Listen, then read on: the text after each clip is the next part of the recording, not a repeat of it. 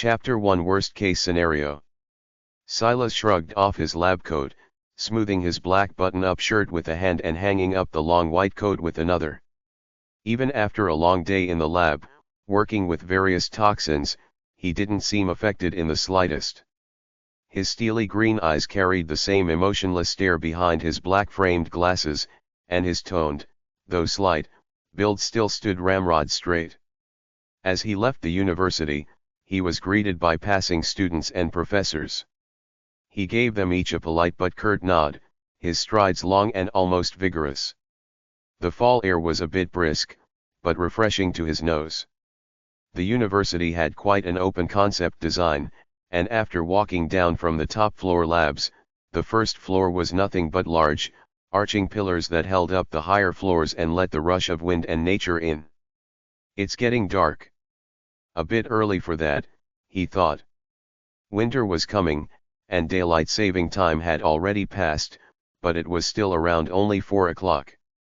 The sun probably shouldn't have begun to set until 5. Silas found it a bit curious. It's all the global warming, I tell ya. It's already the first week of December, but have you seen a lick of snow? I'm telling you, those browns, they're SC. Silas' long strides didn't slow as he passed by a hot dog cart. He caught some of the conversation, but he wasn't going to slow down to intrude. Plus, what could global warming have to do with when night and day came? It's possible, Silas thought. If there's enough of a change at the North and South poles, the tilt of Earth could shift enough that daylight would. A string of thoughts came to Silas' mind, followed by an even longer string of equations and calculations. He didn't bother to stop these thoughts, it was a nice way to pass the time as he moved. The world was an interesting place. He doubted the hot dog merchant knew of all of this, and most might scoff at his claims, but there had been the possibility of a kernel of truth to it. Silas still didn't believe that it would happen. Half the world thought that global warming would be the end of all things. The other half thought it was an overblown mess conjured up by fearmongers. To Silas, as were most things, he felt the truth was in the middle somewhere, though potentially leaning more to one side than the other. He ended up spending quite some time on this problem, and before he knew it, his home was before him. To have a house so close to the university, Silas, or rather his family, was quite well off. The suburban home came with a 3-car garage, a well-trimmed lawn, and the ample spacing between homes one would expect from a gated community full of those of upper-class society. Silas opened the unlocked door and bent down to pull his dress shoes off. However, he was unexpectedly barraged with noise much more substantial than he would expect from his home. The commotion was muffled, so he couldn't quite make out the exact words being said, but there was definitely an argument going on. His indifference gave way to a frown. He lived with his mother, father, grandfather, and little sister. It could be considered to be a harmonious household, and he had been quite lucky all his life. The most his parents would argue about is what to have for dinner. The sound of footsteps caught Silas' attention and an elegant, middle-aged woman came into view from the living room. A little girl of about 13 years old clung to her, tears brimming in her large green eyes. The middle-aged woman wore quite a helpless expression. "Silas, you're home, that's good. You know I've told you to just take one of the cars. Why do you insist on walking every day?" These were words Silas had heard many times before, but he could tell that his mother just wanted to take her mind off of the argument happening in the basement. Silas had deduced that, for it to be so muffled, it could only be taking place down there. The basement could be considered the man cave of the house. It was there the gym and various games were located. This wasn't to say that these things were important now, but rather that it was a place Silas' father and grandfather tended to go to relax. It was odd that an argument would break out between them down there. Unless someone else was involved. Silas doubted it. His parents were business professionals, but they had a strict no work from home policy. So, it couldn't be a colleague. But he couldn't think of any friends his parents would have that could trigger such a big argument, either. It's not far, mother. He walked forward, rubbing his sister's little head in an attempt to comfort her. It's at least 5 kilometers. Just look, the skies are already dark, but your last lessons ended at 4. You know it's not safe out these days. Silas listened to his mother's nagging without complaint. If he cared so much about escaping his family, as a 26-year-old who had already secured tenure at his university, he could have moved out long ago. Life on the outside didn't have much attraction to him. He had quite a few friends, though no best friends. He had had girlfriends in the past, but most were infatuated by an ideal of who he was, instead of the person he actually was. He wasn't a fan of drinking, partying, or smoking. All the reasons he might be eager to escape his mother's hawk-like eyes simply didn't exist. "I'll go see what's going on," Silas finally managed to fit in a word. His mother hesitated, but ultimately nodded. She didn't want to get in between her husband and her father-in-law. It really was best if Silas went. Silas nodded and headed down the hall, opening the door to the basement and making his way down. The fury he was expecting didn't hit him. Instead, there were waves of exasperation. The less you heard of it, the worse it sounded. But it seemed that his father and grandfather didn't really need any mediation. "Cedric, I'm your father. When have I ever led you astray? Returning is the best option we have right now. Dad, none of this makes any sense. You want us to pack up and suddenly go across the world? It's too ridiculous. Silas just started his tenure, and Ilora is just finishing up her last year of middle school. How can we do that to them? The matters of the secular world aren't going to matter anymore in just a few months, Cedric. Don't you get it?" "No. No, I don't get it. You've been telling me this nonsense ever since I was a kid and I never believed it." Silas walked in to find the two facing off against one another, each one standing on either side of the pool table. His father's face was practically red, and his grandfather was pinching his brows. "You've never wanted to listen to me. If your mother..." The two noticed Silas at that point. Silas felt that he had quite good timing, because he had a feeling his grandfather was about to say something that took the exasperation past the point toward rage. His grandmother had died long ago, before Silas had even been born. But according to what he knew, she had raised Cedric on her own until he was around 10 years old. After she died, Magnus returned and completed his fatherly duties. Silas didn't know much more about this situation, as it wasn't really his place to ask. What child knew every detail of their parents' past? He also didn't like the idea of digging up his father's trauma. Even so, he knew enough to know that his grandfather bringing up his grandmother would be an easy one-way ticket to ruin. It was a Friday, and he didn't want his weekend to be ruined by this. "Silas," Cedric spoke, a hint embarrassed. Honestly, the moment Magnus mentioned his mother, he had already seen red. It wasn't just him, but even Magnus looked to sigh a breath of relief. "What's going on?" Silas asked. "It's just..." Magnus and Cedric looked at one another. "You're already 26 years old, Silas. There are some things you should know," Cedric finally said. Looking at his son's lackluster reaction to these words, Cedric chuckled. He was about to reveal some big news, but Silas was already in analysis mode. "Forget it. It's not a big deal. We can be considered family with the Browns." Silas raised an eyebrow. The Brown family was synonymous with elite. They were currently the richest family in the world, had raised 3 billionaires in this generation alone, and could probably collapse the GDP of a medium-sized country on a Tuesday if they felt their coffee was a bit too cold that morning. That hot dog merchant had tried to blame global warming on them, and Silas didn't really blame him. The largest industry the Brown family had gotten its start in was the paper milling industry. Though they had grown since then, they still had quite a large piece of that pie and had deforested their fair share of lush forests. That said, Sila's reaction was basically as Magnus and Cedric had expected. So what? Magnus sighed. I will tell you what I've been telling your father all of these years. He does not believe me, but what else can I do in my old age? Cedric crossed his arms.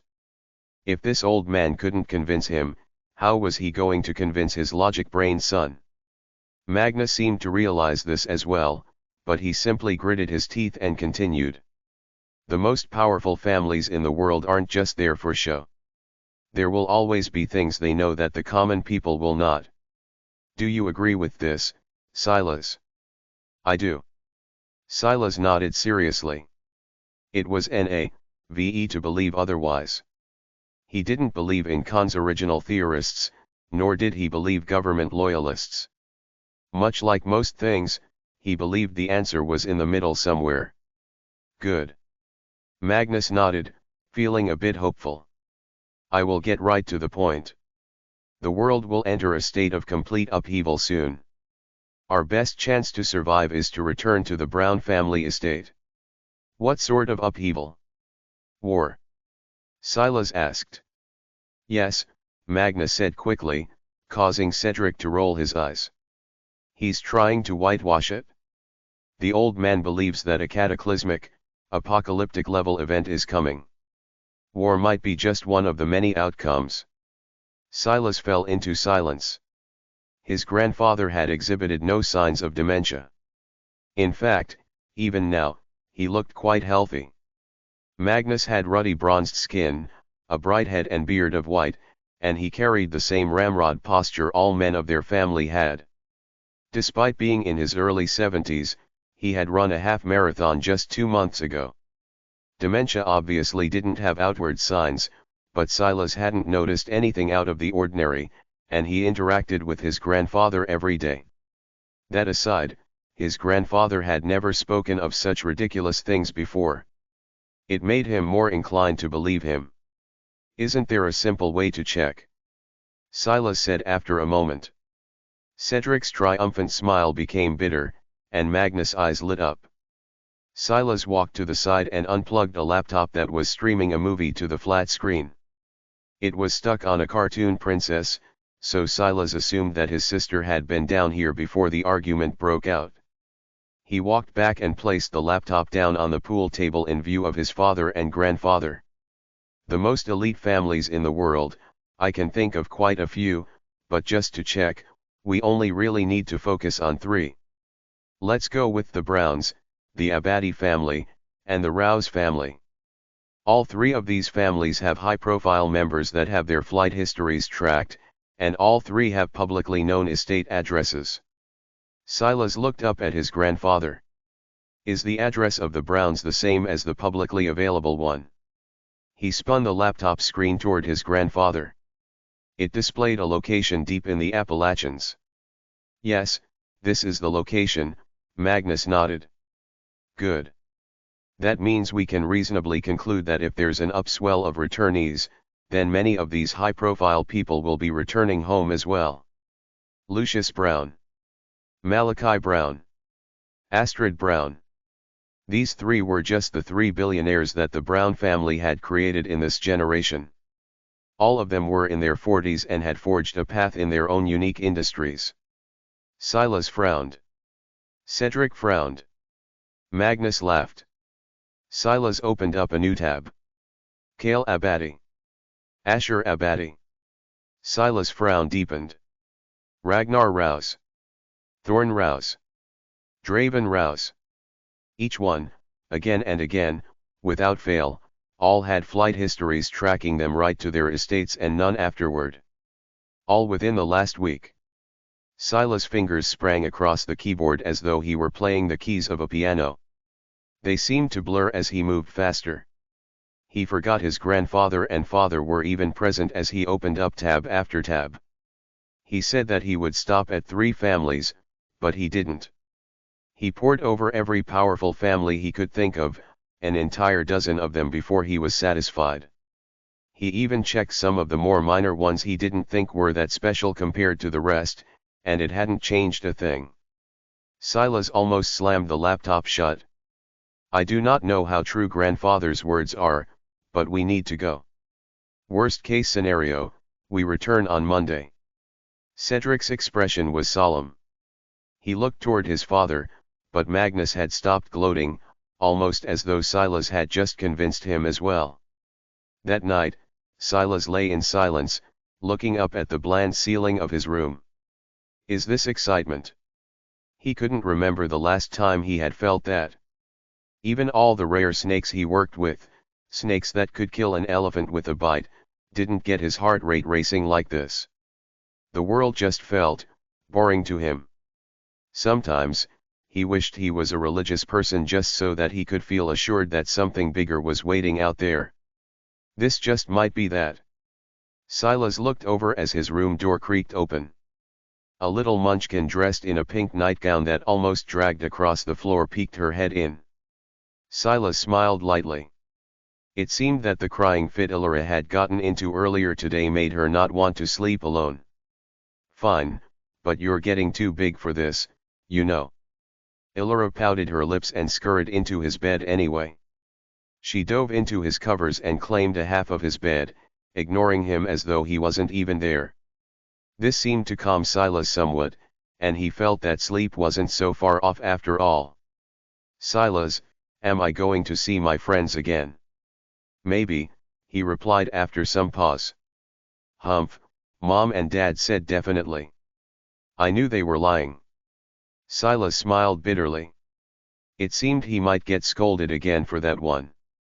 I'm sure they'll be fine, Silas finally said. After all, it wasn't like these families were escaping into outer space, right? Ultimately, they were all on the same planet. That meant there was a chance for everyone to survive. Although Silas knew that those odds, according to his calculations, were entirely too slim. Chapter 2 Butler Joseph. Silas ducked his head and took the first step on his way down from the private jet. He wore a pair of jeans and a white turtleneck, and matched both with a pair of loafers and a light brown trench coat. The wind was a bit chilly up here in the Appalachians, so he had dressed appropriately. Oddly enough, the air wasn't as brisk as he was expecting, and it felt more like spring. The words of the manic hot dog merchant flashed in his mind again, but he didn't pause his steps, looking around with his usual placid gaze. The Browns family estate was located high in the mountains. It was about as secluded as you could get. Quite frankly, without a private jet, it was impossible to get here unless you were willing to take a commercial plane and then go on a week-long hike. As expected of a family of this stature, they had their own runway and airplane hangar. There was even a small mansion not too far out of sight, where Silas assumed they allowed the pilots to rest. This was good news for him because he had booked their pilot for the entire weekend so as to avoid any potential mishaps. It was hard to get a lay of the land while on this piece of it. The tarmac, the hangar, and the pilot accommodations were all that were worth seeing here. They would likely have to take one of the helicopters he saw lined up to the side to the main abode. The rest of Silas' family came down with him. After his father spoke a few words to their pilot, they separated and waited for their greeting entourage. All around them, there were similar groups, most of whom were well-off families that had long since separated from the Browns. Many of them were likely like Silas, not having understood this sort of connection until recently.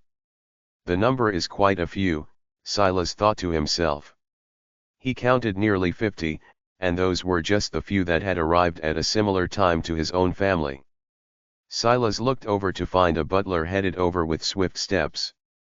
He was dressed as traditionally as one could imagine, his black hair and meticulously trimmed beard holding hints of an aged gray. He bowed gracefully when he was in range. Welcome. My name is Joseph. You may all address me as such. Please follow me. I will escort you to your accommodations promptly. Odd, Silas thought as he followed along. The other groups should have arrived before us, but they are still waiting. Why is that? He looked over to find that his grandfather was practically grinning ear to ear.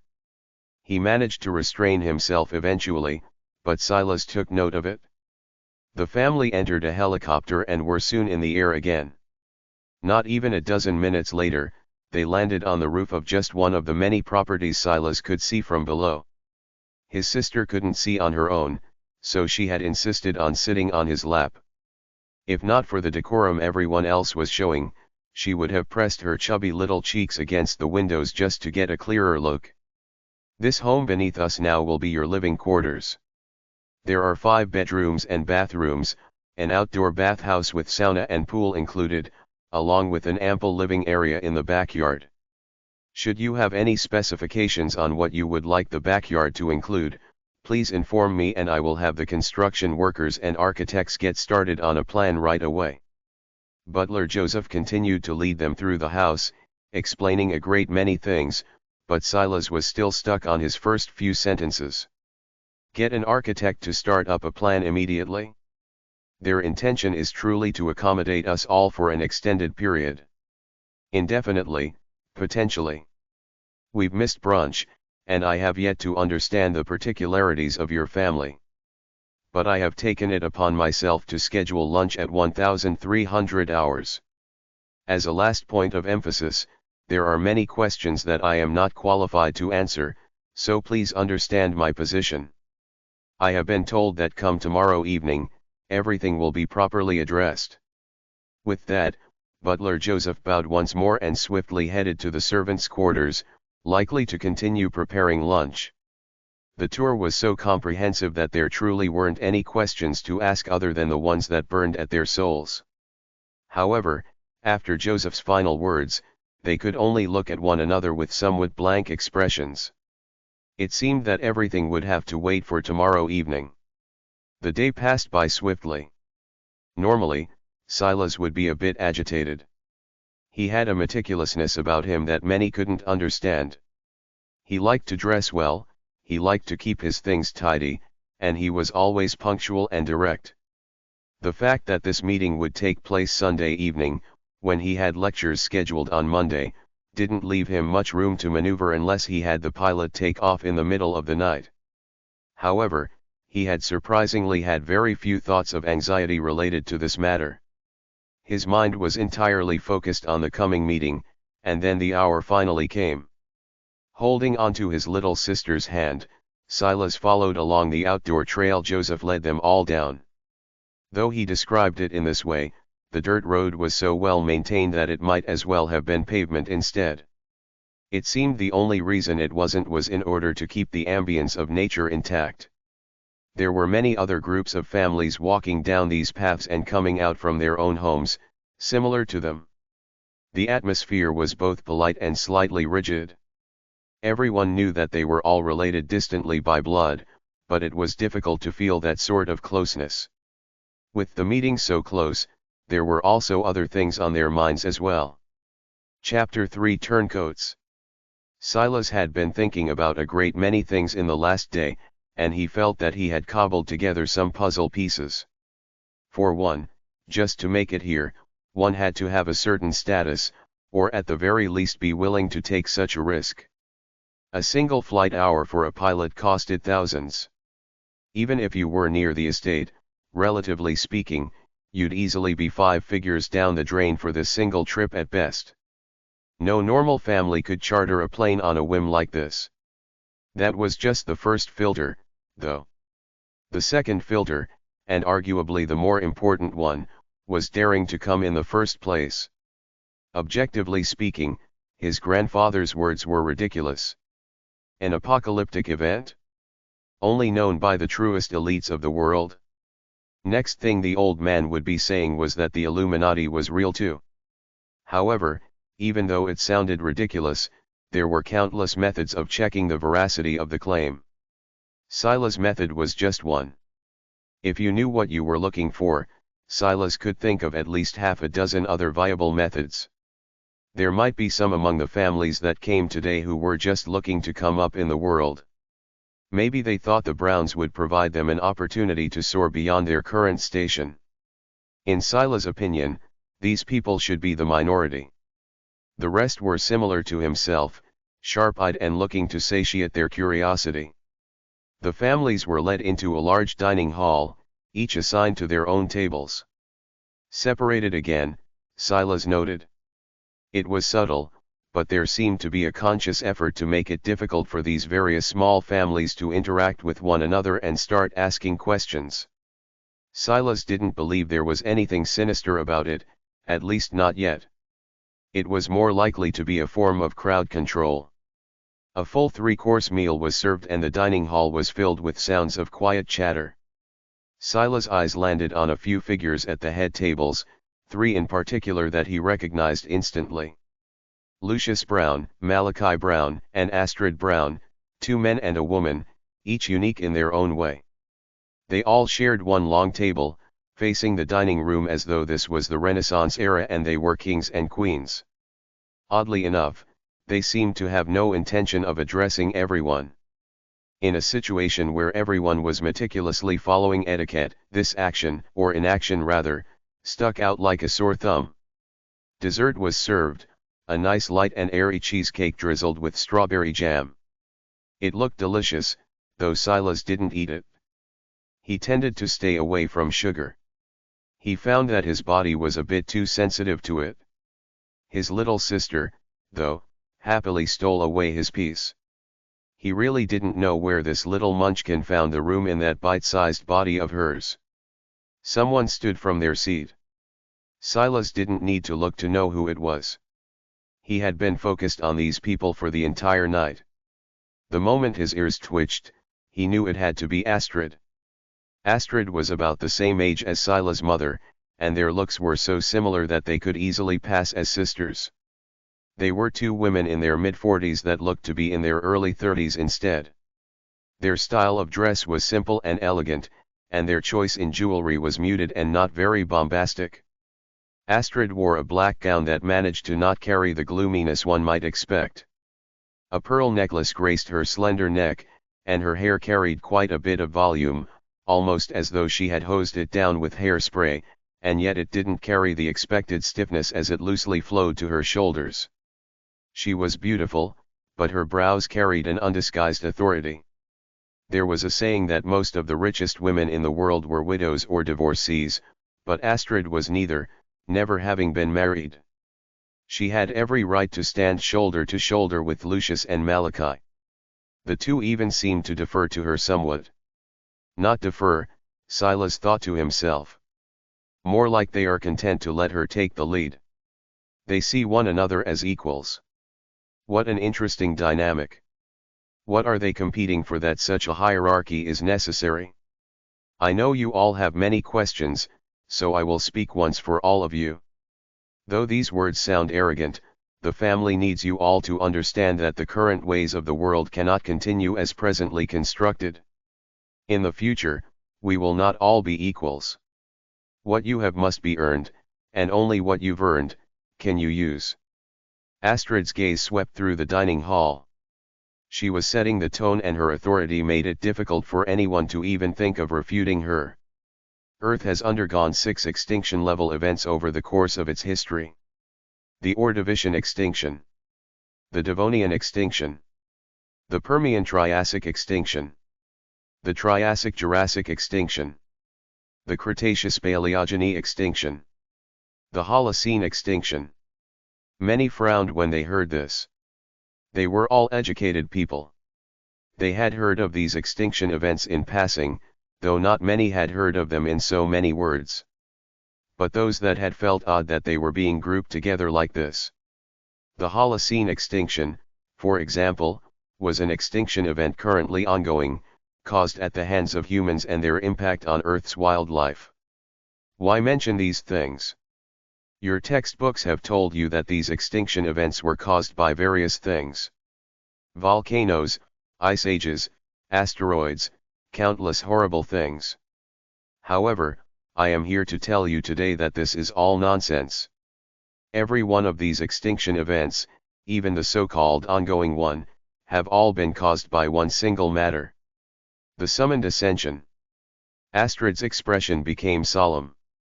Many of you will choose to leave after tonight. I want to make it clear that the family will not stop you. We are not a charity, nor do we believe that those who carry our blood need such coddling.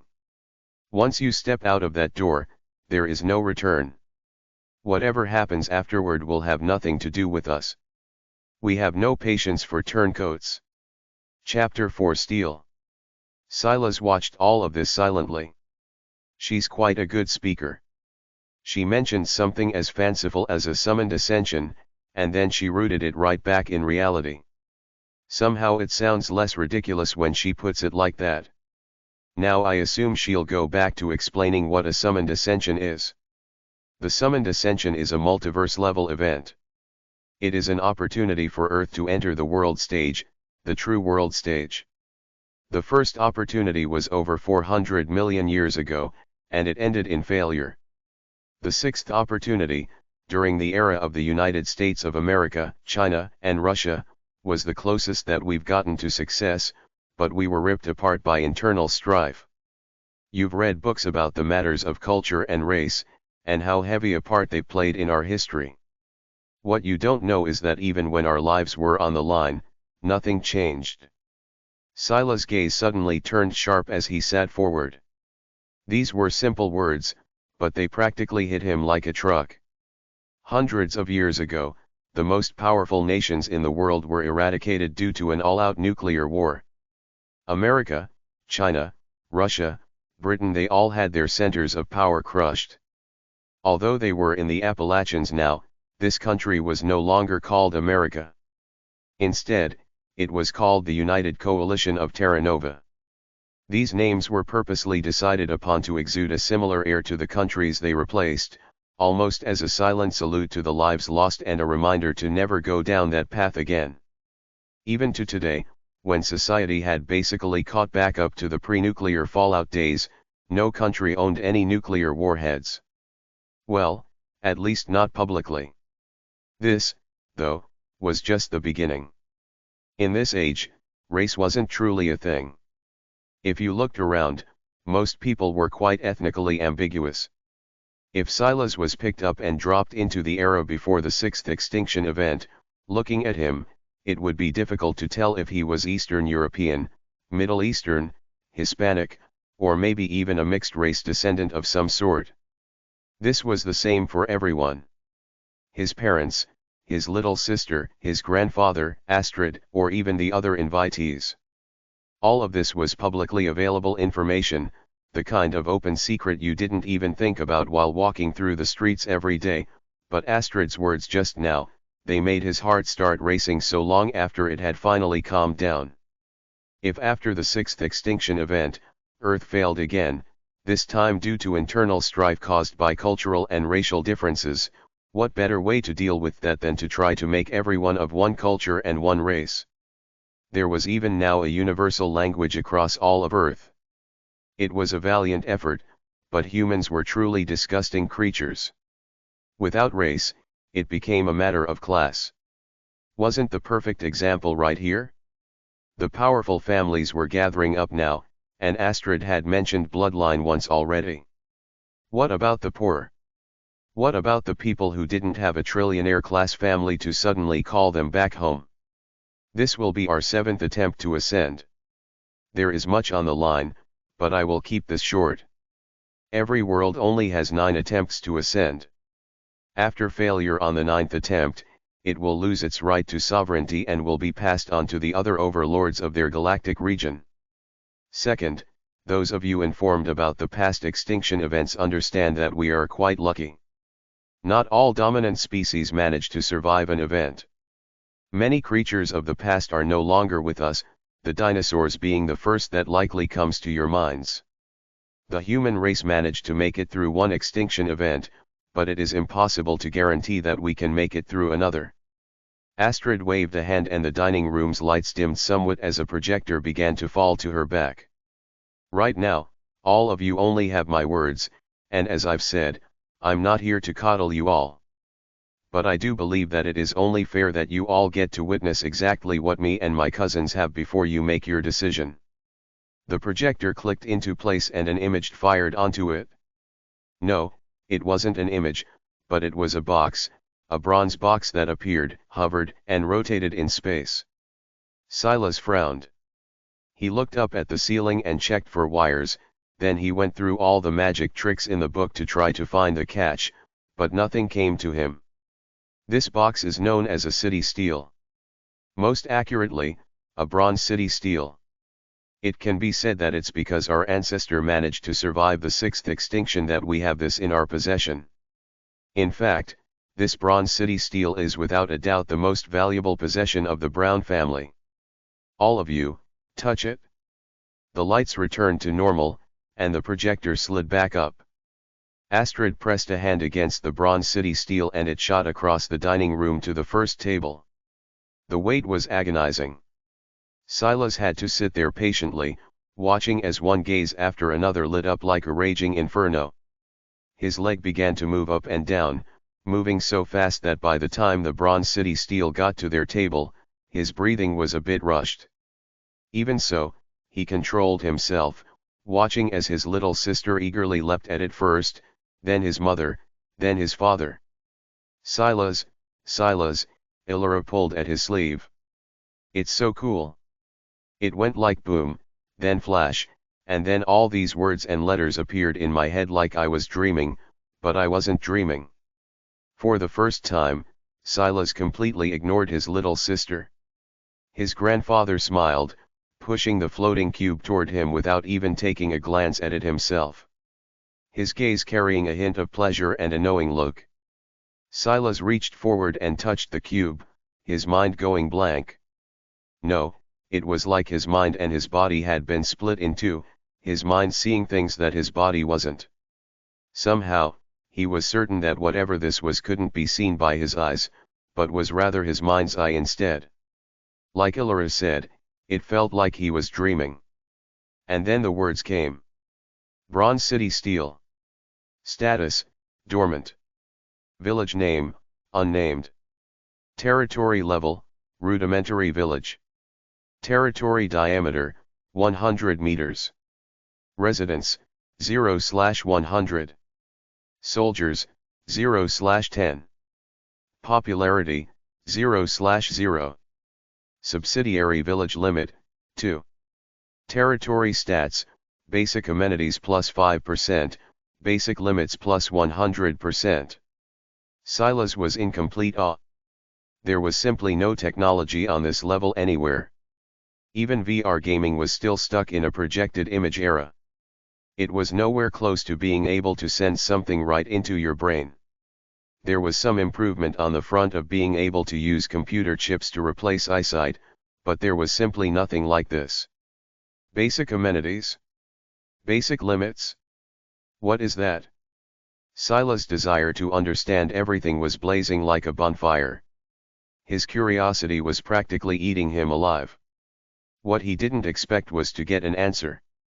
Basic amenities, crop output, village attraction, talent buff.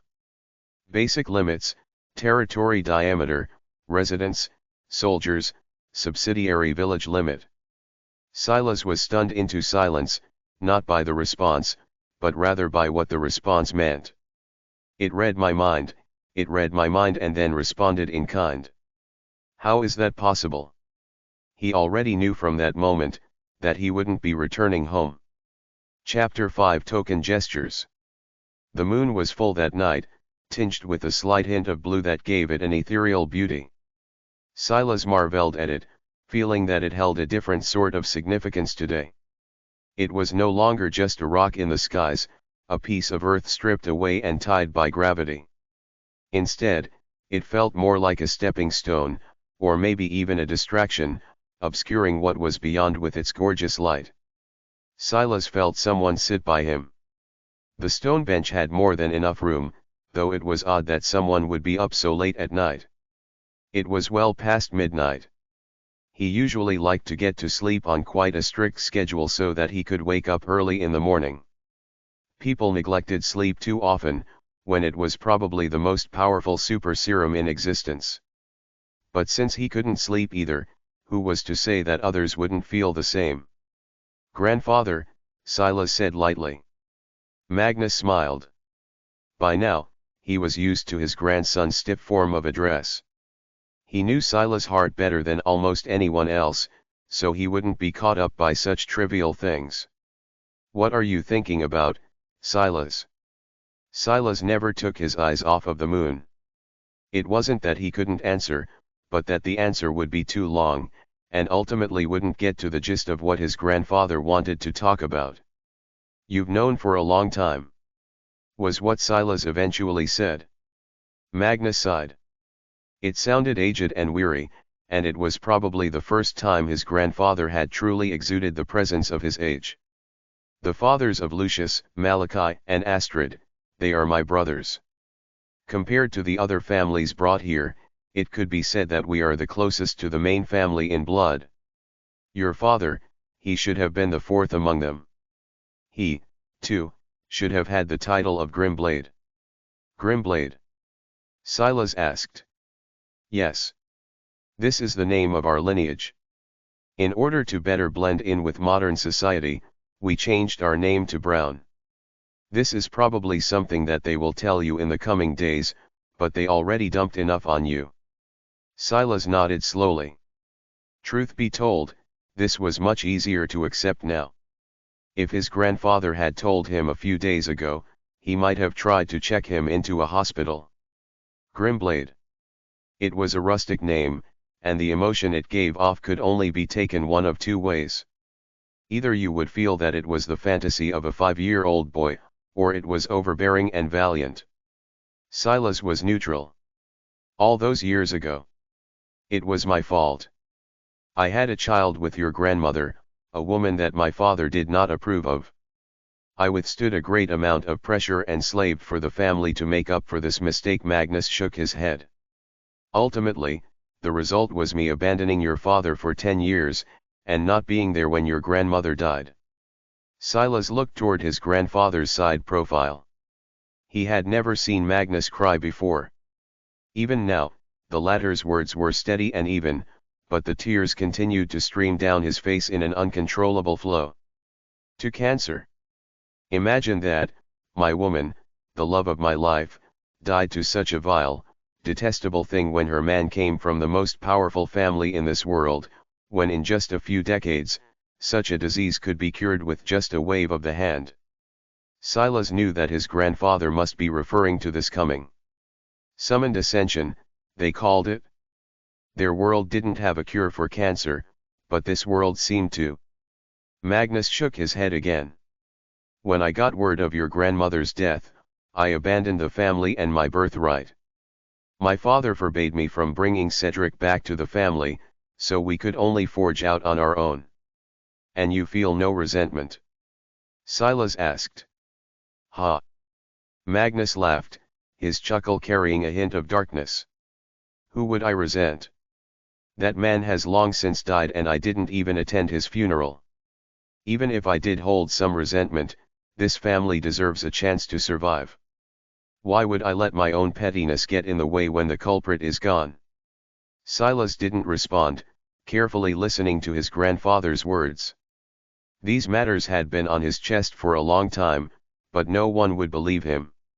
Even his own son didn't believe him. If Silas looked at this from his father's perspective, it would seem like the Browns were obsessed with money and class to the point they carefully controlled the marriages of their descendants. But now that he had seen the bronze steel, it was a matter much deeper than that. This was truly a matter of life and death, with the fate of the entire human race on the line. Considering the name Grimblade and the fact his grandfather called it a lineage, it might also mean that bloodline was incredibly important as well, and his grandfather's actions may have compromised that. With that perspective, everything was much more reasonable. Silas spent a lot of time with snakes. Carefully breeding them to select for beautiful patterns or more powerful venoms wasn't something only he dabbled in, but one that many other reptile enthusiasts and scientists alike took part in. If the matter of bloodline became so important in this new world as well, and on a much larger scale, he couldn't help but feel that the efforts their predecessors had gone through in eliminating race would all be for naught. But wasn't that the usual? The powerful making token gestures to the weak as they hoarded all the power for themselves? Chapter 6 Only one. Anyway, this old man has already properly vented. Magnus patted Silas' shoulder. This isn't what I came here to talk to you about. Instead, I want to speak to you about the bronze steel. You are sharp, I'm sure you've already realized that there's only one. Silas finished. Magnus' smile widened, his teary eyes flashing with pride. He loved his family dearly, and this grandson of his never failed to impress him. Indeed, there is only one. There will only be one city lord, and the choice will only come from those three. Even if I hadn't made that mistake all those years ago, it would be your father, and not you, that would have an opportunity to compete for this chance. Silas nodded. He wasn't surprised. The president of the United Coalition of Terra Nova had a minimum cut-off age of 35 years old.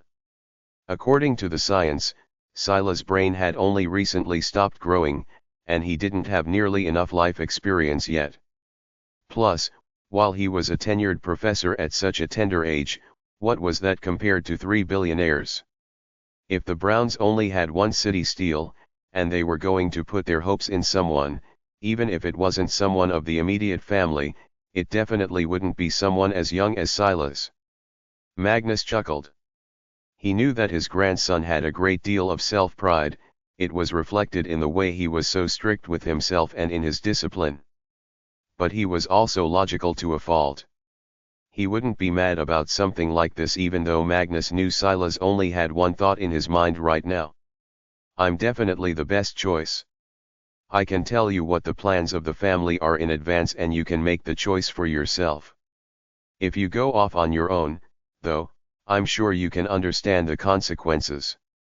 This is a matter of life and death, so the punishment for dissension will be proportional. Silas nodded. Even if Silas proved himself to be a talent, the family would want him to consolidate under them and help. If he placed his efforts elsewhere, it would be as good as going against them. The city steel is the most valuable commodity in the Ascension realm. The most common of them are actually just titled common city steel. Over 99% of cities will be like this. Is that the reason for the buffers? Silas asked. Yes. The bronze city steel is an upgrade, so it receives more territory per level, more residents, etc. However, the trial to gain one is excessive and heavy. For the Grimblade lineage to gain one of the bronze grade, it required a sacrifice they weren't willing to make until it was already clear that we would fail our sixth attempt. Silas' brows rose slightly at these words, and his grandfather nodded in response.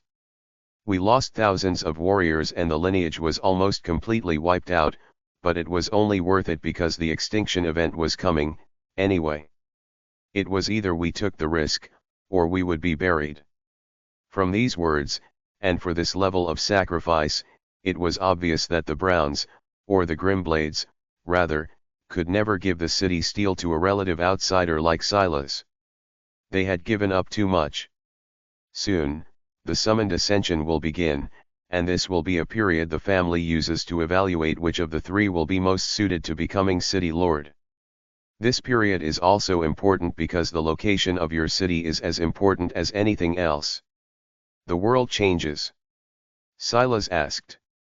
Magnus laughed. Once again, his grandson had hit the nail on the head. Yes. The Ascension realm is randomized every time. The terrain, the ecosystems, even the dangers are always completely different. Even if they weren't, it would be very difficult for a comprehensive map to exist in the first place. Then what do you want me to do? Silas asked. Magnus smiled bitterly. No, Silas. This isn't something I'm strapping you with, I can just feel that this would be a choice you'd want to make and I'm giving you my blessing to do so. If and only if you want to. Your father is a good man. I don't know how much credit I can take for that, but he isn't ambitious. He would be content to follow the plans of the family. Your mother is a good woman, and she will always support him well. The little munchkin is too young and won't even be among the summoned unless Cedric and Isolde consent, and you know they won't. It's not that father isn't ambitious, Silas said lightly, it's rather that he has no reason to be, he is easily content, and that's a good trait to have. Magnus agreed, but in this world, there really was no difference.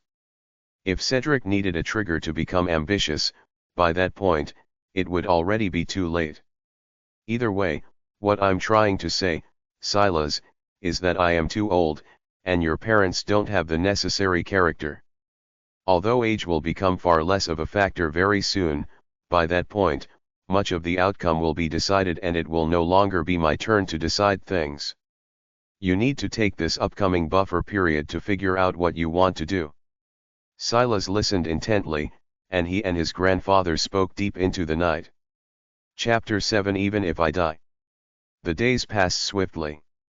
Every day, a new meeting would take place and the members of the family were briefed and prepared. However, it wasn't until the very last day that everyone learned of the weight of what they were about to do. This matter wasn't a joke, nor was it a game.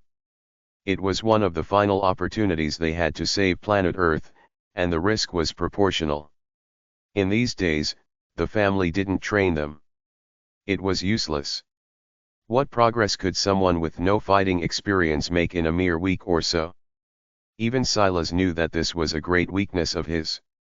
He was at best an amateur boxer, and that was if he was generous with himself. All he had in his favor was his athletic build and decent stamina. Silas wondered why they wouldn't have just called them over sooner, but then he realized that they already had.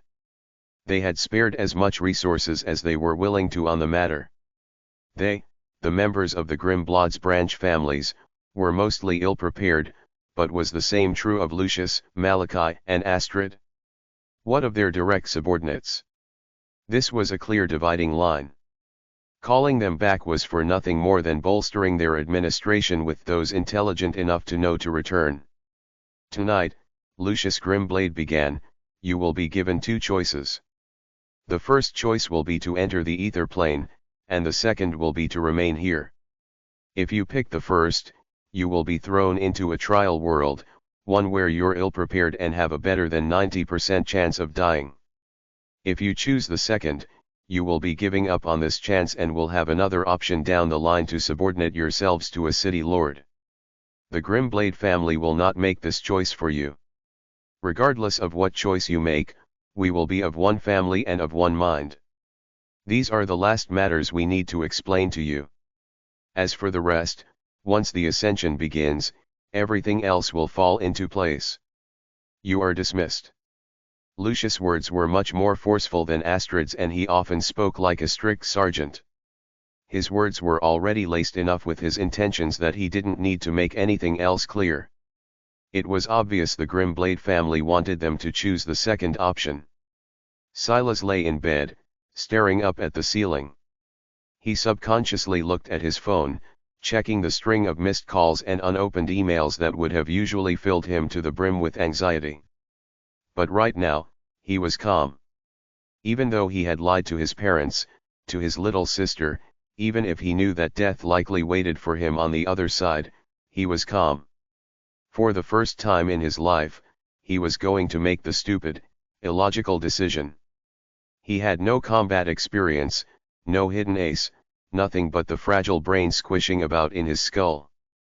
For some reason, his grandfather had known that he would make this choice, and he was probably the only one. His father and mother were so confident he would choose logic over the brashness of youth that they hadn't even bothered to have more than a casual conversation with him about it. Amusingly enough, his little sister was closer to his grandfather in this regard, and he had to assure her many times that he definitely wouldn't go. But he would go. He had to. He didn't have some savior complex, nor did he abhor the idea of being ruled by someone else so badly. After years in academia, he had gotten used to following rules, even when they were ridiculous.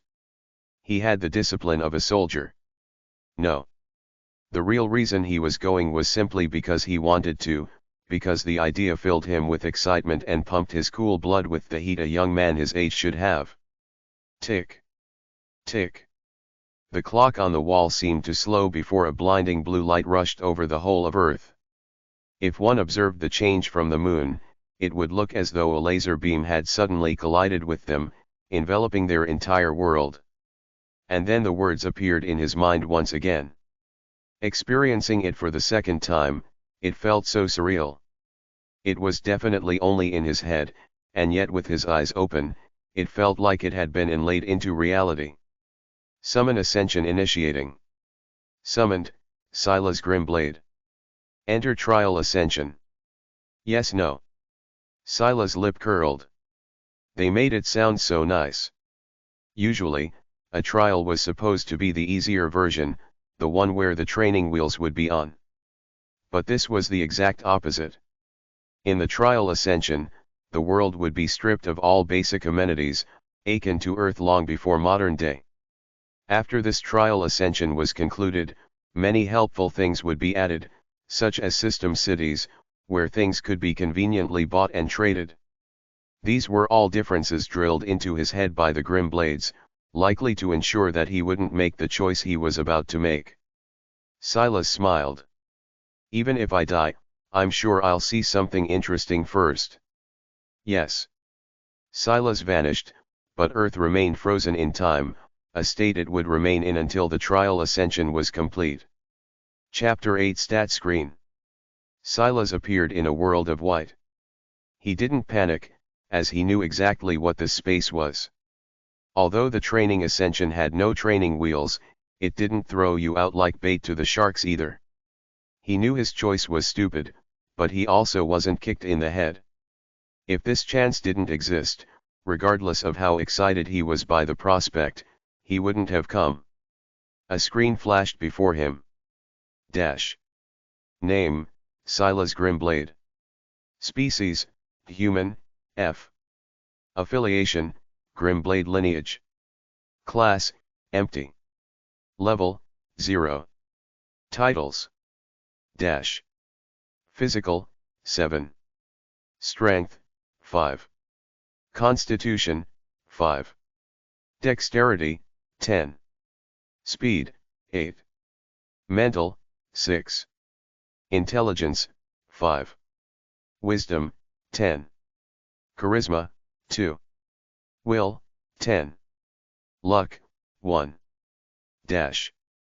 Skills. Comprehensions. Gene state, rigid. Fragmented genes, Grimblade lineage, F. Common genes. Bronze genes. Silver genes. Gold genes. Legendary genes. Gene talents, Blade aura, mutated, weakened. Silas analyzed every line of this screen. This would be about the only place he could calmly do this. It would be the last chance he had for a while. Much of the information he used to analyze his stats came directly from his grandfather, as the Grimblades mostly spent time teaching them how dangerous the world on the other side was.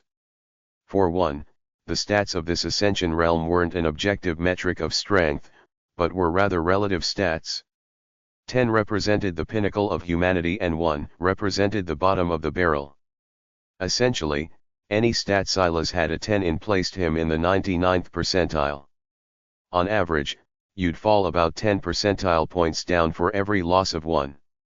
This would become the new standard for the duration of the trial, and also a scale to help you understand just how much more powerful the surrounding creatures were. However, there were some exceptions, with intelligence, charisma, will, and luck being the main culprits.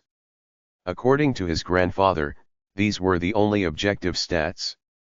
Intelligence wasn't in regard to the normal definition of the word, but rather referred to one's ability to allow the flow of a special energy his grandfather called ether. This ability was mostly decided upon by your race and your genes. The human race was middle of the road in this sense, and the Grimblade lineage gene didn't help. Well, technically, the Grimblade lineage did help. The trouble was that it wasn't strong enough to add to the stat, especially not Silas' weakened version. After all, he was 2 generations removed from the purest Grimblade bloodline. Charisma was similar and relied on race and genes. It wasn't a matter of looks or sweet talking, but rather how well one could impose their will onto another party. Silas apparently had high will, but he could not exert it onto others, at least not with any great effectiveness. He didn't have the methods to do so. Will was the first one of these stats that Silas had thought about, that actually meant what it stated. It referred to a person's tenacity and mental toughness. For the moment, Silas wasn't sure why the stat needed to be listed. It didn't seem as pertinent as the other stats. But he was sure that he would eventually find out. Finally, there was luck. It was the only stat that started off at 1 no matter who you were, what race you came from, or what genes you had. However, it was also the stat both most difficult and most important to improve. Silas continued to scan the list. The physical stats were straightforward, with strength meaning strength, constitution referring to one's durability, dexterity one's flexibility and speed one's, well, speed. The final of the mental stats, wisdom, was the one that focused on his IQ, his flexibility of mind, his ability to learn new things and adapt, as well as his EQ. There were only really 2 other things of interest on the screen, the first being his affiliation and the second being his gene talent. The fact his affiliation already said Grimblade lineage was something his grandfather had warned him about. Normally, by default, he should be unaffiliated. Because he had an affiliation meant the head of an affiliation could check in on him and his status. The good news was that this couldn't be done before the establishment of a city, and he would have time to shed this affiliation, though not without price. Abandoning your affiliation would activate a hidden line in the stat screen that would make things very difficult for him. His grandfather hadn't had more information than this, but he had been warned about it. Next, there was his gene talent. As expected, it was both mutated and weakened. The dashed line was there because it wasn't even good enough to be F grade. As for what was beyond F grade, Silas had no information about this. That aside, his grandfather had warned him about this as well. Magnus had a child with someone his father didn't approve of. And then, Silas' father had a child with his mother, who was presumably also someone the Grimblades wouldn't approve of. It could be considered a small miracle that Silas even had some portion of this gene talent. Silas slotted these things to the back of his mind and then looked toward the 3 floating objects before him, the real reason he was in this world of white. He already knew what they were. One was the option to pick a weapon of his choice, the second was an option related to his genes, and the final was the option of a common city steal. Without hesitation, Silas chose the second of the 3 options and he felt something burrow into his body. This option wasn't for a new gene talent or even a gene upgrade. Rather, it would change his gene state. According to his grandfather, this would be the easiest method of changing his gene state. There would never be something so good obtained so casually again. Gene state represented one's ability to accept new genes into the body. The weaker the state, the more difficult it was to absorb genes and mutate existing ones. Rigid, inflexible, brittle, soft, flexible, malleable, chaotic, and finally free. These were the available gene states. At rigid, it was impossible for you to change anything about your genes no matter how many chances you had. At free, your body was practically like clay in your hands, ready to change and be molded to your wishes. This gene state enhancer would allow him to have a soft gene state for a 1-week period before wearing off. In that state, any gene he absorbed would have a 50% chance of being successful. Now it was a question of if he would manage to get his hands on any. Chapter 9: A Patient Stalker. Silas felt his vision blur once again, and soon the world took shape around him. It was a forest, dense and humid. Overgrown vegetation was ubiquitous, and the sun had a hard time penetrating the ground from the high skies above.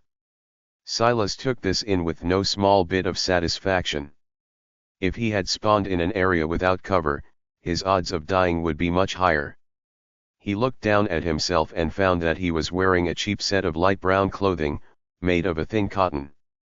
there was a distinct lack of shoes on his feet which made the moist soil particularly grating on his psyche, and he wasn't adorned with anything else special. According to his grandfather, the spawn point shouldn't have any significant predators within about a kilometer or so. Of course, the moment you touched down, these predators would no longer be restricted by such rules. So, caution was the name of the game. Weapon. This was the first thing Silas' mind went to. His grandfather hadn't told him which of the three options to pick. It was only after much deliberation that he made the choice he had. It was the riskiest, but it was also the one with the greatest growth potential. If he had chosen the city steel, he would have been given free warriors to fight on his behalf. The benefit of a weapon was obvious as well. It could be said that this was the only option that didn't really give him any method of protecting himself. Silas began to move, getting a lay of the land. He had to take advantage of this buffer to try to see if he could find any usable landmarks. Water, shelter, a natural ford potentially, all of these were things on his mind as he continued to move.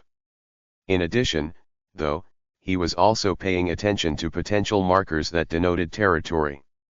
Claw marks, footprints, dung, anything he could take note of. On the way, Silas picked up 2 stones. He flexed his arms and bashed them together with his greatest strength, ignoring the aching in his wrist until they broke into pieces. He let them drop to the floor and picked out the one that both fit nicely in his palm and had a decent edge to it. He was lucky that there were no beasts around and this rainforest was an excellent muffler of noise, or else he would likely not dare to do this. Running water. Silas' ears picked it up, and he looked in that direction. He crouched down and leaned over a thick bush to take a look at the clearing. He had traveled about 200 or so meters. There were no creatures in sight, at least not immediately. A few seconds later, Silas felt his heartbeat slow as a large elk came into view. That elk, it's at least 2 meters tall. It should be an extinct species. Dash. Mental surpasses target. Analysis successful. Dash. Irish elk, F. Level, 0. Physical, 14. Mental, 0. Will, 3. Dash. Silas was a biochemist with a doctorate, but he wasn't well informed on every extinct species to ever live. What he did know was that elk didn't come with bodies that large and antlers so expansive. Even so, this was something he had expected. According to his grandfather, the trial Ascension wouldn't spawn creatures of other worlds, but rather ones pulled from Earth itself, extinct or otherwise. Considering there was a large number more of species that had gone extinct versus ones that were still among the living now, almost all the creatures that Silas met should be among the first number. A mental of 0.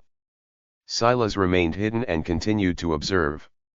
The body of water before him was a lake about 30 or so meters across. There was a stream that connected to it, expanding into a river that ran through the forest, but this should be the main body of water these creatures used to hydrate themselves. Silas made a mental note of it and made a move to follow the elk as it finished up. A mental of 0 meant that the elk should be unable to use ether. As they continued through the trial Ascension, this would change and these creatures would become more dangerous. Its physical was unsurprisingly far ahead of Silas. Double, in fact. The stats were scaled to human levels, so it was easy to tell just how much more powerful even an unenhanced creature was compared to the average human. Silas was patient. Although the looming deadline of a week was practically ticking above his head, he knew that being rash would just get him killed. He followed a long way behind the elk and often couldn't see it in his line of sight.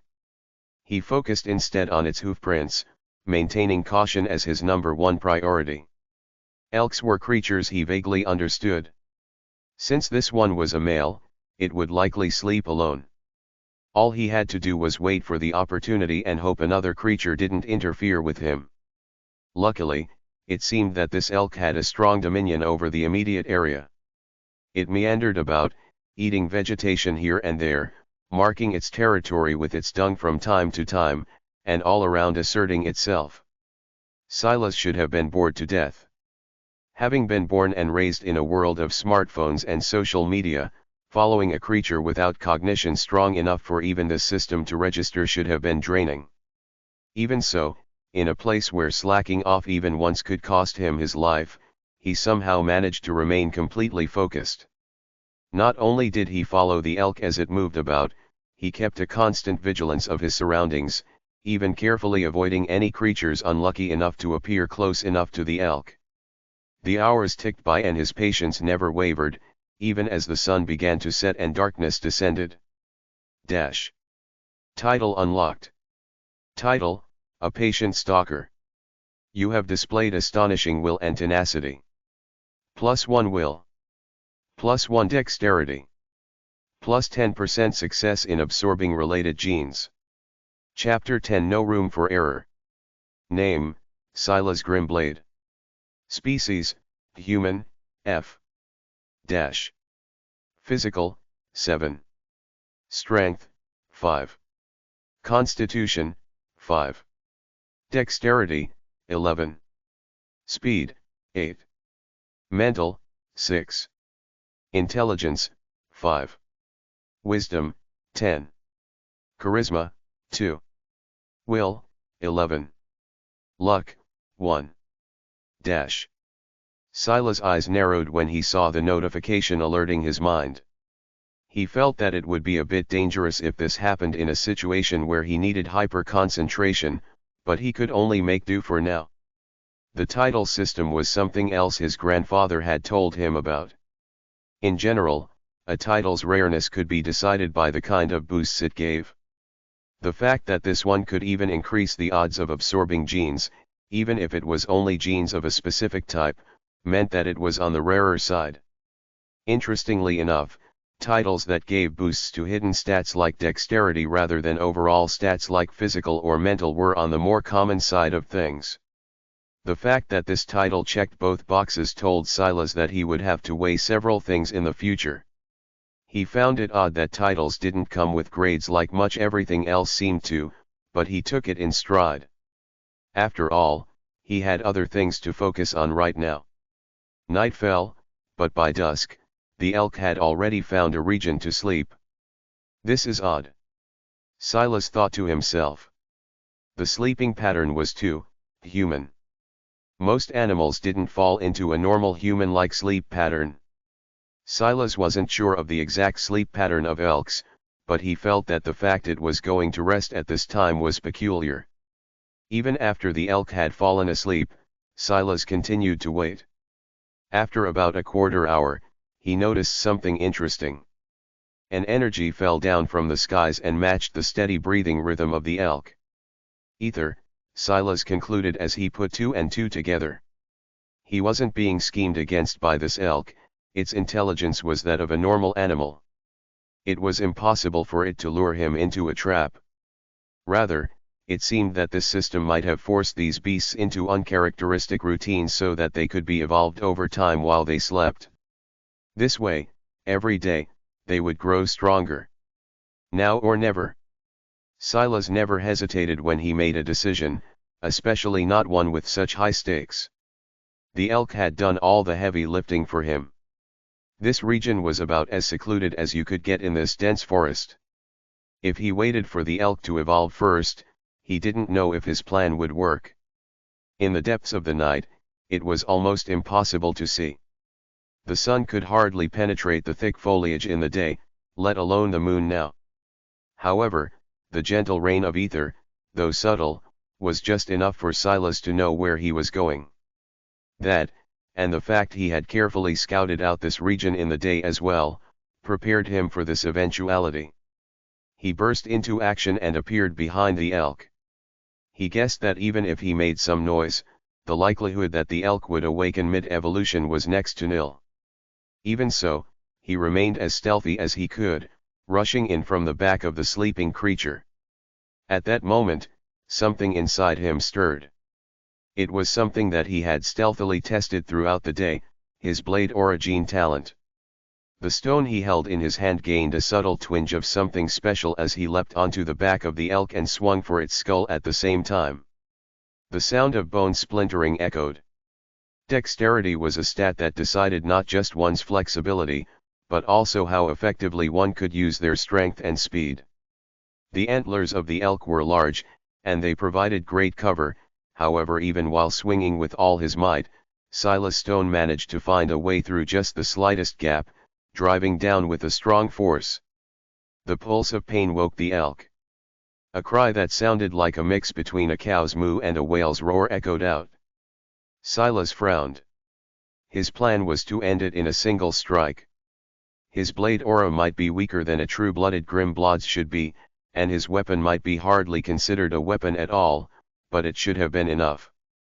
The ether. This was the only conclusion that made sense. Even though the evolution was incomplete, it had already had such an exaggerated effect.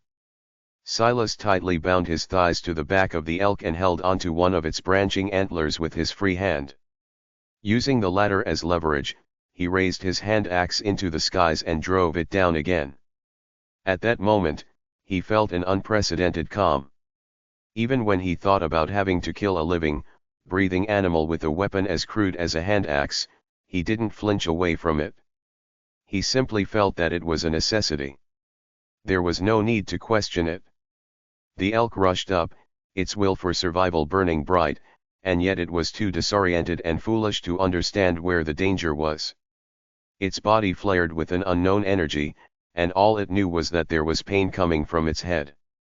It lowered its antlers, nearly throwing Silas off its back completely as it rushed headfirst toward a tree. It missed. Silas' first two blows were enough that it couldn't control its body properly anymore, and it ran by the tree instead, its right set of antlers getting clipped on the bark and causing its neck to be ripped to the side.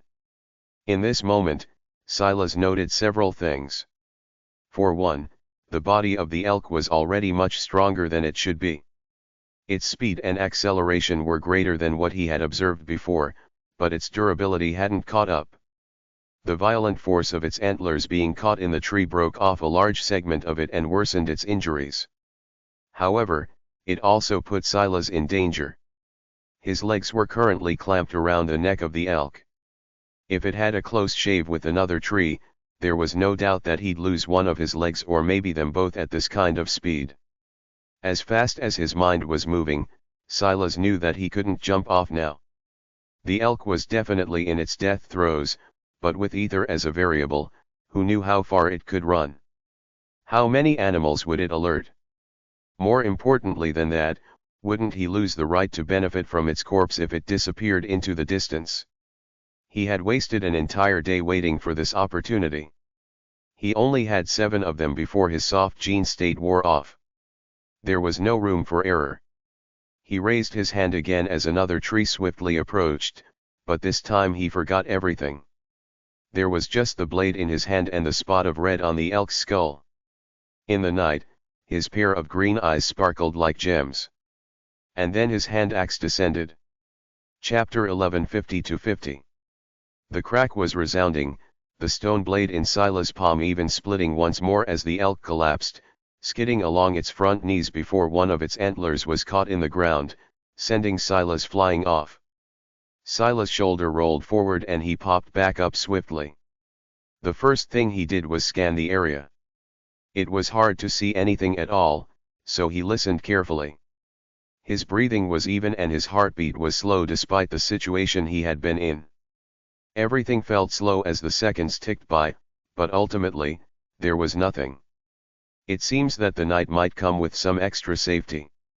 It would be best to be nocturnal in this situation, but if I sleep in the day where the animals are most active, won't I put myself in danger? Silas had already not slept for over a day. He hadn't had anything to drink either, and other than some bugs he had conveniently eaten while stalking the elk, he hadn't had anything to eat either. He wasn't worried about food. This was a matter of survival, so he wasn't grossed out by eating insects if he had to.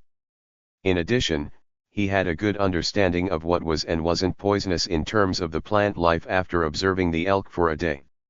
However, fatigue wasn't something he could ignore. Silas shrugged this off for now and walked to the elk, putting a hand on it. Irish elk. Gene detected. Fragmented gene, speed, F. Attempt assimilation. Yes, no. Titled genes like the Grimblade family's Grimblade lineage were on the rarer side. Most genes were like this one, bolstering a certain aspect of one's physical stats.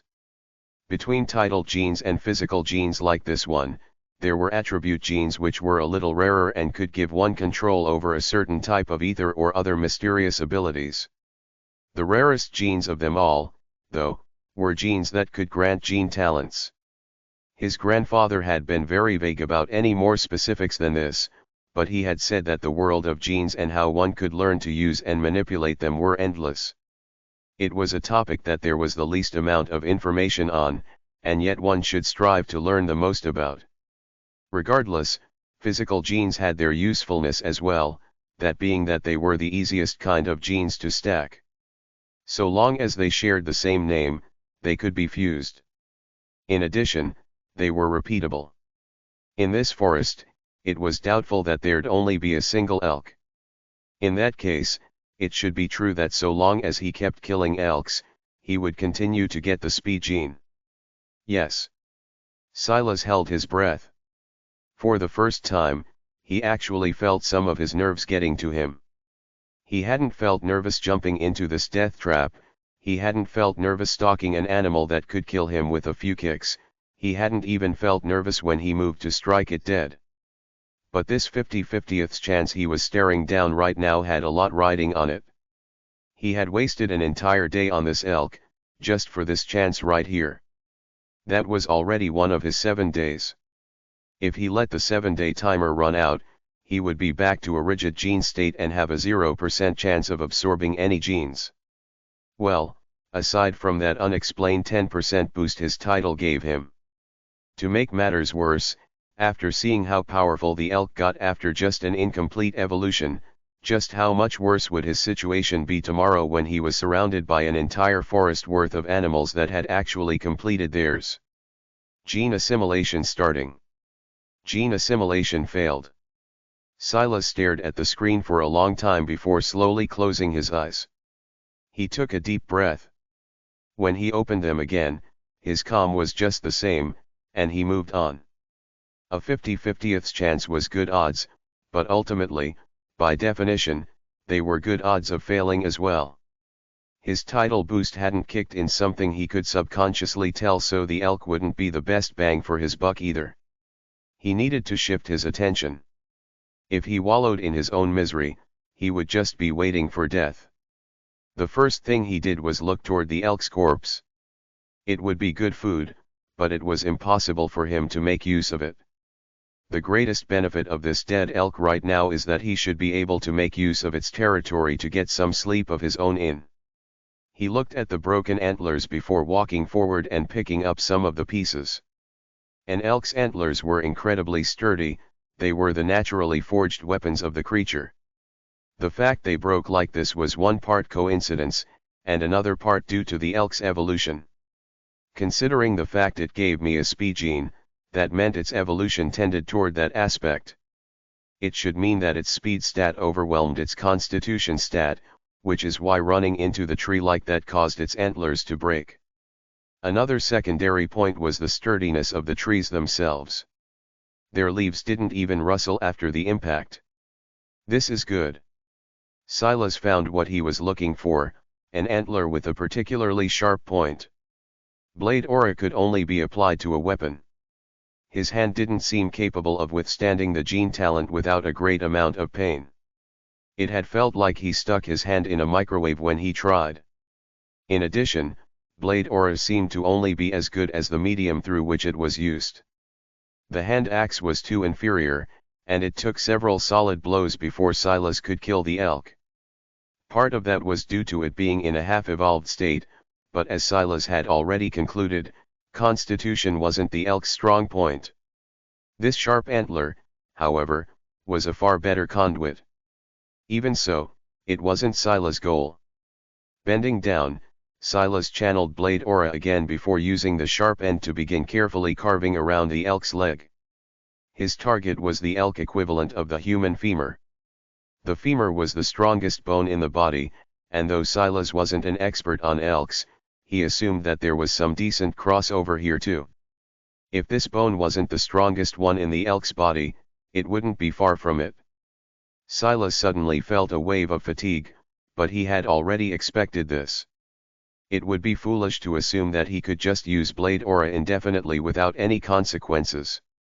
Even so, he had already succeeded. Using his high dexterity, he targeted the soft flesh around the hind hip bones of the elk and took one of its legs. Then he hauled it over his shoulder and rushed back to the elk's original territory. As he moved, he thought about another problem he was facing: blood. During the day, he hadn't come across any carnivorous creatures, but that didn't mean there weren't any. The death of the elk could attract them, and the leg he had just taken was not only heavy, it could also bring him burdens in other ways as well. He would have to be fast. Chapter 12 Blade Aura. Silas returned to the core of the elk's territory. Even in the midst of that adrenaline-filled situation, he hadn't lost his head, and he made careful note of exactly where the elk was running. During the day he spent stalking the elk, he had learned a lot about blade aura. The rundown was simple. He could only use it a minute at a time before needing 10 minutes of rest. He couldn't apply it directly to his flesh without being assaulted by a strong burning sensation. While he didn't push himself to see if this would lead to permanent structural damage, when he did test it on a leaf, it shriveled and basically burned to a crisp. That led him to conclude that there was a certain level of agitation going on that organic material couldn't handle, and this was especially so for organic material with high water content. Beyond that, blade aura running out felt similar to how he felt at the end of a half marathon. He was out of breath, his body ached, and he felt like taking a long rest. However, unlike the end of a half marathon, he recovered much faster. Silas' stat screen didn't have a stamina stat, but his assumption was that stamina was baked into constitution. He felt that he was a decent long-distance athlete, but this system didn't seem to approve of that analysis. Though, it was hard to tell without understanding how well others fared. Silas patiently waited for the 10 minutes to be up before he went at it again. It took him over an hour to undergo this repetitive cycle again and again before he finally succeeded in cutting out the elk's femur, a much more complicated process than just cutting off the leg. Silas frowned. I miscalculated. Judging by the weight of the bone, it exceeded 10 pounds. That was heavier than a longsword and was precisely the kind of burden that Silas couldn't afford to lug around. In a dangerous situation, this would be the first thing he abandoned, and that was not the hallmark of a good weapon. It seemed that this situation was getting to him, after all. He wouldn't normally overlook something like this. Now, he was filthy, covered in blood that was probably its own ticking time bomb, and didn't have anything decent to show for it. No, this is still salvageable. There wasn't much night left, and Silas had to give himself at least 4 hours of sleep. That was his minimum requirement. He had to pivot and find a new path forward. He pulled out the tendons of the leg and placed them high on a nearby tree branch to dry. He just hoped the humidity wouldn't ruin that chance completely. Then, he brought the femur over to a stone. Trying to grind a bone down when it had yet to be purged of its water content was a nightmare. Silas didn't have to be a wilderness junkie to know this. However, the quirk of his blade aura just might become useful here. Silas bet that if he used blade aura on bone, he could speedrun the evaporation of its moisture content and likewise get rid of the marrow within, not much unlike the leaf he had burned to ash earlier in the day. The bone was thick. If it was dry, he could probably split it in two and sharpen it with greater ease. On top of that, if it lost its moisture content, there was a good chance that it wouldn't be so heavy anymore. Unfortunately, he couldn't use this to speed up the drying process of the tendons. The tendons were just like his hand, being formed entirely of flesh. These deductions flowed through Silas' mind like a river. He felt more at peace and his worries rushed away. Another hour ticked by and Silas breathed out heavy breaths. He had succeeded. From one 10-pound bone that would have been no more than a burden, he now had two split halves that weighed about 3-ish pounds each. Each half was about 3/4 of a meter long and their width had a curve to them. Since bones were obviously hollow, this was an expected result. Thanks to his blade aura, they were perfectly dry as well, allowing him to use the nearby stone to sharpen them both into a point. Although they couldn't exactly be called spears, the longer length should give him some extra leeway. After some thought, Silas stored one in a safe place and rushed out into the forest again, his eyes sharp. There was still time. He gave himself an extra hour and his goal was clear: find another sleeping beast to target. Silas had been thinking about this matter for a long while and he felt that it was impossible that he could just continue to benefit from this loophole. If you could just hide during the day, and target sleeping animals at night, he didn't believe his grandfather would describe this as such a dangerous endeavor. He realized, then, that this night might be a one-off chance. How many would stalk a single elk for an entire day and even wait until it fell asleep like he had? In most cases, humans would be taking this opportunity to sleep themselves, having spent much of the first day acclimating themselves and finding shelter. In addition, moving around in the rainforest at night was almost impossible. The moonlight was sparse and you could hardly see a few meters ahead of you. No one would choose to run around in this environment. But that was exactly why Silas had to. It was precisely in this darkness that it would be possible to spot the descent of ether. He remembered it well. It had a slightly bluish tint, different from the moon's silvery light. It was subtle, but it still stood out somewhat in this dark forest. Right now, he was banking on his luck. No, it wasn't luck. In a forest of this size, the concentration of wildlife should be exceptional. As expected, it didn't take even 10 minutes for Silas to find a cascade of ether. This one, however, made him freeze. Titanoboa, F. Level, 0. Physical, 21. Mental, 0. Will, 6. Chapter 13. Find out. A python, one extinct for ages, hung high in the trees. Its 12-meter-long body looped again and again, carrying such mass that it looked to be a miracle that the tree could hold it up at all. Silas had only just thought that he hadn't seen a single carnivore in the region, only to find one mere minutes from his original location. Goosebumps erupted across his skin.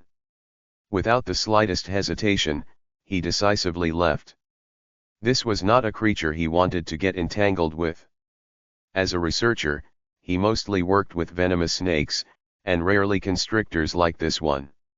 However, he had just as much healthy respect for them as the former. This was about the worst kind of extinct creature he could meet, other than maybe dinosaurs themselves. The only good news was that pythons of that size were very slow. But the fact its physical was that high despite what was likely low speed and dexterity meant that its strength and constitution must be off the charts. This was in part due to the ether, Silas was sure. But its evolution wasn't even over yet. Silas made a note to himself that his scouting abilities weren't perfect. He was human and he could only use his eyes. He wasn't the only creature that could blend into the environment, and he was definitely the worst suited to doing so on top of that. Soon, Silas found another cascading waterfall of ether. Red fox, F. Level, 0. Physical, 17. Mental, 0. Will, 1. Red foxes should be mostly nocturnal, but it's asleep. This is a plus for my theory about the ether. The high physical stat threw Silas off, but at this point he had pretty much confirmed that this was the benefit of ether. As the night went on, these creatures would only get stronger. By tomorrow, he would be surrounded by superhuman level beasts and his odds of surviving would only plummet.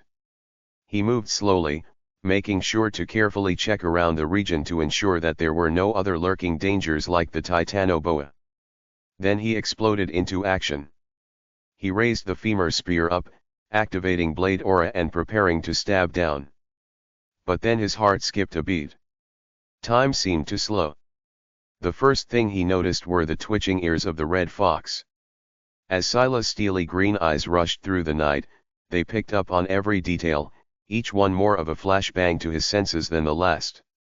First it was its ears, then its tail swayed, and by the time Silas loomed over it, it had hopped to its feet, spinning around with a sharp glint in its eyes. Another mistake. Silas was being hard on himself, but that was how he always was. Even so, he didn't slow down or hesitate as he pierced downward. The fox's body blurred, moving so fast that Silas' eyes almost couldn't keep up in the darkness.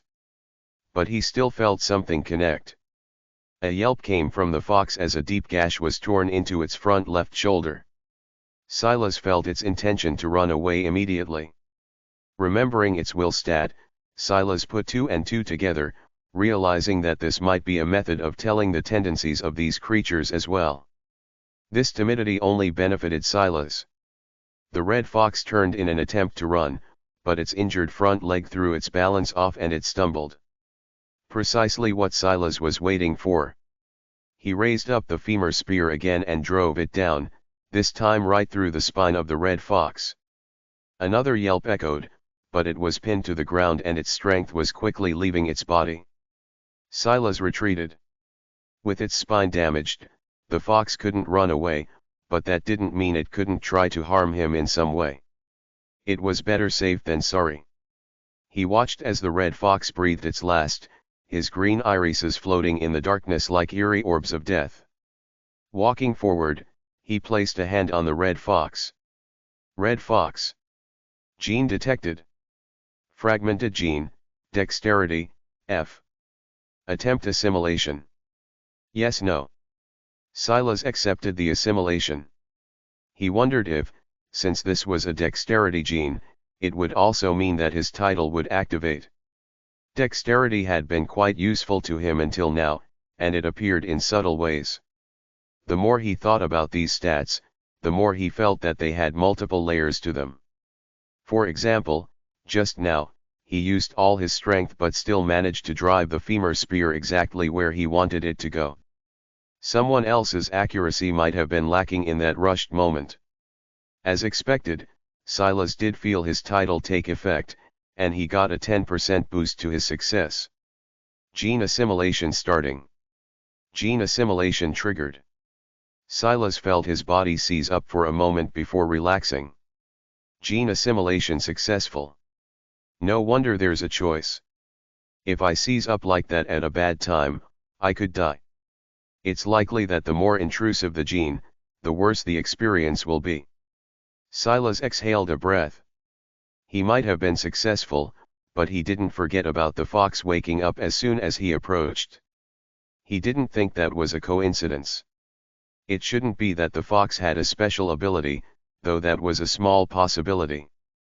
Silas was more inclined to believe that it had been startled awake, maybe even by the ether itself. Maybe it wouldn't be as easy as he thought to take advantage of this loophole. There's only one way to find out. Silas went back on the hunt, but this time he was looking for another creature similar to the red fox. Preferably small and weak, with abilities that skewed more toward speed or dexterity. Red fox, F. Level, 0. Physical, 18. Mental, 0. Will, 2. Silas hid behind a tree and the first thing he did was throw a rock. It soared just over the ears of the red fox. Chapter 14 Gamble. It didn't react. Silas prepared another rock. This time, he threw it similarly, allowing it to soar just over the head of the red fox. However, he took a lot of power off of it. The rock fell just a meter or two away from the red fox, landing in the soft grass. It still didn't react, as though it was too lost in its dreams. Is it really because of me? The noise of that rock wasn't significantly softer than his footsteps had been. After some more thought, Silas picked up a larger rock, about 2 inches in width. He threw it again, but this time at a tree on the opposite side of the clearing the red fox was sleeping in. Ta! Once again, it didn't react. I see. There was no way to tell for certain unless he moved forward himself, but it was as he feared. The animal was shaken awake by his appearance specifically. It must be the case that the Irish elk didn't react to me because it had only just started its evolution. He wasn't sure. He had managed to land a hit on the elk before it woke up, but these foxes. A gamble. Once again, the moment he made the choice, he acted. He burst through the clearing. Adrenaline pumped through his body as he raised the femur short spear. The moment he got within 3 meters, he sensed it all again. The twitch of the ears, the sway of the tail, but this time, it was all just a little bit faster. Even so, while the stats of this red fox were better, Silas was far more prepared. He threw a rock as hard as he could with his offhand. For as long as he could remember, he had been able to use his left and right hands interchangeably, and at this moment, it came in handy. This rock was easily 4 inches in diameter and it had a great heft to it. It slammed down on the head of the red fox just as it tried to get up. The fox's spin was delayed by just a half measure, allowing Silas the time he needed to thrust down with the femur short spear. It was all so perfectly laid out. Unfortunately, Silas was quickly learning that not everything in this world was under his control. The fox's hair suddenly stood on end and its body shivered. In that split moment, it looked almost as though it had caught a bout of cold fever. Silas' short spear stabbed down and hit nothing but air. The red fox seemed to phase through it, appearing just a meter to the side.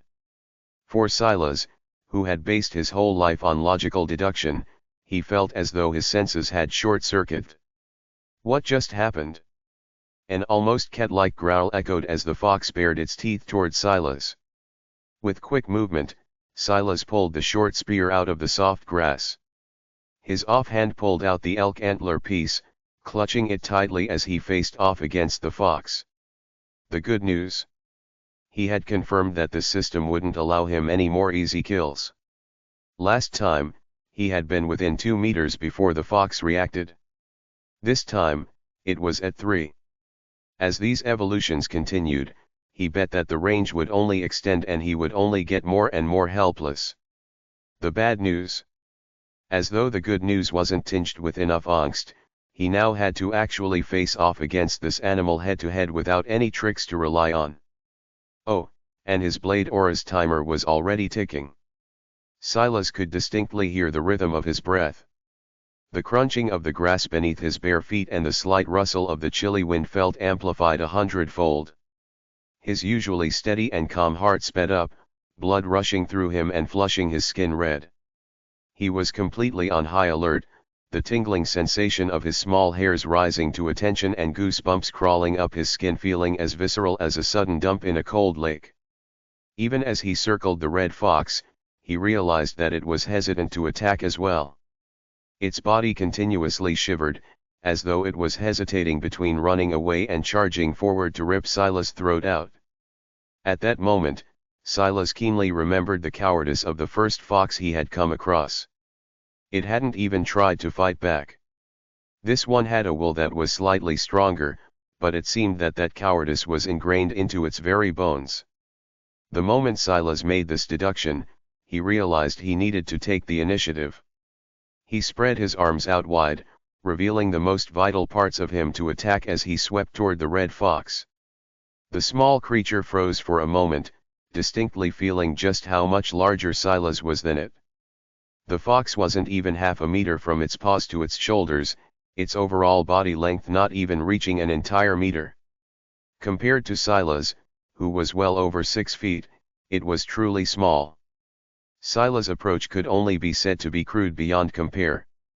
He distracted the red fox with his arms, flailing them out and flashing his pair of bone weapons. Then, in that final moment of approach, his leg flashed. The red fox's eyes were darting between the bone weapons and didn't even seem to notice as a foot hit it flush in the jaw. Silas' jaw set into a flexed position. He had a working understanding of the common martial arts, but kicking against something with his bare feet like that wasn't something that he was used to by any stretch of the imagination. The red fox released a yelp.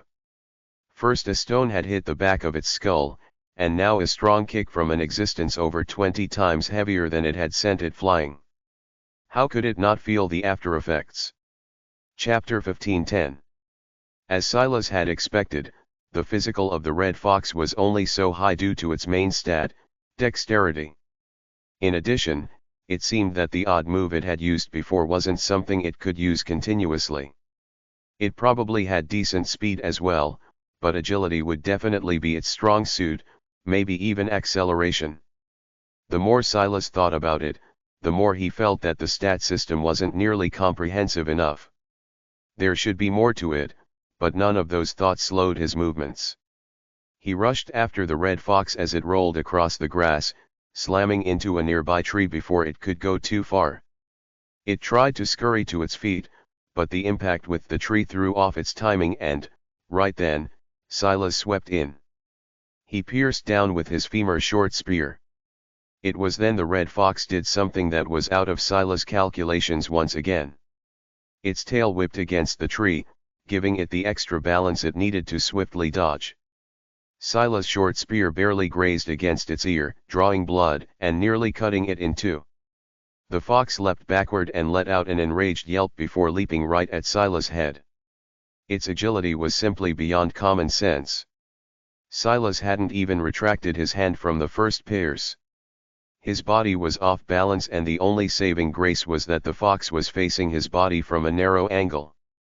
Silas tried to force himself to spin out of the way, but he wasn't nearly as agile as the fox.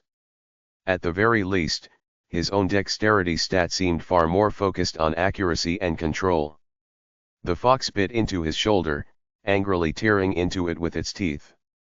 The jolt of pain shot through Silas' body and his mind went blank.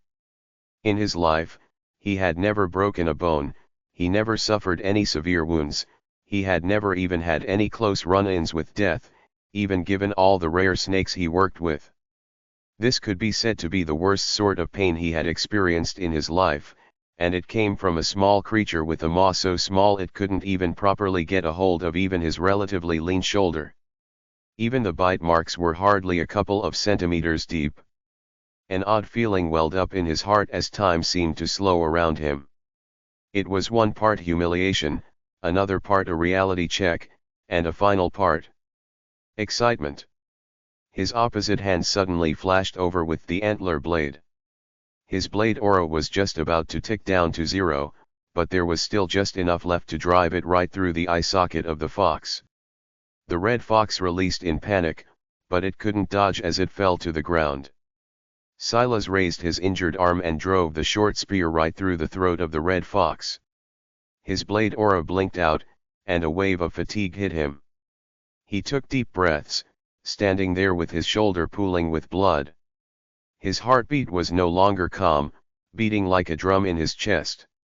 Every pump seemed to force more blood out of his shoulder and reverberate through his very bones. It took a long while before he calmed down. Just what was that rush? Dash. Red fox. Gene detected. Fragmented gene, dexterity, F. Attempt assimilation. Yes no. Dash. Silas didn't forget himself entirely. He couldn't stay here for long. He had some worries about whether that fox had rabies. If it did, he would be in trouble. But he felt that he should be safe unless the system spawned viruses as well. For all of these extinct creatures to suddenly return, they had to have been recreated by some unknown method, maybe a far more advanced kind of cloning than the people of Earth had access to. In that case, unless they were also being needlessly cruel, there shouldn't be a reason to release viruses along with that. That wouldn't preclude new viruses from manifesting on their own, but he could at least hope that he wouldn't be that unlucky. Gene assimilation starting. Gene assimilation triggered. Silas felt his title activate once again. Dash. Gene assimilation successful. Gene talent detected. Trade 10 fragmented dexterity, F, to unlock, sudden burst. Yes no. Dash. Silas' brows raised. He hadn't expected to run into such a thing so quickly. But he could only choose no. He didn't have 10 gene fragments in total, let alone 10 of this particular kind. It would also be a hard pill to swallow, even if he had the opportunity. After all, losing 10 gene fragments would also mean losing all the stat boosts that came with it. Dash. Name, Silas Grimblade. Species, human, F. Affiliation, Grimblade lineage. Level, 0. Titles, a patient stalker. Dash. Physical, 8. Strength, 5. Constitution, 5. Dexterity, 13. Speed, 8. Mental, 6. Intelligence, 5. Wisdom, 10. Charisma, 2. Will, 11. Luck, 1. Dash. Gene state, soft. Fragmented genes, Grimblade lineage, F, 2, dexterity, F. Dash. Gene talents, blade aura, mutated, weakened, sudden burst, dormant, F. Dash. Each fragmented dexterity gene had given him a +1 to his dexterity stat. If he wanted to awaken sudden burst, he would need to give all of that up. He had been lucky, getting 2 successes in a row.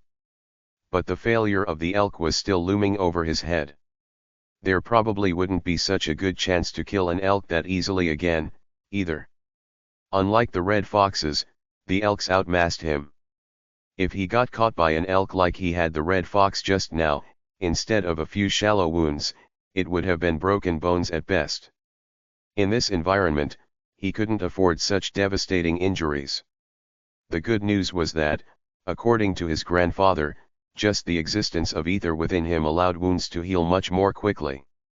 An injury that would usually take weeks to heal might only take a few days now.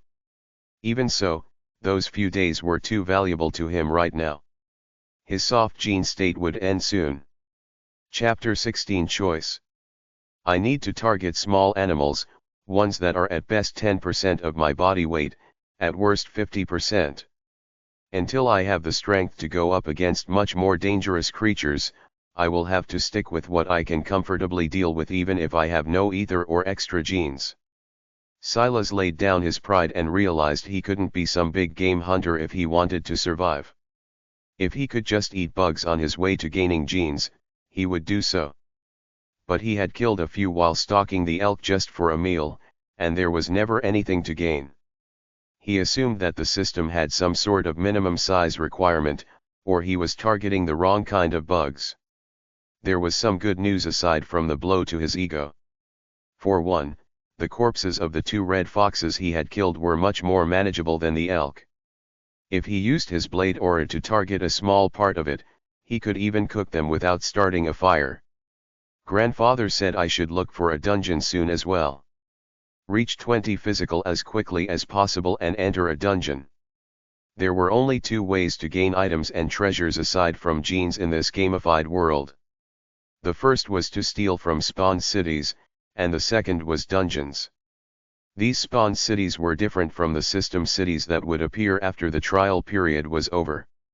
They were challenges created for those that chose the common city steal. Though there was no rule that said that Silas couldn't attack one even without a city steal, it's just that he would have a death wish if he tried to do so. The second and more manageable challenge were the dungeons. That wasn't to say that they were easy, but rather that the variables were tightly controlled. Unfortunately, entering a dungeon was easier said than done. According to his grandfather, dungeons gave off a dense concentration of ether. Due to that, more powerful creatures tended to flock around it even though they could not enter. 20 physical was more of a requirement just to lay eyes on it than it was a minimum to enter. Silas took a breath. Sleep.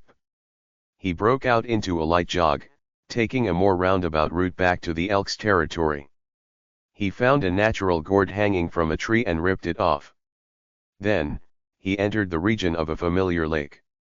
Gourds needed to be carefully dried and prepped for a long while before they could be used like containers, but Silas had a convenient shortcut for that.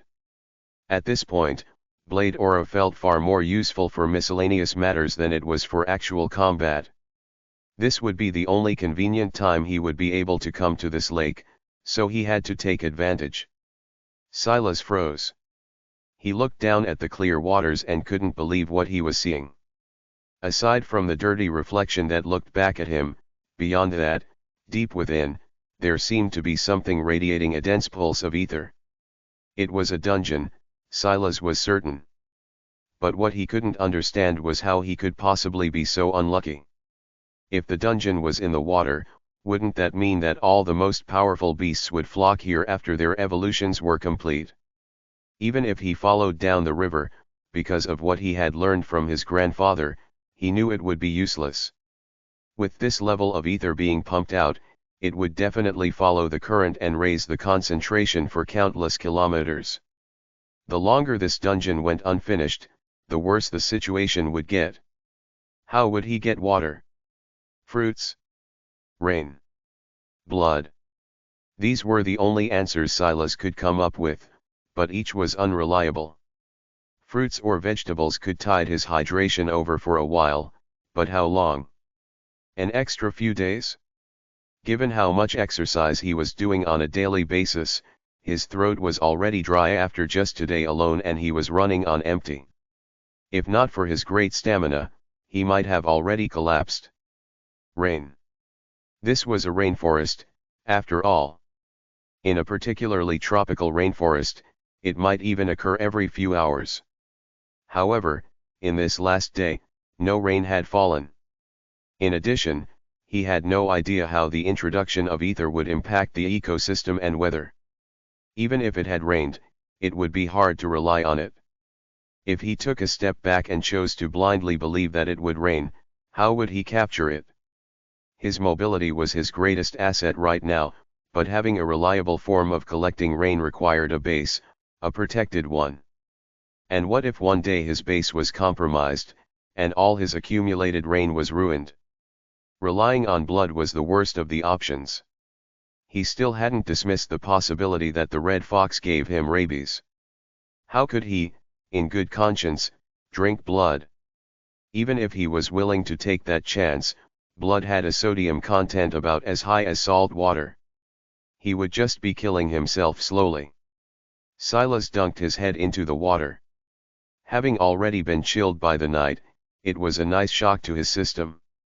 He greedily took large gulps, and for the first time, he wasn't hyperfixated on the surrounding environment, always looking around another corner for the next creature that wanted to eat his flesh. It was easily a minute before he pulled himself out. This was what he had wanted, no. Excitement. Was this exciting? No. It was terrifying. There was a slight tremor in his body that hadn't been there before. The idea of slowly dying of dehydration played in his mind so vividly that he might as well have already experienced it once before. That was the ultimate outcome. No matter how many ideas he thought of, that was the end of it. He couldn't escape it. If he left here today, it would be a race between his body tapping out and his physical reaching 20, but even if the latter managed to win out, what state would his body be in at that point? Could he even fight his way back here? He had followed that elk for so long, moving across dozens of kilometers, and yet didn't see a single ounce of water elsewhere. He didn't like that feeling of helplessness. It was why he had made the stupid decision of coming here in the first place. Silas stood at his feet. He pulled his blood-matted shirt and pants off before he began to clean his body. All the dirt, mud, and grime from the day were peeled off layer by layer under the harsh rubbing of his fingers. His green eyes didn't contain any fear, nor helplessness. It was hard to read his emotions at all as he finally stepped out, feeling the cool wind slowly dry him. He stood there in silence, ironically as one with nature as he had ever been. Somewhere deep inside, he seemed to understand that this might truly be his last day. His gaze landed on a tree with particularly large leaves and he pulled down a few vines from the surroundings. Carefully, he bundled his clothing into these leaves and tied them up tight using the vines. Then, he dove into the waters, holding his short spear and antler blade in one hand, while dragging his bundle of clothes in the other. He would rather die in that dungeon than slowly cannibalize his own body out here. That was the choice of Silas Brown. Chapter 17 Slithering Madness. Silas' feet kicked at the water. In the depths of the darkness, the only thing that provided a light was the dungeon pumping with ether in the distance. It must have been at least 20 meters beneath the surface, but had it been the light of day, Silas wouldn't have noticed it at all. Though Silas thought about the possibility that this dungeon would take place entirely in the water, according to his grandfather, there would be a small introduction to the dungeon before you entered. It could only be said that if the dungeon was truly underwater, he would be doubly screwed. At that point, he could only try to store as much water as he could in the gourds and hope it rained more often. It didn't take him more than a few seconds to reach the cave opening. Dexterity seems to be more important in the water than speed.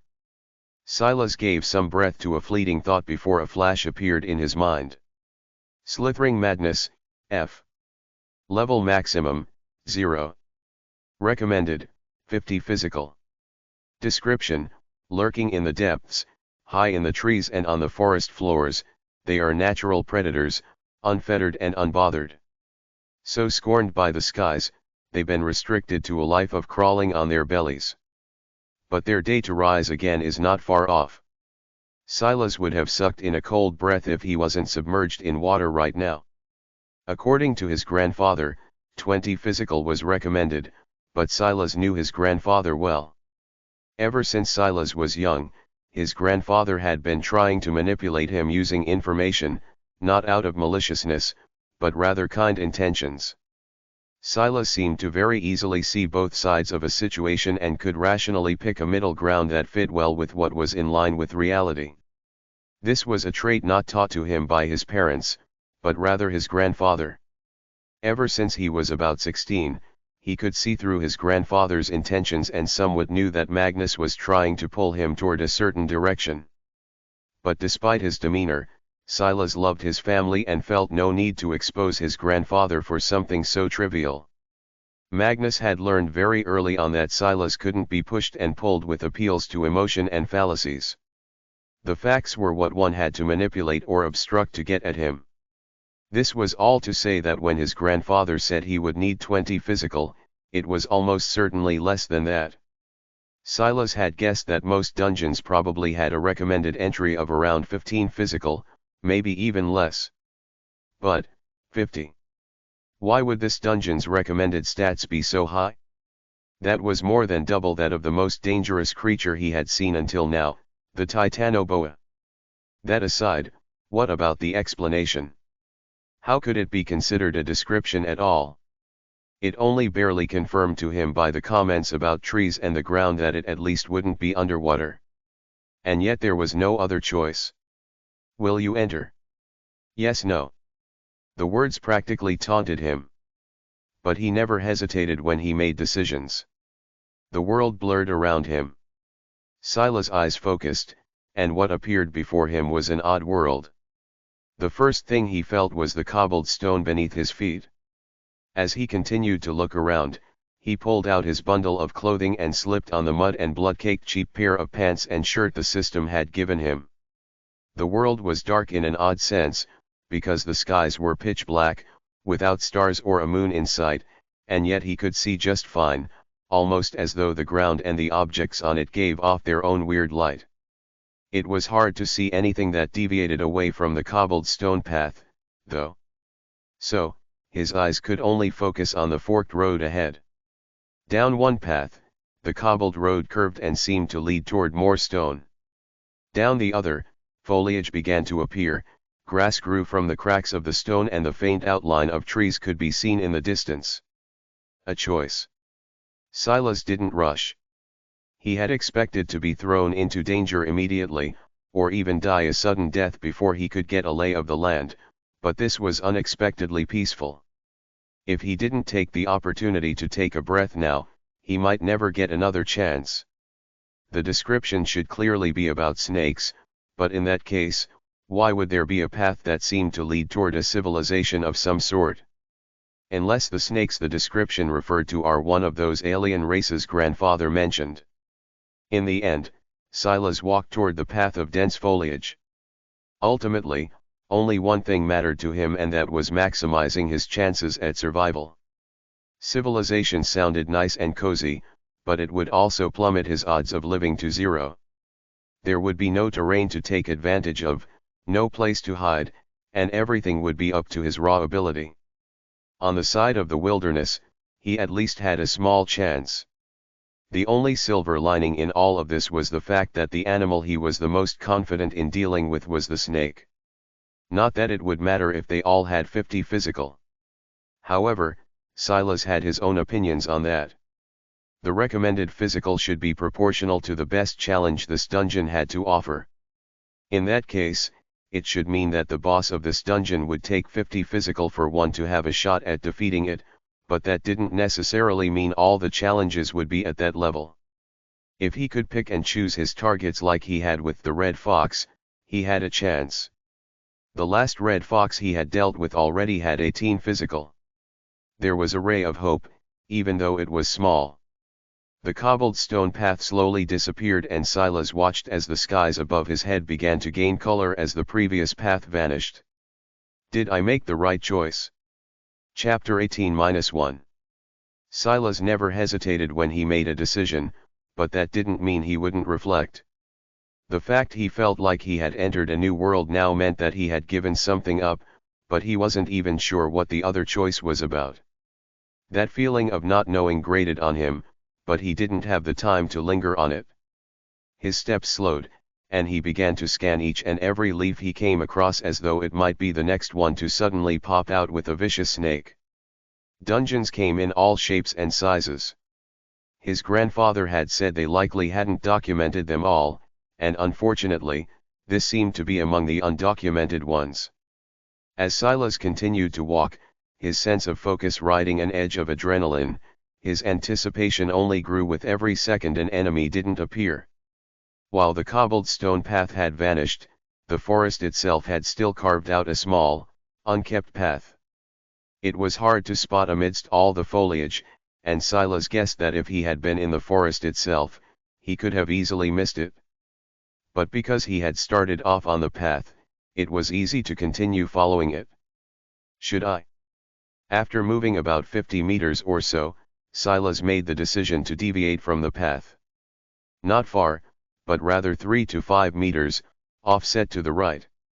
He wanted to see where the path was leading to, but he didn't want to dive headfirst into what was coming either. Every decision he made felt like he had done so blindly. There just didn't seem to be anything better to do. He might very well be trading in one danger for another. The path might be leading him to danger, but who knew if there were venomous snakes ready to bite at his ankles in all this high grass? If he had the skill to, he would have used the trees as a path instead, but other than some light experience with recreational rock climbing, he wasn't exactly a spry monkey. He continued to follow the path, and eventually he reached it. There's just no way. Little madness, F. Level, 0. Physical, 31. Mental, 3. Will, 6. Up ahead, there was a small clearing, the only obvious path leading to it that didn't require leaping over shrubbery or trees, being the very path Silas was offset from. In that clearing, a python with scales of orange and black lay in the grass. Though it was curled up, it must have been at least 5 meters long, while its jaw was lined with countless little spikes. 31 physical is one thing, but 3 mental. Assuming its wisdom was 0 and its charisma was likewise low, that would mean that its intelligence is double mine. Wisdom was a measure of one's reasoning ability, knowledge, and other matters related of the sort. These creatures were likely not intelligent in that way just yet. However, intelligence was a measure of ether control and abundance. If Sila's assumption was correct, he was outclassed by an impossibly large margin. It was possible that the recommendation of 50 physical was just to offset the disparity in ether control. These creatures were naturally granted such abilities in their sleep, but Silas and others like him could only slowly unlock them over time through genes and other methods. Was he just supposed to rush in and throw his life away? Silas frowned. There had to be another method. He turned back and began to slowly comb through the forest, keeping track of where he was, where he had been, and where he was going. He must have spent half an hour going around, and yet he found nothing. One would have thought that some other creature would have at least jumped out at him, but it seemed that there were no others present. Is this a floored dungeon? A dungeon separated into several floors usually had this sort of setup. The next floor wouldn't appear until the boss of this one was defeated. But according to his grandfather, such dungeons usually had smaller opponents lingering around. This slithering madness dungeon, though, had none of that. Silas wasn't sure whether to be relieved or devastated. Without smaller enemies to face, he had no way of increasing his strength. Silas winced as his toes hit against something. Luckily, he had been walking quite slowly and observing every little thing around him, or he would have face planted right into the barrier. He had walked so far that he returned to his original starting area, the very area where the cobblestone path had originally been, and disappeared. About what I expected. If the choice was an important aspect of the dungeon, it wouldn't just let him reverse it without reason. What's that? Silas touched the barrier again, this time more than ready to process the ripples. All across it, appearing and disappearing in a flash, snakes of all shapes and sizes performed all kinds of movements. Some seemed to be in battle, some seemed to be intertwined in an odd mating ritual, and some simply rose high, baring their fangs and roaring at Silas. It only appeared for a moment, but Silas felt his heart skip a beat. He kept touching the barrier again and again, just to see those ripples once more. His eyes went red, but he didn't have a reflection of himself to see it. It was instead the rushing of his blood and the pain in his eyes that made him pull back, his features pulling into a tight frown. Your will has been influenced. -1 will, temporary. Silas was surprised by the sudden notification. Just looking at the barrier had done that to him. And what did temporary mean? Would it be a few seconds? Hours? Days? Will was his strongest stat aside from dexterity, but he couldn't say that he cared very much that he lost a point. When he had gained one, he didn't feel much different to begin with. And like he had said previously, he felt the fact there was a will stat was peculiar. How could you even measure that? Chapter 19 Will. Although Silas was a bit stubborn about it, he wasn't a fool, either. He chose to pull back from the barrier for now and take note of how long it would take to recover. Since the system listed will, and just now he had entered a bit of a trance, it was obviously more important than he had given it credit for. He was in a new world now and he had to do away with his old way of thinking about some things. Silas continued to walk around, getting a lay of the land. Why add all this extra space if the boss fight is the only thing of importance here? He came across a small lake. It didn't seem to have anything feeding into it, but it did give him a sense of calm. Taking a seat by its shores, he just sat there and stared out into it. There's nothing stopping me from staying here forever unless there's some hidden timer I'm not aware of. I'm not sure if it's possible to alert that python, but at this point, it would be better to fight it in all this than in that opening. At least I'd have a chance to run out here.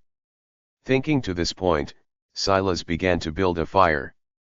Once it was complete, he took out one of the 2 red fox carcasses, using the antler blade and the small lake to clean it up. He didn't have any seasonings to pair it with, but it was still the best meal he had ever had.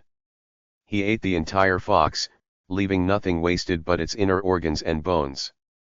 It's gone now. Will, 11. His will had gone back to 11, but it didn't take the entirety of the hour or so he had just wasted. It took just under 20 minutes or so. It was just a rough guess he had. It wasn't as though he had a clock, he just felt he was quite good at roughly estimating that sort of thing. Though who knew, his sense of time might have already been distorted. I feel energetic. Silas hadn't slept in over a day now, so he had already begun to feel some lingering fatigue. But after eating the red fox, it felt like he had just gotten a full night's rest. He had wanted to take the opportunity to get some sleep in as well, but it seemed that was no longer necessary. Silas took note of where the lake was after taking another long drink, then began to walk around once again. He didn't even know what he was looking for. Maybe it wasn't a thing he wanted, but a flash of inspiration instead. Your will has been influenced. -1 will, temporary.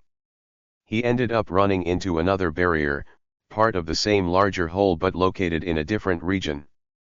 He had just told himself to not be so stubborn, but something about the fact something could impact his own willpower was annoying him.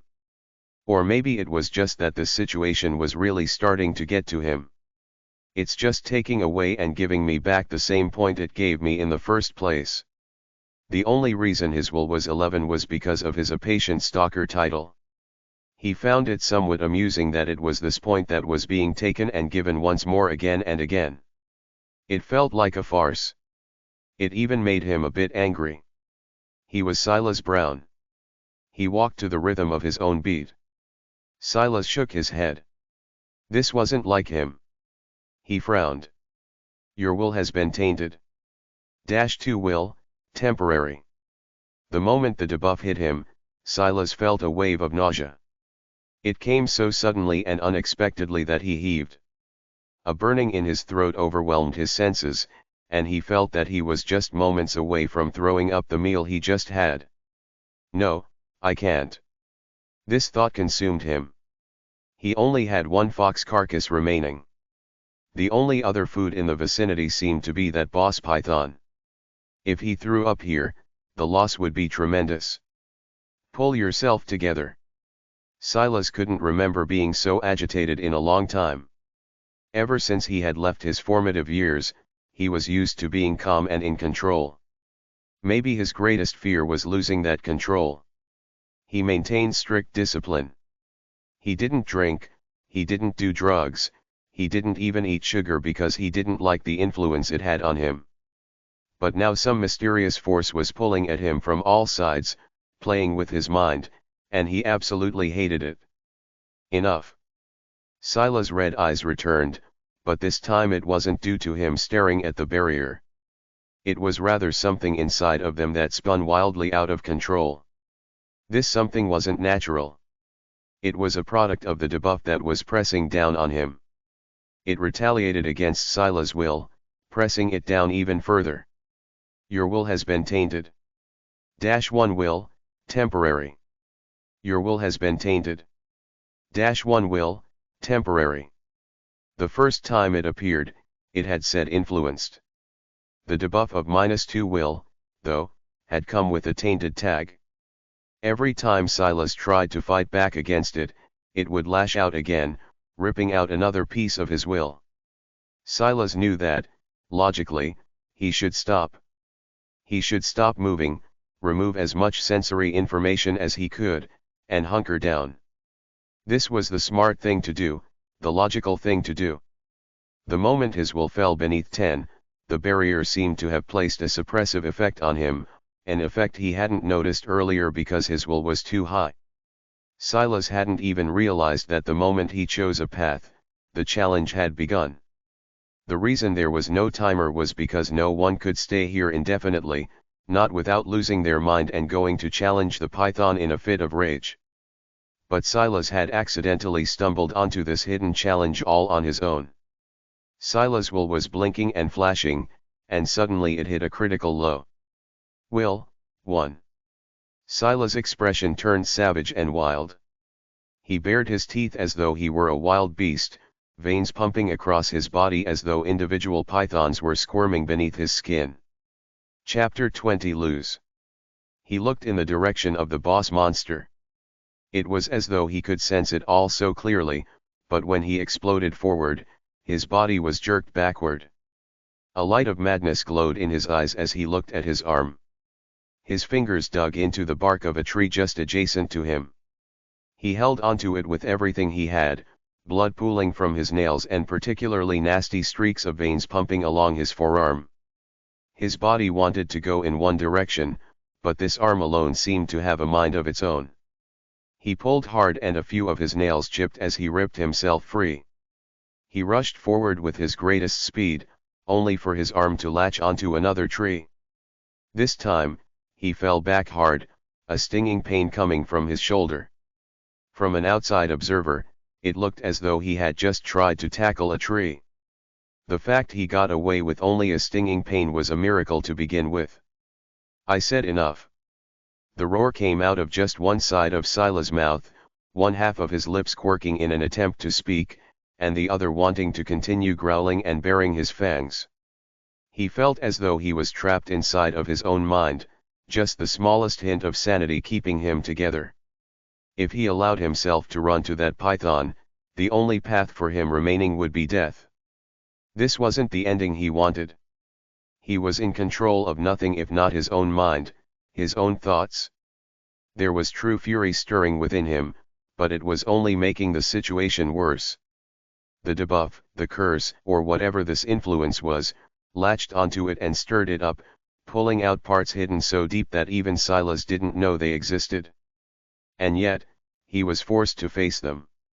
Why had he come here? Why did he put his life at risk? Why did he look his loving mother and father in the eye, his adorable little sister, and lie to them? It wasn't just for some excitement, that was too small a part of it. It wasn't because he was dissatisfied with his life. That was too small a part of it. It wasn't even because he cherished his own last name so much and refused to be a Grimblade, and that was despite the fact he still called himself Silas Brown to this day, regardless of what this damned system said. It was because he couldn't stand the idea of being under someone else's heel. It was because he didn't want to be just a cog in the wheel. He wanted to be the wheel itself, the carriage that rolled on it, the treasure that was being escorted from place to place in luxury. He had childishly come to throw his life away in a world he knew next to nothing about, all because he couldn't keep his ego in check. That was the part he had been ignoring. That was the part of him that he had buried deep, the part he had ignored because he considered himself a logical man above such boorish and man-childlike ideals. But he wasn't. He was still a hot-blooded young man in his 20s. He wasn't free of those dreams all young men had. To be a hero, a knight in shining armor, Rambo in a forest with a machine gun tucked under one arm and a machete in the other. Title unlocked. A flexible will. Your will is truly one of a kind, but it is immature and still changing. Continue to forge it, young man.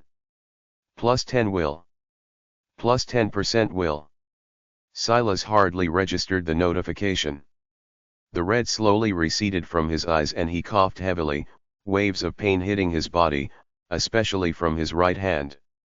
Looking at it shakily, he had completely lost one nail, and two others were split right in the middle. It might have been even better if he lost them completely. At the very least, this seemed to be his worst injury. The rest was just aches and bruises. You have survived the madness. Your comprehension of the madness has deepened. Plus 1 will. Finally, Silas got a grasp of what was going on. He slowly rose to his feet, his eyes widening when he saw that he was actually standing at the very edge of a familiar clearing. Just another half-meter and he would have been in the boss territory. The thought was frightening, but for some reason, he calmed down much quicker than he felt he should have. He looked at his stat menu. Name, Silas Grimblade. Species, human, F. Affiliation, Grimblade lineage. Level, 0. Titles, a flexible will, a patient stalker. Physical, 8. Strength, 5. Constitution, 5. Dexterity, 13. Speed, 8. Mental, 6. Intelligence, 5. Wisdom, 10. Charisma, 2. Will, 24. Luck, 1. Skill. Comprehensions, madness. Gene state, soft. Fragmented genes, Grimblade lineage, F, 2, dexterity, F. Gene talents, blade aura, mutated, weakened, sudden burst, dormant, F. That's a slightly different color. It was very subtle, and only by a shade or two, but Silas felt that a flexible will had a deeper color than a patient stalker. His grandfather had said that titles with percentage boosts were rarer, so maybe that was part of it. But he once again found it peculiar that he didn't have grades associated with titles. Was the slight color change supposed to be the replacement? He wasn't sure. Silas' attention was drawn to the comprehension portion. He hadn't seen anything but a dashed line there before, but now there was madness. In addition, it had a familiar line through the grade tag, much like his blade aura gene talent did.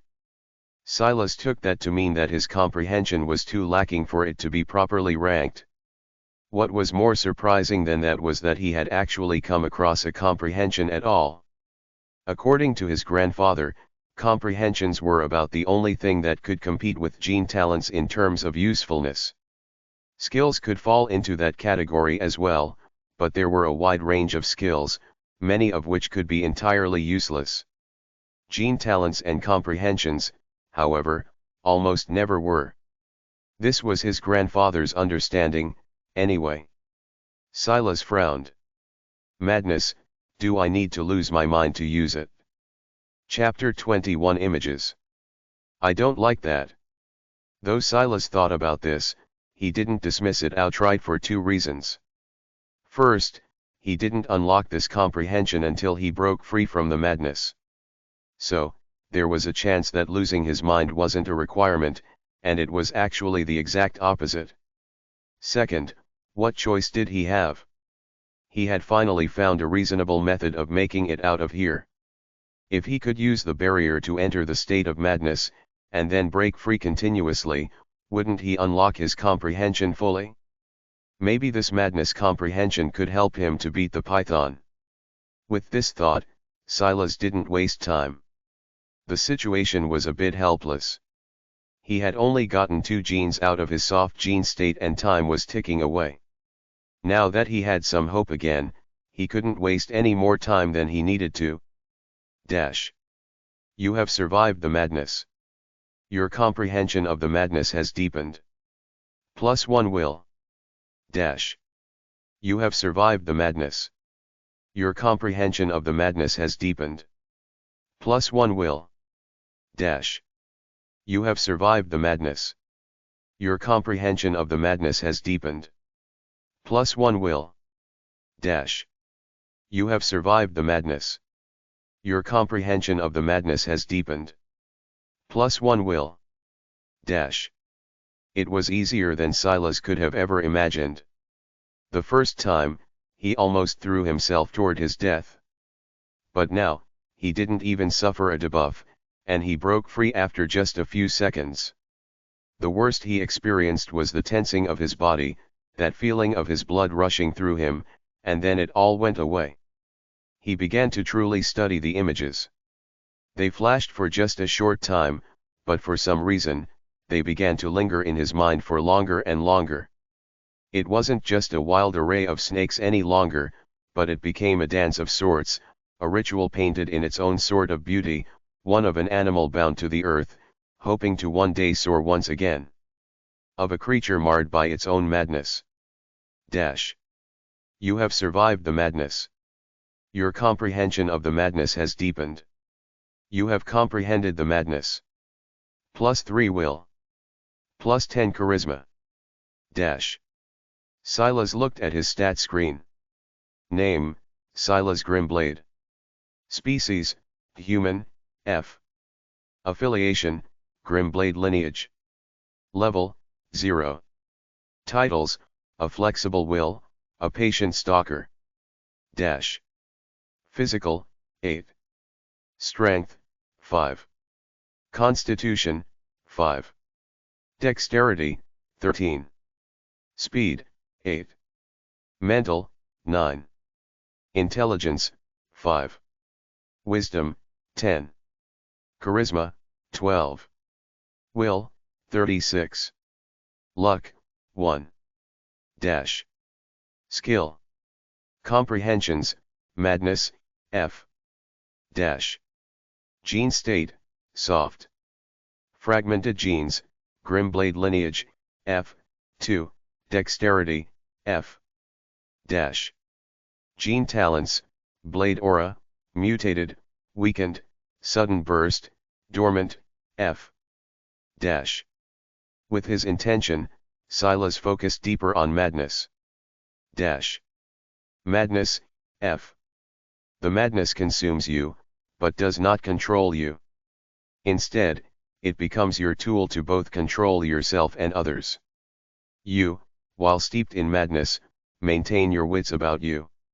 Your enemies, though, are not so lucky. Plus 100% charisma. Plus 100% will. Dash. Charisma, it seems that this isn't just a boost to myself, but it forms an intention that attacks my enemies. Charisma was a stat that decided how much of your own will you could impose on an opponent. Silas still wasn't sure exactly what this meant, but in this context, it should mean that he could force his enemies to face the same madness as himself. But is this helpful?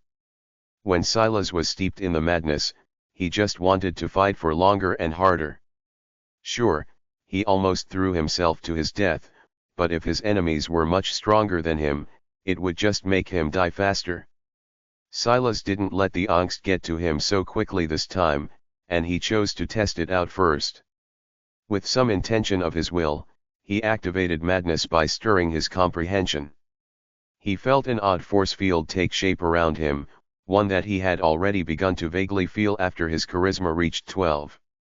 Now, however, it was more obvious, and the world even turned a slight shade of red. Veins bulged across Silas' body, but as expected, he was able to remain calm. It doesn't really feel different. It's a lot like my dexterity. It feels like I can pull out the peak of my strength, but it doesn't necessarily add to my strength, it only increases my control of it. Silas put this feeling to the test by running around a bit. My pain feels duller. It's easier to ignore. My body control is a lot greater. Though my dexterity stat hasn't changed at all, it feels like it's at least doubled. The same can be said for my stamina, even though it's not a shown stat. My body control is on a level where I'm at peak efficiency all the time. I wonder if Silas activated Blade aura. He just wanted to see if the added stamina might impact it, too. His brows shot up. The formerly silvery light had a tinge of red to it now. It was steadier, and definitely far stronger. The time ticked by, and as expected, even after a minute, it didn't show signs of fading. Even after 2, it was still fine.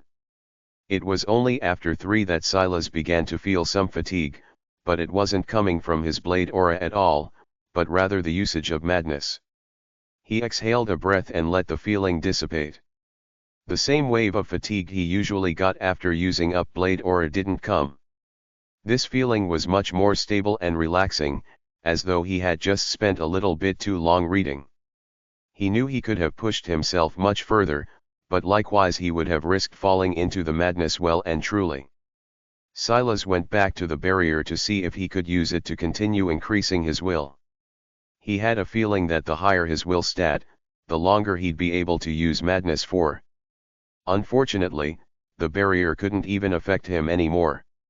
He had already expected this, but he had to cover all his bases. The only thing left to do is to hope that this is enough, then. He was about to turn his attention to the python again. According to his plan, he would test the ends of the madness, and when there was nothing else to learn, he would go and fight. But then something about these images caught his attention again. Chapter 22 Lost. They were even clearer now than they were before. There were 3 distinct sections.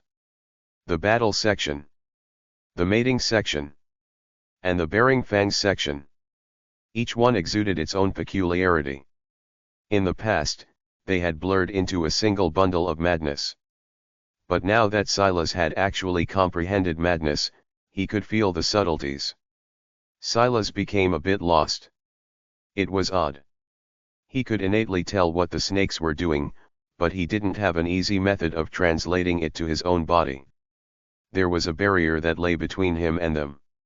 It was one part frustrating, but another part curious. He was ultimately a scholar. He had spent more time than he knew with his head buried deep in his research or a paper of some sort. His discipline was often what carried him through those moments, but often it was fascination as well.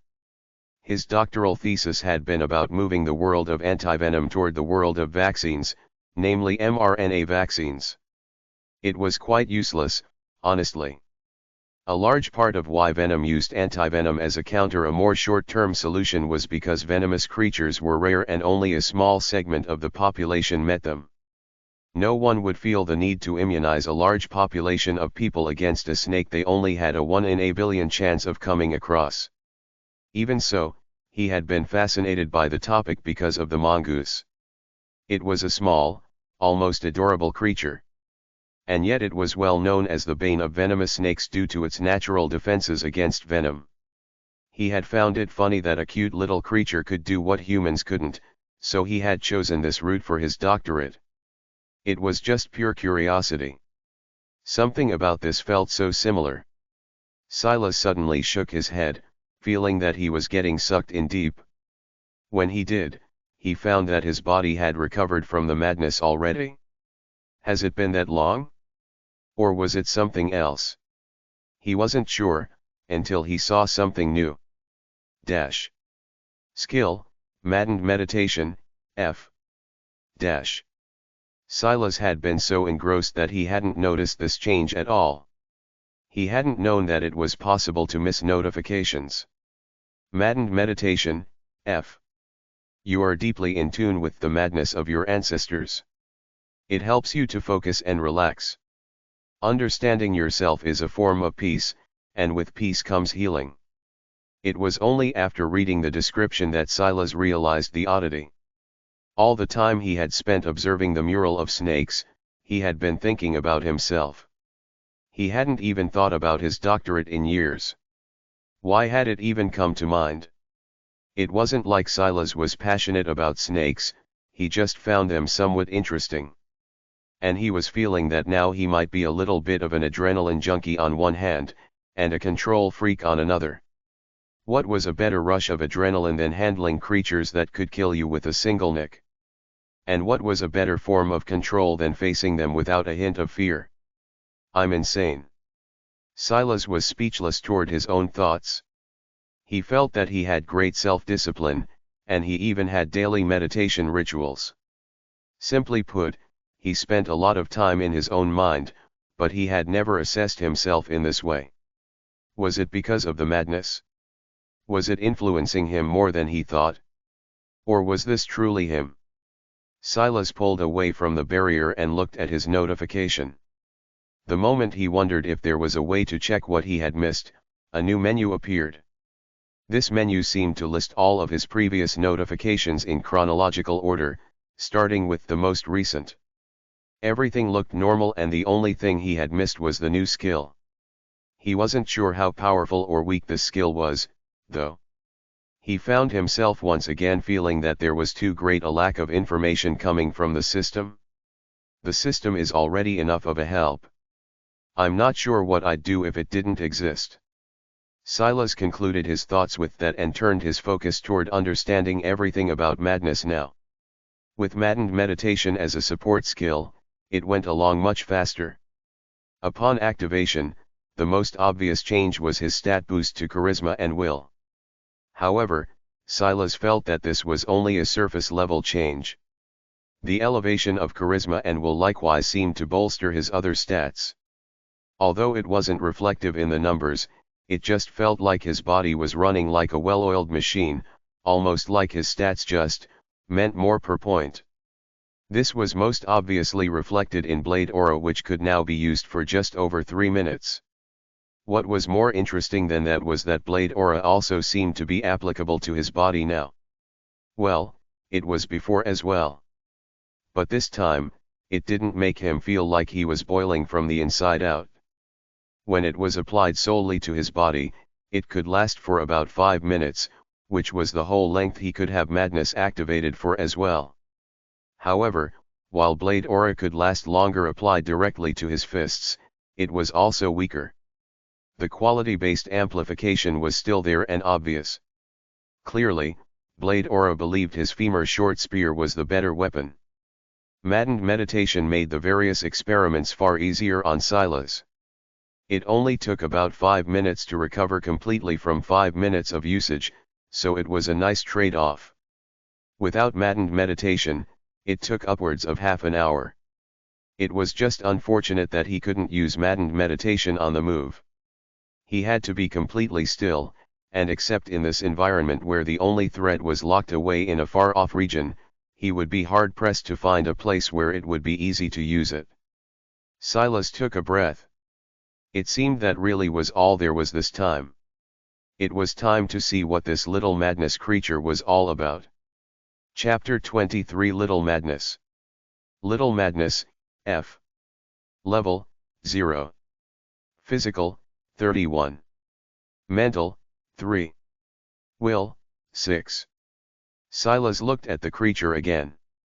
Seeing that its will was so low, he had some questions himself about how this would go. Madness was obviously part of what this dungeon wanted him to comprehend, but he had also done it in a very unconventional way, or so he assumed. But if this python could use madness as well, wouldn't it lose its mind almost instantly? Even with 36 will, Silas could only use madness for 5 minutes. How would this creature fare? Silas picked up a rock and tried to throw it right at the python's head. But before it made it far, it bounced off a barrier. Seems it won't let me play any tricks. This probably means if I take a step in there, I won't be able to exit. The python didn't even react to the change, but Silas took note that the barrier here was identical to the large one that surrounded the entire forest. He rushed in. Much like always, when he made a decision, he never hesitated. The python stirred awake, its scales rippling as its orange-black slit eyes landed right on Silas. It opened its jaw, and a scream came from it. It was a cross between a steam engine's whistle and a hacking cough. It was the kind of thing one would never expect to come from a snake at all. And then it pounced. Silas activated madness. The one thing he hadn't been able to test was how his comprehension could influence other creatures, because there weren't any creatures around to influence. However, there was one thing he had noticed previously. When he pushed his will outward, using his charisma as a conduit to impose his thoughts onto the world, it went beyond just an ethereal result. Back then, he had been able to push the shoreline of the lake away from him. It was just a few centimeters, and hardly noticeable. But when his intention was poured onto the snake, its acceleration plummeted and its eyes turned red. It seemed to lose focus on Silas and its body thrashed about wildly. As expected, the strength and constitution of the snake were off the charts, but its speed and dexterity were lacking. Silas ducked beneath the swing of its tail and slashed his Blade Aura-infused antler blade at its scales. The femur short spear was his best weapon, but he didn't want to use it just yet, not until he understood just how hard the defenses of this python were. Soon, he realized he was right to be cautious. His attack did nothing but slightly push the head of the python toward the ground. His blade rebounded off of its scales as though he was a toddler trying to wrestle with his parent. Silas ducked and rolled, leaping back to his feet on the other side of the thrashing python. It was beginning to move more and more wildly, attacking every and anything indiscriminately. The reaction was fiercer than what Silas had expected, but it also didn't put the python out of commission.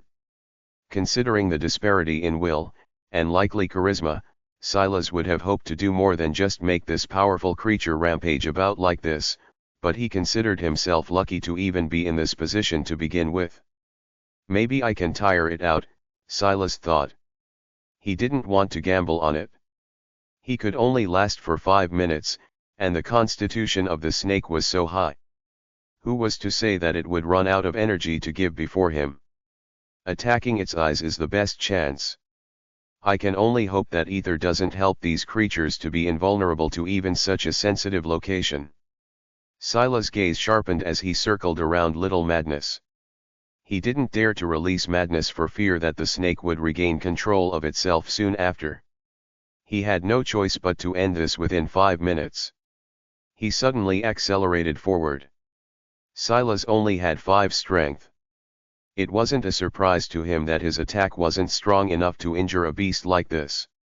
He would have to lean on his strengths. With the python thrashing about so wildly, most wouldn't be able to do anything about it. How could you target such a small target when the rest of it was moving so erratically? But the moment Little Madness entered a relatively central part of the clearing, Silas burst into action again. He raised his bone-short spear up in an overhand grip. Veins pulsed across his body, his green eyes gaining just the slightest sheen of red to them. There. He struck down, piercing right into the python's eye. However, he miscalculated. It wasn't his strike itself. What he didn't realize in this state of absolute madness was that Little Madness couldn't even feel pain. It didn't change its actions in the slightest, still madly lashing out at everything there was. It was a common misconception that animals didn't feel pain the way humans did. It was evolutionarily beneficial to them to hide their pain so that they could survive in the wild, but they felt pain much the same way humans did, if not more so. In fact, many of the most predatory beasts in existence were maybe even more cowardly than humans as well. Unfortunately, in a state of madness, the python didn't care for any of that. Silas dodged backward, forced to let go of his bone spear.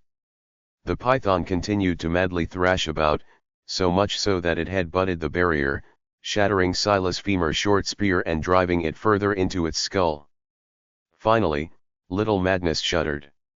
Even in its last moment, it probably didn't notice that it had done this to itself. But Silas couldn't even feel happy.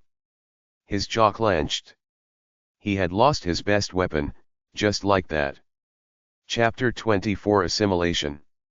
He truly regretted not going back to get the second short spear he had created, but he didn't think he had the time to do so.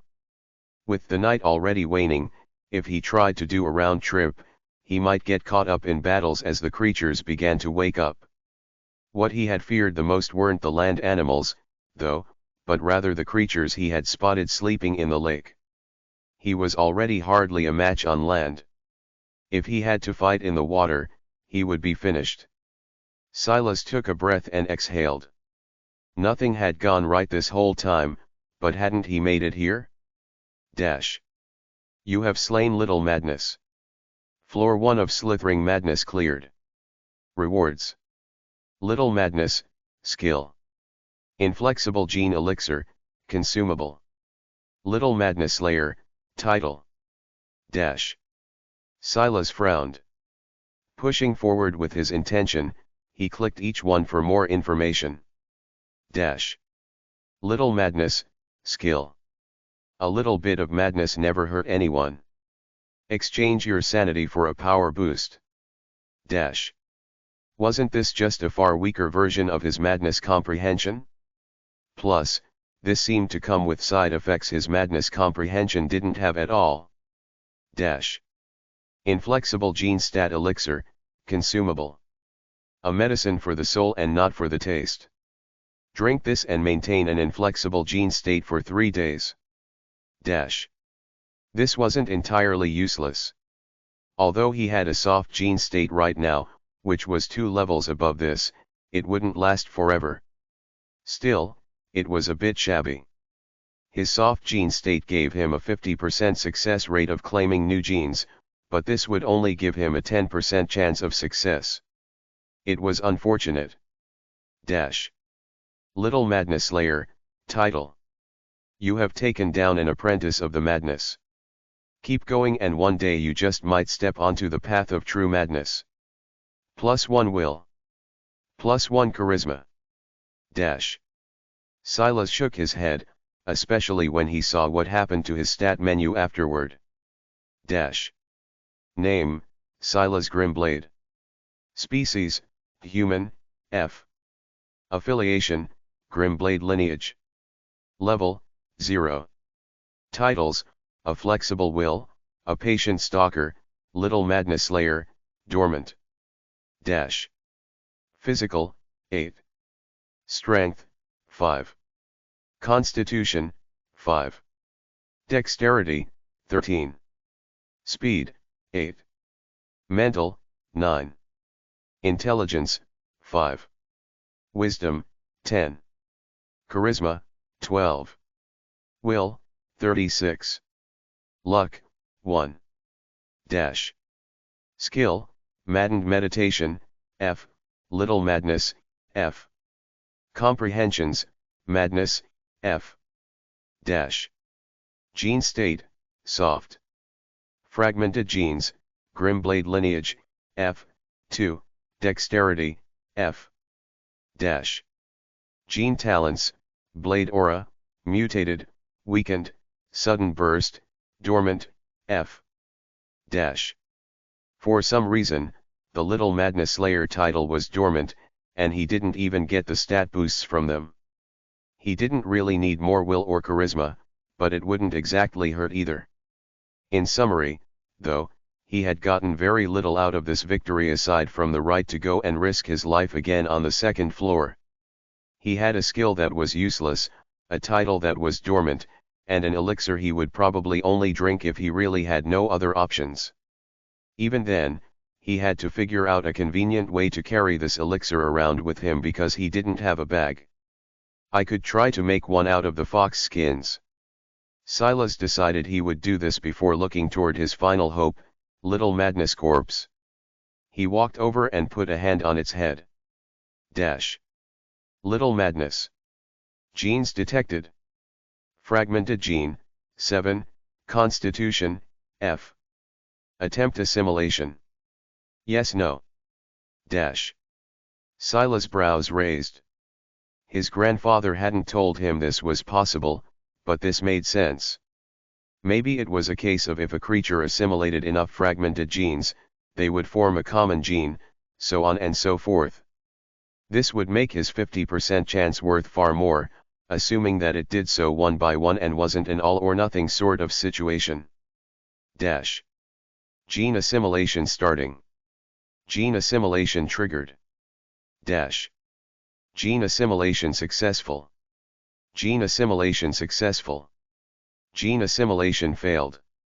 Gene assimilation successful. Gene assimilation failed. Gene assimilation failed. Gene assimilation successful. Dash. Constitution, 9. Dash. Silas exhaled a breath when he saw this. 4 of 7 was a good outcome. He was happy that it wasn't an all-or-nothing situation. Although it would have been amazing to get all 7, just in a risk assessment sort of situation like this one, this was for the best. Floor 2. He quietly thought to himself. He put a hand on Little Madness, hoping it would allow him to take it. He had no method of cutting apart those hard scales, but maybe he would find one on the next floor. Silas' vision blurred, and when he appeared again, he was standing on a familiar cobblestone road. In the distance, it split in 2 directions, just like last time. After a moment, Silas lugged the heavy 5-meter-long python over his shoulder and began to walk toward the forest again. As much as he was curious about what was down the other path, he wasn't in a position to take risks for the hell of it. He would stick with what he knew for now and hope the situation would be the same. Chapter 25 Fangs. This was the only thought he could finish before a snake jumped out from a nearby bush, its jaws opening wide. Silas couldn't even register exactly what it was. he just let his legs fall out from under him. With the pressure of Little Madness' weight on his shoulders, he winced. He hadn't had the time to brush the carcass off his shoulders and could only do his best to survive. The snake soared over his head even as Silas lost his balance, the python corpse tilting him to one side. He couldn't pop back up quickly, and his legs folded under him awkwardly. Danger signs blared in his mind, not because he had awakened some magical sense for it, but because he knew he was screwed. He had been paying attention to his surroundings because he knew it was foolish to assume that floor 2 would be the exact same as floor 1. He just didn't expect that he would be attacked so suddenly. For all he knew, the snake that had just soared over his head was already doubling back, ready for round 2, and here he was, pinned beneath a dead python. Focus. He activated madness without even trying to look back. He knew that if he wasted too much time, he would be finished. He still hadn't recovered from his battle with Little Madness, so he only had a minute or so left. The regret of not finding a place to use maddened meditation first hit him. This was a new world. He always had to be near 100% so long as he could spare the time. What was he rushing to enter a new floor for? With a grunt, he pushed the corpse off of him. Ignoring the dull pain in his right leg, he popped back up to his feet, whipping around toward where the sneak-attacking snake had gone. But he saw nothing but a line of trees. He didn't see anything, but that didn't mean he didn't hear anything. There was a wild thrashing in the grass, and when Silas approached it, he found a snake of a little under 3 feet long. Its tail suddenly moved wildly and slapped against a tree trunk, blowing a chunk of the bark off of it. So strong. Silas had a lot of experience corralling snakes, but he gave up on any idea of that when he saw that tail whip. Madness Minion, F. Level, 0. Physical, 27. Mental, 2. Will, 4. I'm running out of time, Silas thought, watching the snake wildly whip its body around without a care for its life. His head spun back to the python's corpse. He was ashamed of the idea he had just had, but he really couldn't think of anything else. The experience with Little Madness had taught him that there was truly no chance for him to deal a death blow to these monstrous creatures. He needed something that could. He picked up the head of the dead python, pulling it toward the thrashing Madness minion. By now, the much smaller snake had made it into the small path of grass leading to the boss of floor 2, making it much easier on Silas. The Madness minion didn't understand anything that was going on around it. It just wanted to attack something, anything. And yet, it didn't have the wherewithal to realize there was prey right in front of it. Silas opened the jaws of Little Madness wide, baring its teeth for it. His green eyes never left the wildly moving snake. He knelt to a knee, his arm arching from holding up just the head of this monstrous boss creature. He wouldn't have more than one chance. The time he had left could be counted in the few seconds. When it fell below 10, he could already feel the weight of fatigue pushing at his mind. He knew what would happen if he pushed past his limit. He would truly fall into the madness, and he would be no different from the snake before him. The difference was that there would be no escaping from him. He pushed everything he had to the forefront, pulling deep as the snake got close. Now. The moment he moved, he knew he missed. The weapon was too awkward. How could he use the jaws of a creature that weighed hundreds of pounds to deal with a creature that was a fraction of the size and far faster? It was the most foolish plan he could have come up with, but it was the only option he had. He didn't know what would happen if he just tried to run away. Would he run into another beast? How many of them were in this forest with him? Also, what would happen to the snake once the influence of his madness left it? Would it still be in range to chase him? This much smaller beast had a weaker physical than Little Madness, but its speed was much greater. He didn't have a chance at outrunning it. And given the fact it could jump at his head from the ground despite only being over 2 feet long, he probably couldn't escape it by going up a tree either, not that he was even confident in climbing one. I'm going to miss. The swirl of thoughts hit him like a whirlwind as his madness timer fell to just 3 seconds. His will moved out in a flood, catching onto the wildly thrashing snake. He wasn't going to miss by much. He could feel that it would only be by an inch or two. The weapon was too awkward and his dexterity and strength weren't high enough. But that was when this moment aligned with another. A moment where he had moved the shoreline of water back just enough. And under the influence of his charisma, will, and madness, the trajectory of the snake's wild movement shifted just enough that a single side of Little Madness Fang tore into its body. Chapter 26 Head. Silas felt his madness state slip away from him just as Madness Minion was pinned down beneath the jaws of the much heavier snake. To his surprise, even after his madness faded, the snake hadn't regained its bearings. It continued to wildly thrash about, but this time in a far more confined region, the weight of the python's corpse keeping it mostly in place. Silas took deep breaths. So it doesn't fade away immediately. He felt a wave of relief hit him. Unfortunately, the job wasn't done quite yet. He had wounded the snake heavily, but not fatally. His brows shot up. The thrashing of the snake slowed, and the entry to its wound actually began to corrode. A python is venomous. This flipped Silas' world upside down. Constrictors were constrictors, and venomous snakes were venomous snakes. They took two different routes of evolution, so it was considered unnecessary by Mother Nature herself for the two to share both. Another mistake. Silas hadn't even considered that these animals would be venomous. The moment he saw such a large creature, he made the assumption immediately. This time, his experience had almost really hurt him. He could be dead right now. Will the poison affect the genes? Silas rushed forward. Madness Minion. Gene detected. Fragmented gene, 3, speed, F. Attempt assimilation. Yes no. Silas confirmed. Gene assimilation starting. Gene assimilation triggered. Gene assimilation failed. Gene assimilation failed. Gene assimilation successful. Name, Silas Grimblade. Species, human, F. Affiliation, Grimblade lineage. Level, 0. Titles, A Flexible Will, A Patient Stalker, Little Madness Slayer, Dormant. Physical, 9. Strength, 5. Constitution, 9. Dexterity, 13. Speed, 9. Mental, 9. Intelligence, 5. Wisdom, 10. Charisma, 12. Will, 36.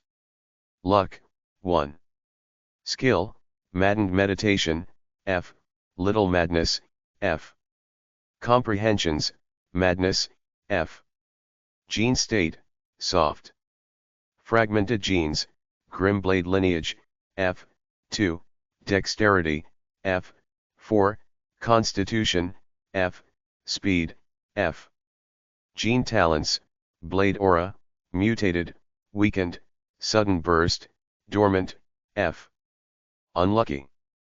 Silas didn't linger on the thought more than this. At the very least, the venom didn't ruin the genes, at least he thought so.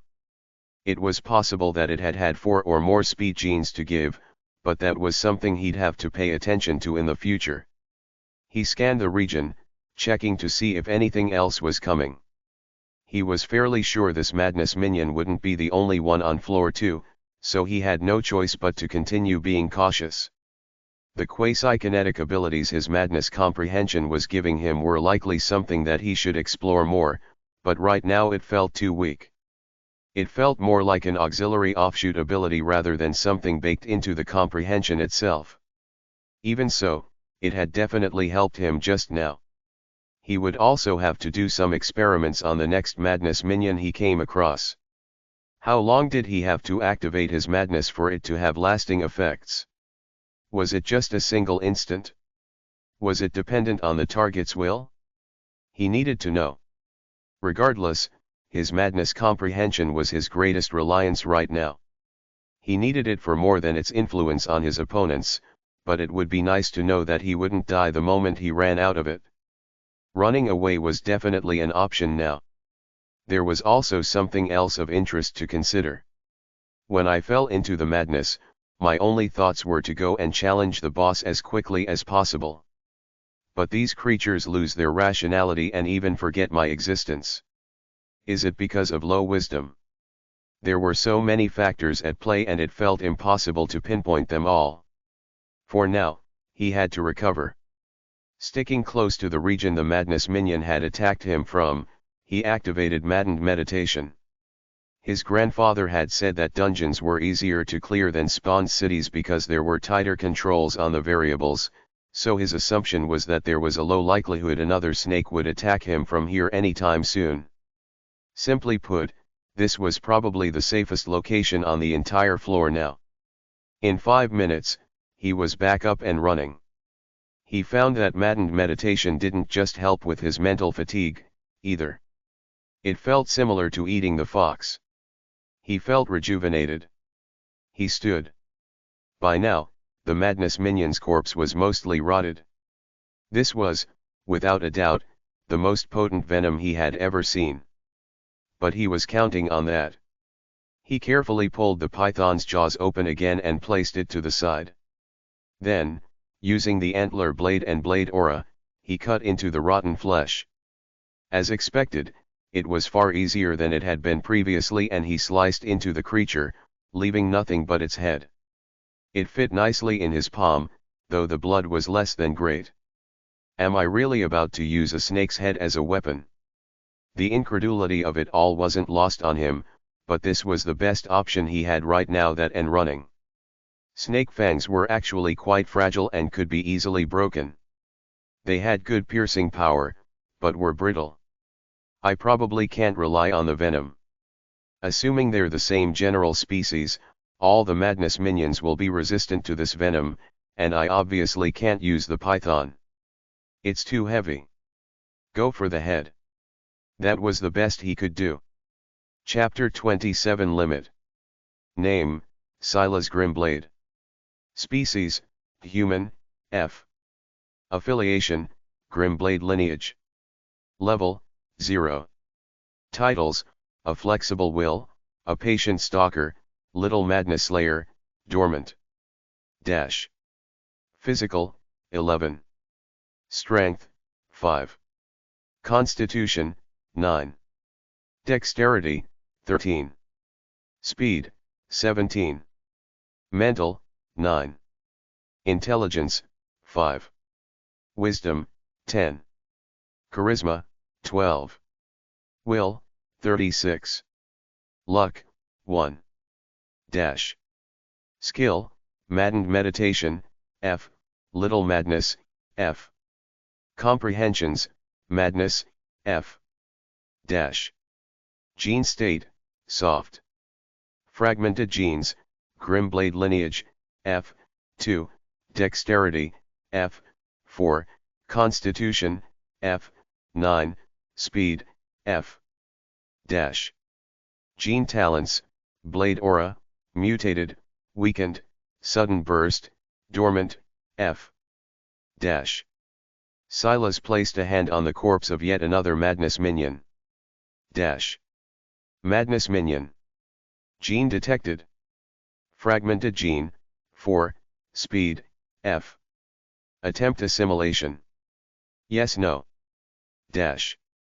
After several battles, Silas had confirmed that the venom had, indeed, had an impact on the genes. All the madness minions he had defeated until now had 4 fragmented speed genes. Only the first one had 3. So that seemed to be the best explanation. What happened next, though, caught him off guard. Dash. Yes. Genetic limit reached. Please increase level, change class, or evolve race to proceed. Dash. Fragmented gene has taken effect. Soft gene state weakened by 10% for related genes. Genetic limit increased. Dash. Genetic assimilation starting. Genetic assimilation triggered. Gene assimilation failed. Gene assimilation failed. Gene assimilation failed. Gene assimilation successful. Dash. Genetic limit. Increase level. Change class. Evolve race. This will be a problem. Silas hadn't thought about there being a genetic limit to consider, and even if there was one, he didn't expect that his own would be as low as 9.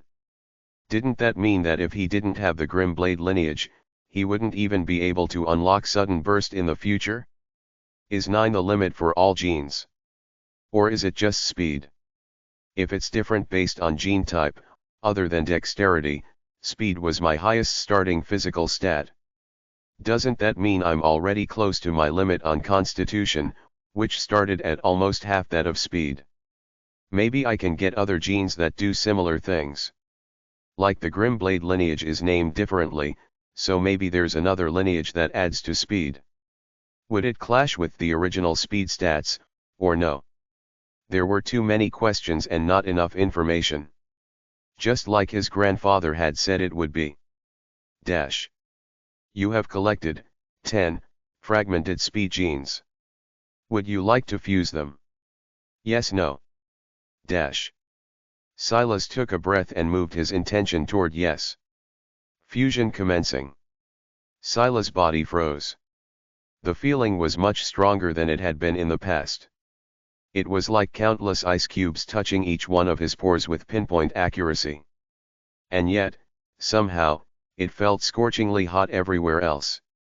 Dash. Fusion complete. Dash. Name, Silas Grimblade.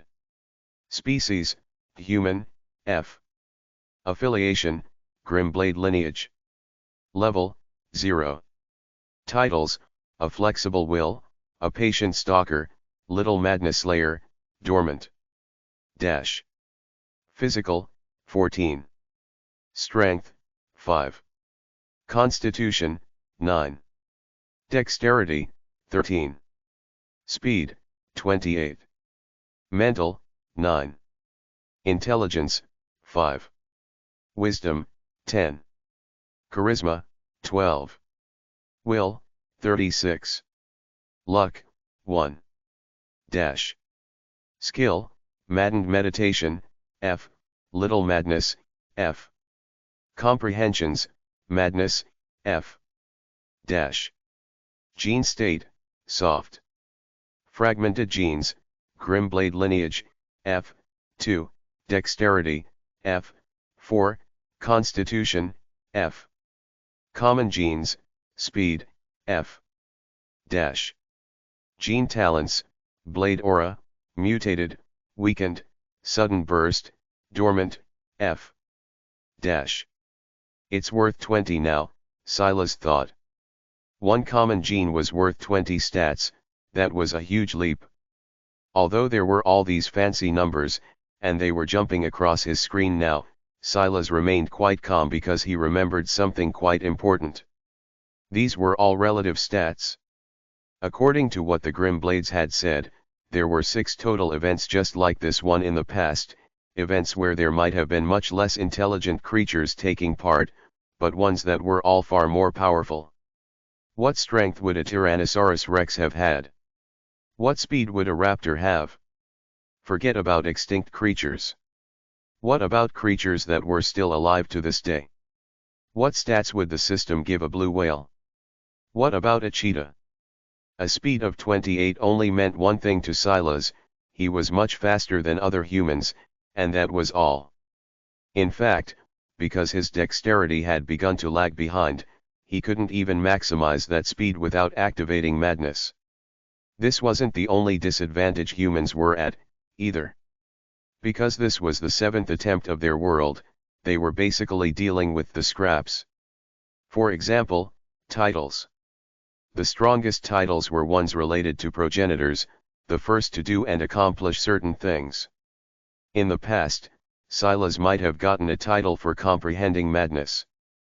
But by now, all of those titles were gone. The easiest boost to stats in the early game had already been used up by the former failures of Earth. He had to maximize his time in this dungeon or else he would only fall further behind these creatures. After another bout of meditation, he approached the boss. It didn't seem like there were any other madness minions to take advantage of. Near the end, he had formed a pretty good system for himself. With his speed increasing, it was easier to deal with the wild movements of the snakes. In addition, he had realized he barely had to use madness for a few seconds for them to lose themselves for several minutes. Due to that, he could slowly find an opportunity and strike. Essentially, he had bided his time and waited for them to tire themselves out. One snake had died, quite literally, of exhaustion. Its heart had given out. It made Silas realize just how dangerous madness was. What if he used it on humans? Could he snap them out of it before they died? He had tested that out and water seemed to work quite well, but only if he had activated madness for a short enough time. If he held it for as long as he had against little madness, even driving a spear through their brains wouldn't wake someone up. His eyes landed on the snake. It was much smaller than little madness had been, ironically. It was a sleek black color with sporadic violet scales that popped with color from time to time. It was about 4 feet long, or just over a meter. This told Silas all he needed to know. It was likely another speed type. Middle madness. Level, 0. Physical, 42. Mental, 7. Will, 11. Chapter 28 Middle Madness. This was the first time Silas had seen a creature with such a strong will, but he felt that was more in line with the theme of the dungeon. The more he thought about it, the weirder he felt that his will was so high compared to these creatures. Didn't he comprehend madness from this place? So why were the wills of these creatures so poor? Maybe I'm looking down on humans a bit too much. We're far inferior in the physical stats, but we seem to have these animals beat in terms of mental and will stats. Silas burst into action, madness already activated. Middle madness didn't even have the time to open its eyes before that rush of insanity hit it. Silas maintained his distance. This was the strongest will any target of his had ever had, so he wasn't sure how resistant it would be. Luckily, it didn't seem to matter. However, what was interesting was that middle madness didn't start rampaging instantly. It seemed to try to resist, but it only lasted a few seconds before it lost control. Silas' eyes widened. Middle madness was like a bolt of lightning. It shot out so quickly and in so many directions that Silas heard the clashes before he saw the streaks. Familiar flashing patterns of fighting, mating, and roaring snakes appeared, but they were much more vibrant and livelier than they had been on the first floor. In fact, because middle madness was slamming against the barrier so frequently, it stayed lit for much longer than Silas was used to. Silas almost entered another daze before a whistling wind by his ear snapped him right out of it. What was he thinking? He was in the middle of battle. But middle madness was simply too fast. His eyes couldn't track much more than a blur of black and slight violet. Middle madness physical was 42, but it was clear that its speed was a heavy factor. If it hit him, everything suddenly came to a stop. A crumpled mess of flesh and blood fell to the ground.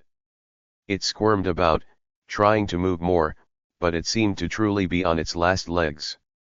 When Silas used the system, he confirmed that it was, indeed, middle madness. Silas had truly not expected things to end so easily. Little madness had gone wild for a long while, but when he thought about it, the fragmented genes he got from little madness were all constitution-based. Obviously, middle madness constitution wasn't high enough to counter the speed it was running into the barrier with. I really was not meant to comprehend madness like I did. It finally sunk in for Silas. He had managed to grasp this comprehension by touching a barrier he wasn't supposed to be around in the first place. It was there to keep him from running, not for him to study. When he thought about how little madness the skill was just an inferior version of his madness comprehension, it sunk in even further. The barriers, I need to study them more. Unfortunately, after Middle Madness killed itself, the barrier vanished. Dash. You have slain Middle Madness. Floor 2 of Slithering Madness cleared. Rewards. Middle Madness, Skill. Brittle Gene Elixir, Consumable. Middle Madness Slayer, Title. Dash. The Brittle Gene Elixir was a far better reward than his previous inflexible one. A Brittle Gene state had a 30% chance to absorb genes. As for Middle Madness the skill. Dash. Middle Madness, Skill. A little bit of madness never hurt anyone. Exchange your sanity for a speed boost. Dash. This description made Silas pause for a moment. The description of Little Madness was near identical. The only exception was that it swapped speed with power. The realization that he wasn't meant to comprehend madness made Silas wonder. Could he use these skills without the side effects? Maybe. It was foolish of me to not even try. The will of Little Madness was only 6, while the will of Middle Madness was only 11. I assume they were able to use these skills without killing themselves like Middle Madness just did, so why can't I? Silas made the choice to try it out, starting out with Little Madness, Skill, first. Using a skill felt odd. It was like something inside you was wiggling about on its own. That something should be his ether moving along paths he didn't quite comprehend, but the system did for him. And then it happened. Dash. Your understanding of has deepened. Has reached common mastery. Your understanding of has deepened. Has reached bronze mastery. Your understanding of has deepened. Has reached silver mastery. Your understanding of has deepened. Has reached gold mastery. Your understanding of has deepened. Has reached legendary mastery. Dash. Title unlocked. Title, Skill Savant. You have displayed great familiarity with a skill. This skill has reached legendary status and has truly become your own. Plus 100% intelligence. Plus 50% success in absorbing related fragmented genes. Dash. Little Madness, Skill. A little bit of madness never hurt anyone, however, it is nothing to you. Use the madness to increase your power. Plus 200% constitution. Plus 100% strength. Dash. Silas' eyes narrowed. After a moment, he took the plunge and repeated for Middle Madness. This time, he didn't receive another title. However, the boost was just as appealing otherwise. Dash. Your understanding of has deepened. Has reached legendary mastery. Dash. Middle Madness, Skill. A little bit of madness never hurt anyone, however, it is nothing to you. Use the madness to increase your speed. Plus 200% speed. Plus 100% dexterity. Dash. I can't make these sorts of oversights again, Silas thought to himself. Caution is fine. An overabundance of it will stifle me. This world is inherently one of danger now. Without risks, I will get nowhere. It was because he made the choice to dive into that lake that he was given this opportunity. He had to continue being just as bold, or else he would never close the gap between humans and the extinct creatures of Earth. He walked to Middle Madness, placing a hand on its mutilated corpse. Chapter 29 Theoretical Potential. Middle Madness. Gene detected. Fragmented gene, 9, dexterity, F. Common gene, 2, speed, F. Attempt assimilation. Yes no. Dash. Silas' eyes narrowed. Considering what had happened before, could he even succeed? This wasn't just one common gene, but 2. According to his original limit, he could only absorb 9 fragmented genes. How much had the Grim Blade lineage increased his limit? Well, there was only one way to find out. Dash. Gene assimilation starting. Gene assimilation triggered. Dash. Gene successfully assimilated. Fragmented gene, 6, dexterity, F. Common gene, 2, speed, F. Dash. Genes failed assimilation. Fragmented gene, 3, dexterity, F. Dash. Sila's entire body seized. He only barely felt his patient stalker title activate before he was overwhelmed by everything else. It was so much more violent than the first time that he fell to the ground, a cold sweat pooling around his body. Some of the sweat even seemed to carry slight hints of a red, as though blood was being pulled right out of his pores. The process took several minutes, and yet for all his efforts, he was forced to look at a highly disappointing screen. Dash. Speed stat has reached 50 and cannot increase further. Species limit has been reached. Please evolve species, increase level, or change class to progress further. Dash. Name, Silas Grimblade. Species, human, F. Affiliation, Grimblade lineage. Level, 0. Titles, a flexible will, skill savant, a patient stalker, middle madness slayer, dormant, little madness slayer, dormant. Dash. Physical, 21. Strength, 5. Constitution, 9. Dexterity, 19. Speed, 50. Mental, 11. Intelligence, 10. Wisdom, 10. Charisma, 12. Will, 36. Luck, 1. Dash. Skills, Maddened Meditation, F. Little Madness, F. Middle Madness, F. Comprehensions, Madness, F. Dash. Gene state, soft. Fragmented genes, Grimblade lineage, F. 8. Dexterity, F. 4. Constitution, F. Common genes, 3. Speed, F. Dash. Gene talents, Blade aura, mutated, weakened, sudden burst, dormant, F. Dash. This is a huge problem. If there was one thing Silas was good at, it was analyzing a situation and making the best possible decision in the shortest amount of time. At the very least, he tried his best to do so with the information he had on hand, though he was ultimately a human at the end of the day. However, this stat cap was even worse than the previous gene cap. This issue went back to the first and most important point: his stats were adjusted based on the dominant species of Earth. Because humans were the rulers of Earth, all stats in this 7th attempt would be adjusted to them. This essentially meant that, just because 50 was a high number, didn't mean that it was worth anything. It didn't even represent that he was 5 times faster than the fastest human either. The stats are based on a distribution curve where 10 stat points represented the 99th percentile of current humans. But even then, a single % of the population is still hundreds of millions of people. The weight of that stat isn't as heavy as it seems. If anything, this 50 number is far more meaningful than a 10.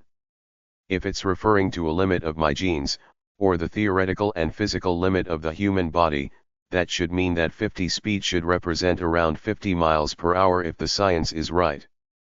The fact they're the same number should be purely coincidental. Unless the Grimblade lineage increased that limit for me. In which case, it's something higher than 50 miles per hour. Either way, Middle Madness was definitely faster than that. My eyes could hardly track it. But that shouldn't be its normal speed, it definitely had Middle Madness activated. I also have to take into account the fact the dungeons are weighted and adjusted to match the current population as well. If this was still the era of the dinosaurs, it would have still been a 50 physical entry recommendation, but that number would mean something far different to them. Sila's mind ran faster and faster, but the ultimate conclusion could be summed up in a few words. The human race had an uphill battle to fight, and an especially steep one at that. I need to find a way to increase this limit. It says leveling is a solution, but I should disregard that for as long as possible. Leveling should provide linear growth, but if my starting place is too low, each one of my levels will mean less and less. That leaves finding a class, changing my species, or... There seemed to be another option that the system didn't mention. But when Silas thought about it, it seemed to fall in line with evolving his species. The Grimblade lineage. It had helped increase his gene capacity. Wouldn't another gene of a similar kind also increase his stat limit? Comprehensions as well. That wasn't the only option available to Silas. Comprehension seemed to be a great equalizer, skills as well. His stats said 50 was his limit, but Middle Madness could still increase that by 200% when it was activated. Clearly, Ether was a huge factor in one's strength, and it could be maximized with the use of skills and comprehensions. If there was one advantage humans had over the creatures of old, it was their intelligence, not the stat, but rather in the traditional sense. However, it wasn't enough. In the end, those monstrous beasts, some standing at almost 20 meters tall, still lost in the end. If we want a chance to survive, some of us will need to go further than what these limits portray. Silas took a breath and calmed himself. With his high will, and his usual self-discipline, the ease with which he did so was only becoming greater. Next floor. Chapter 30 Balancing Stats. Silas appeared on a split road once again.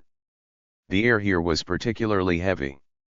He didn't know if it was because his mind was enraptured by thoughts of finding a way to break the mold of these stat limits, or if it was just that the air was mixed in with something different here. Ether. Now that he thought about it, he had seen ether. He had even felt it work inside his body, but he had never really interacted with it in the normal sense. Before him, the same choice lay. This time, he actually hesitated, but in the end, he stuck with the same choice. Now wasn't the time to suddenly get cocky, nor should he let his worry about his stats cause him to overextend himself. He was hauling the python over his shoulder as he chose the forest once again, but he didn't make the same mistake he had last time. The moment the cobblestone path vanished, he dropped the python's corpse and sharpened himself, already activating madness. If this was another speed-focused floor, he might not be able to react fast enough this time. But nothing came. Silas slowly relaxed and retracted madness. Indeed, he had probably been a bit unlucky with an attack coming immediately on floor 2. But that didn't mean there weren't minions here as well.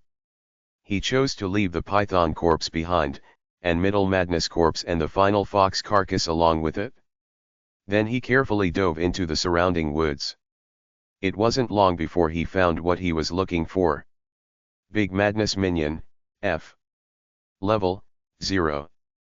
Physical, 34. Mental, 4. Will, 7. Hanging from a tree, a bright yellow python, about 3 meters long, hung. Silas spotted it before it saw him, but it didn't lag too far behind, baring its teeth the moment it spotted him. It lunged at Silas, but compared to Middle Madness and the Madness minions, it was too slow, especially since Silas had gotten such a huge boost to his speed. The Big Madness minion missed, landing heavily on the ground with a much louder thud than Silas would have expected. Even so, it didn't slow his reaction. Silas activated. Since he felt relatively safe with the difference in speed, he thought that he should try to test the limits of his body. His plan was to use his fists and the antler blade he had and see if he could do some real damage with the help of the boost in his strength and constitution. But the moment he activated, it felt like his mind was being corrupted. It was instantaneous. A feeling of spiders and zombie-like hands fighting for pieces of his brain played in his thoughts. Silas immediately activated madness. He realized that without the support of his comprehension, this skill would really eat away at everything he was. It seemed that upgrading it to legendary mastery hadn't come without its drawbacks. Even so, he could control it. He dodged out of the way of a second lunge. He had been too delayed to complete his follow-up attack like he wanted, so this was his only choice. A fist wouldn't work anymore, so as the python flew by, he used the only attack that seemed possible. He flooded blade aura into his elbow, and swung down. The big madness minion came crashing down to the earth, looking slightly disoriented. But then the madness settled in and the wild movements began. The minion became a punching bag for Silas' experiment. Silas knew that his skill in actual combat was lacking. There was only so far that madness could take him, but there wasn't much he could do outside of try to battle more. However, he also wasn't strong enough to have a real head-to-head battle. Crack! Silas' antler blade finally gave way, and he was left with nothing more than his fists. He dodged the wildly flailing python, staying closer to it than he knew he should. There were more than a few close calls, but he managed to use middle madness to increase his speed just before he really suffered. He wasn't sure how much damage his fists were doing, and the dull ache was starting to become overwhelming. Should I really go back and get them? Attacking with his fists like this, even with the constitution bump to keep his hands from cracking like the antler had, and the strength to give him some added oomph, was probably even more foolish than using a snake's head as his primary weapon. At this point, it looked to be the smarter choice to just back up and get middle madness head, or rather, what was left of it. He shook his head. Taking a sudden opportunity, he grabbed the tail of the wildly flailing beast. Using all his speed and strength, his core tightened, and he swung with all his might, cracking the head of the big madness minion against a tree trunk. Bang! It wasn't enough. In fact, the big madness minion continued to writhe as though nothing had happened. So he did it again. And then again. On the fifth iteration, the big madness minion finally twitched its last, leaving Silas gasping for breath. With both N activated, the length of time he could sustain madness for seemed to have plummeted. Before, it was just over 5 minutes. But now, at around 2 minutes, he had already reached his limits. He sat down and activated maddened meditation. 5 minutes later, he got up and touched the dead python. Dash. Big madness minion, F. Gene detected. Fragmented gene, 5, strength, F. Attempt assimilation. Yes no. Dash. Silas accepted, and his body seized up. Dash. Gene assimilation starting.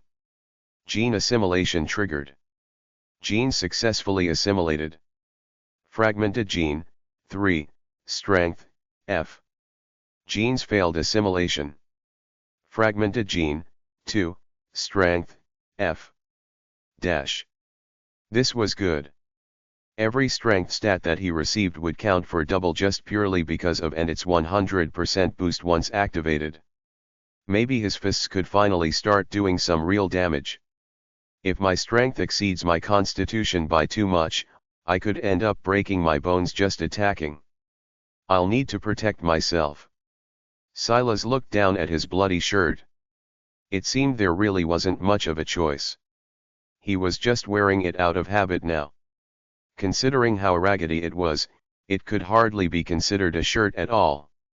Chapter 31 Reprimand. Silas methodically hunted down the big madness minions. He hadn't forgotten about studying the barrier, but he wanted to make sure that floor 3 was cleared of everything but the boss first. So long as he was cautious, with the support of madness, his life was never truly in danger. Of course, it also helped that his speed was greater than these particular minions.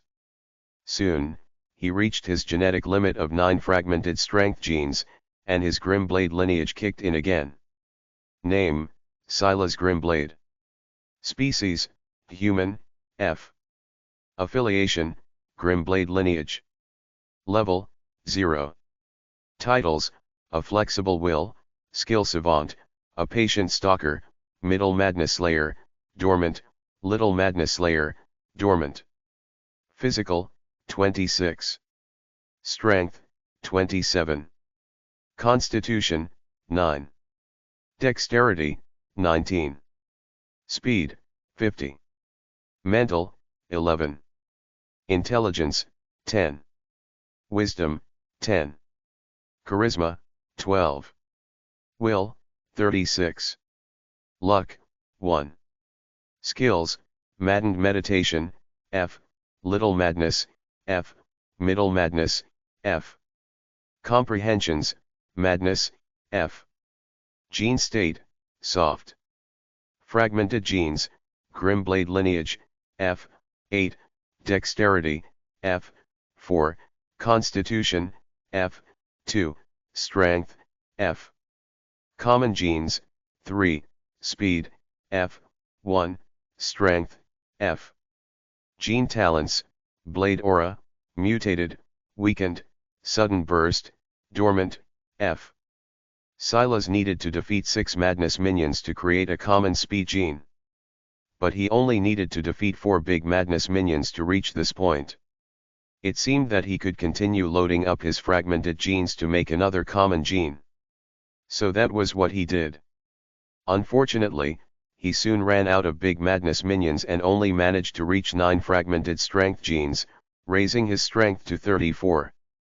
At this strength, he was already beginning to feel some pain through his makeshift bandages, but they were still holding up better than he thought.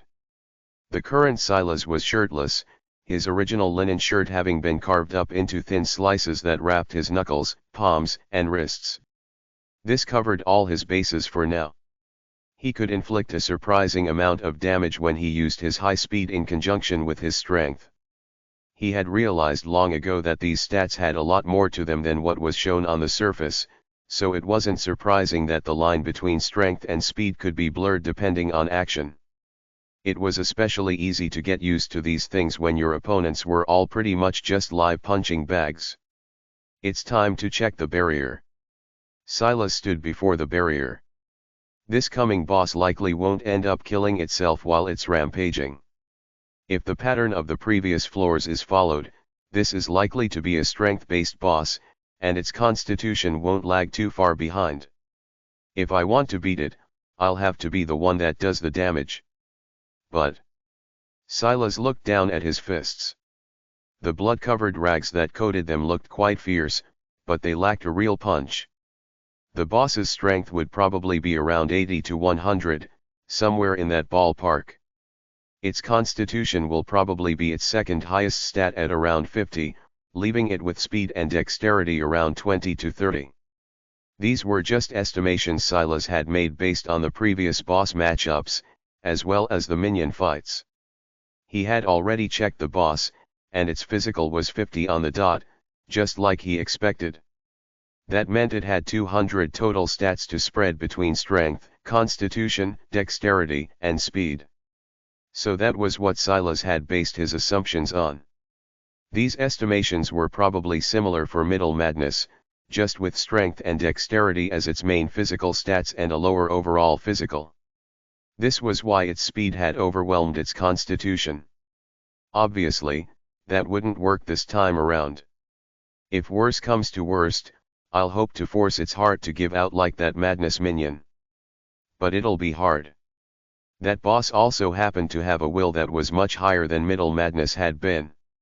Silas touched the barrier. Flashing forms of moving snakes occupied his mind again. This time, he basked in it, not cutting it off for the sake of battle.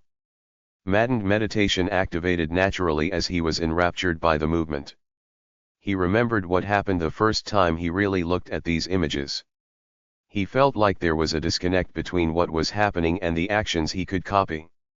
They had the bodies of snakes and he, obviously, had the body of a human. How could he imitate them? Did he want to imitate them? A third of the images were clearly images of snakes mating, their tails intertwining and their minds sunken into the throes of passion.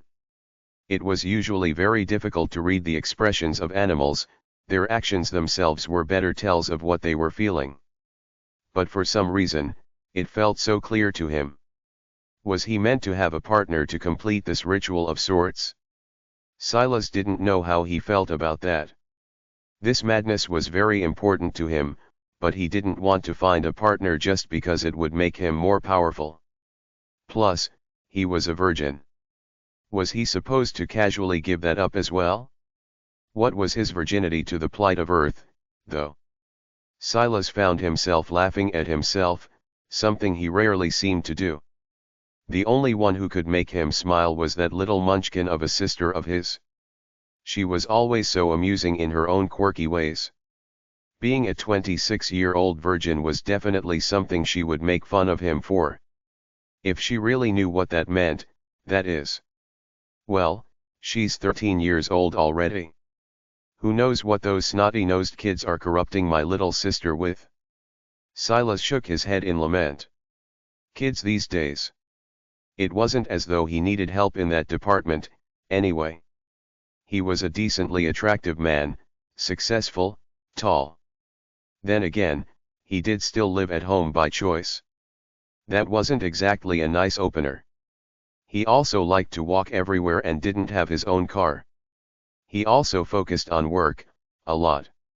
You'd think it was Cassary reprimanding me again. Chapter 32 Cassary. Silas actually chuckled again. There was, indeed, someone else that used to make him smile. Though he never really laughed around her. He wasn't as comfortable with her as he was with his little sister, which was funny considering he had known her for longer than Illyria had been alive. Cassary was an ex of his. Well, can she really be considered that? Cassary was more like a childhood friend than an ex. They had dated for 2 months when they were 17 years old. Hadn't ended on bad terms, he thought, anyway. But after that, they went from close friends to never talking.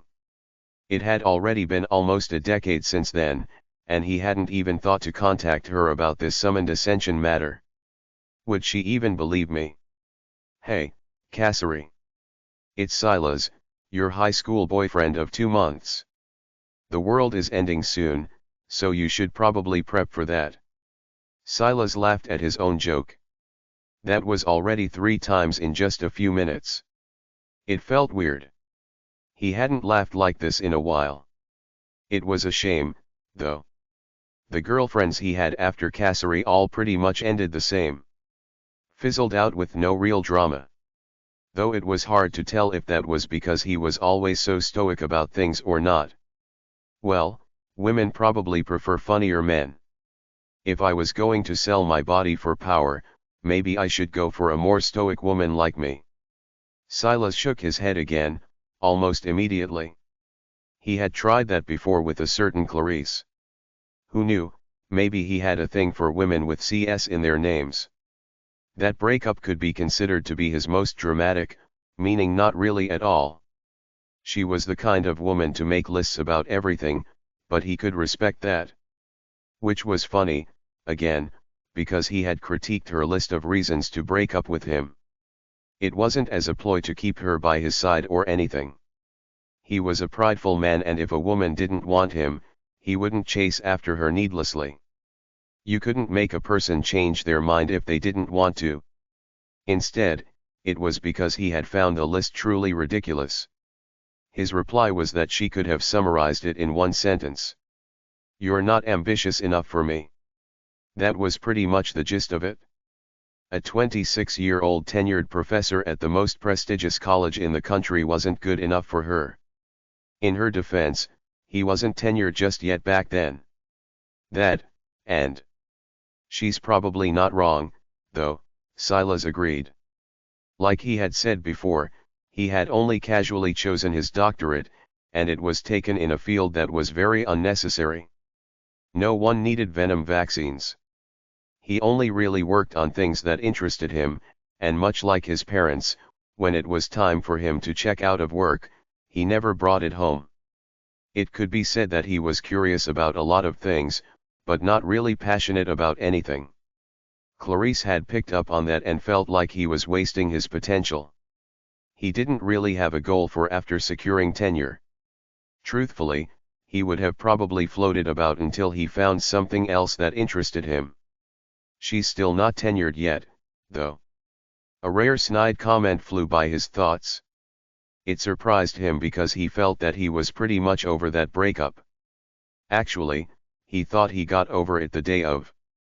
Silas sighed. The world had just felt boring. How could he be ambitious about anything when there didn't seem to be a point? Was it for money? His parents were already successful and he could live off their wealth for the rest of his days without a care. Why should he strive for more money when he had more than enough? He found comfort in the little things. He loved his family. He liked running, walking, hiking, and keeping himself in shape. He liked giving his life discipline and structure. He would probably like to find a wife to share his life with, but he didn't want to settle for any random woman, either. He wanted a relationship like his parents had.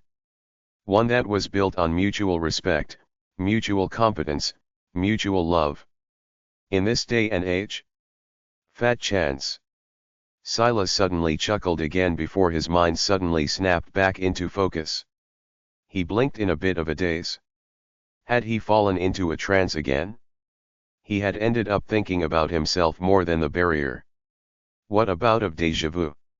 Subconsciously, he checked his notifications. There were only 2 lines. Dash.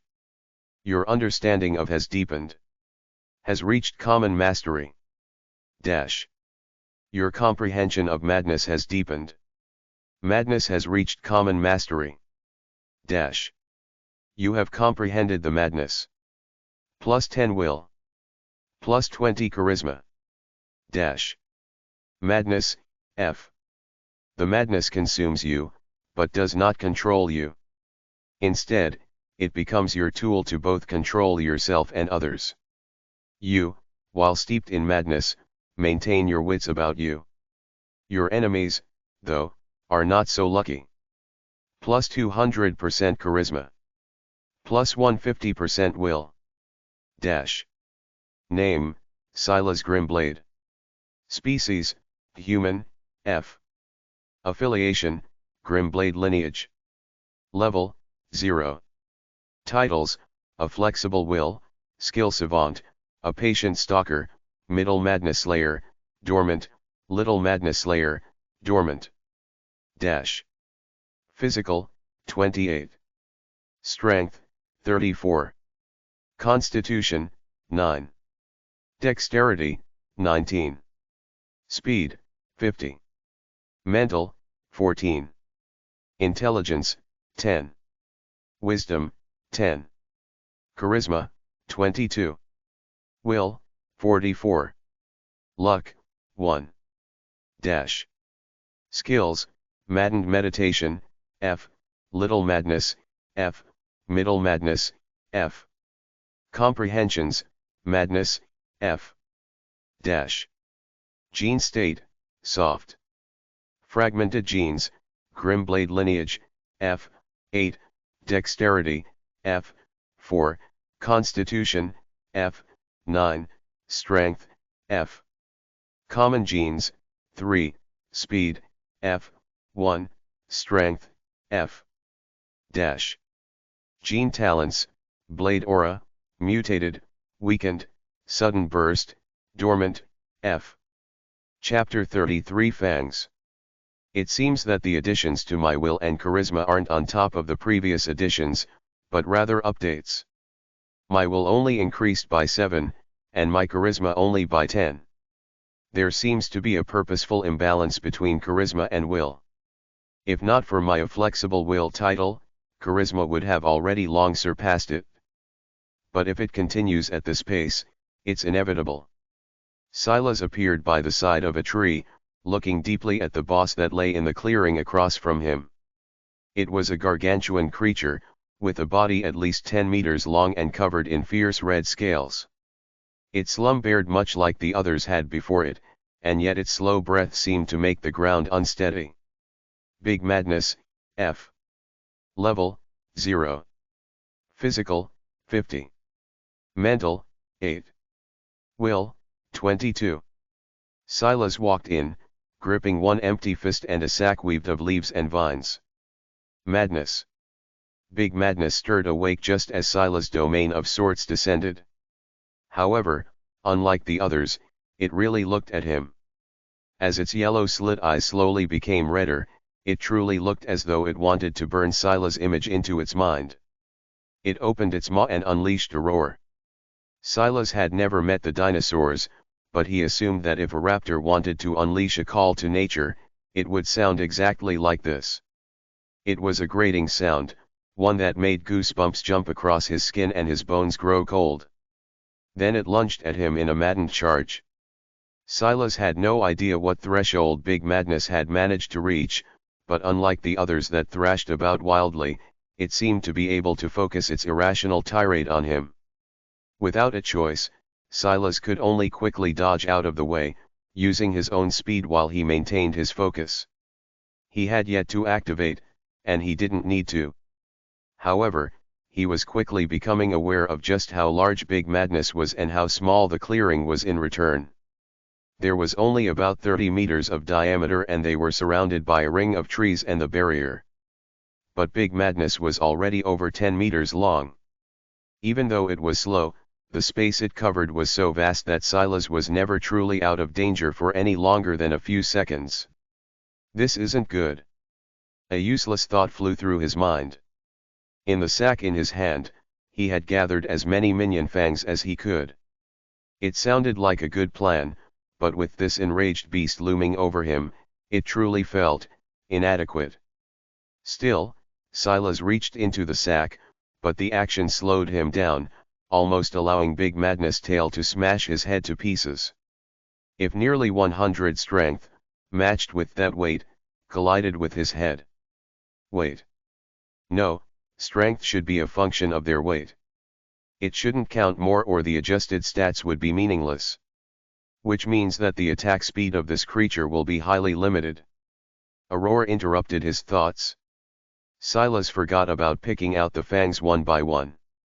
With a pull, he unsealed the bag and everything came spilling out. 2 potions and a collection of fangs pooled onto the ground. It seemed that he had made a mistake, but he didn't panic at all as Big Madness spun around and charged at him, leaving deep gashes in the grass as it slithered forward. Silas pulled with his intention and a fang was magically pulled off the ground, suddenly zipping through the air and right into Big Madness' right eye. Big Madness whipped its head wildly from side to side, the sudden spike of pain pulling it out of its maddened pursuit. For a moment, it seemed to have almost entirely lost its mind, much like the previous bosses. It can actually feel the pain. Silas realized that it wasn't entirely bad that the python was conscious. He ducked and rolled to the side, diving over a whipping tail and barely dodging it on its way back with another leap. His intention pulled at the ground again just as Big Madness managed to regain control over itself. Unfortunately for it, slowing down was the last thing it should have done, as its remaining good eye was ripped through by yet another fang.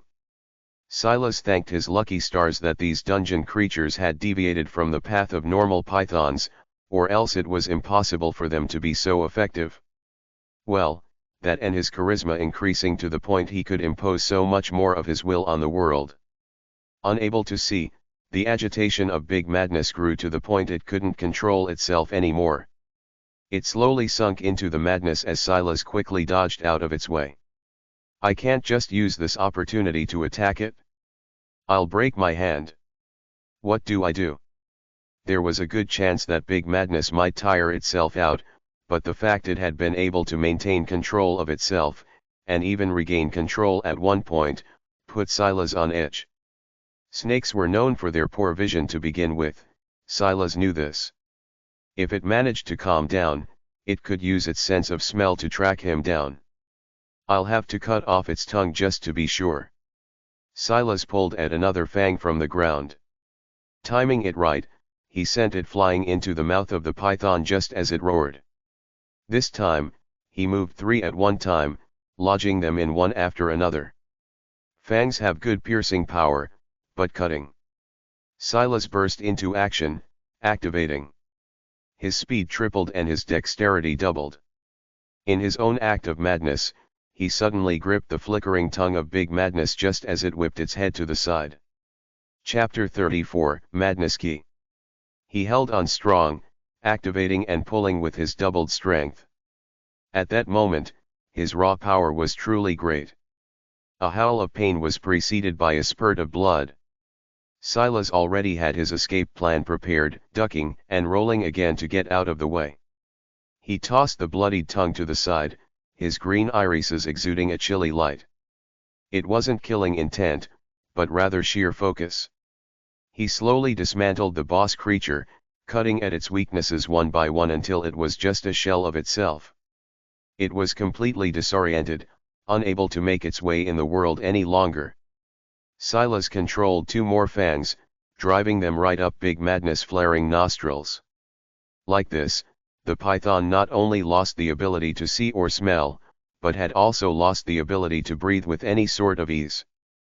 That was when Silas sent in a second pair of fangs into its nostrils, and then a third pair. He would have sent another, but he ran out. Even so, it didn't seem to matter.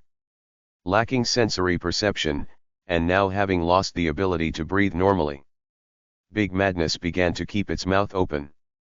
Mouth breathing was the only option it had left to it, but the pooling blood that came from its torn-off tongue was making it a nightmare.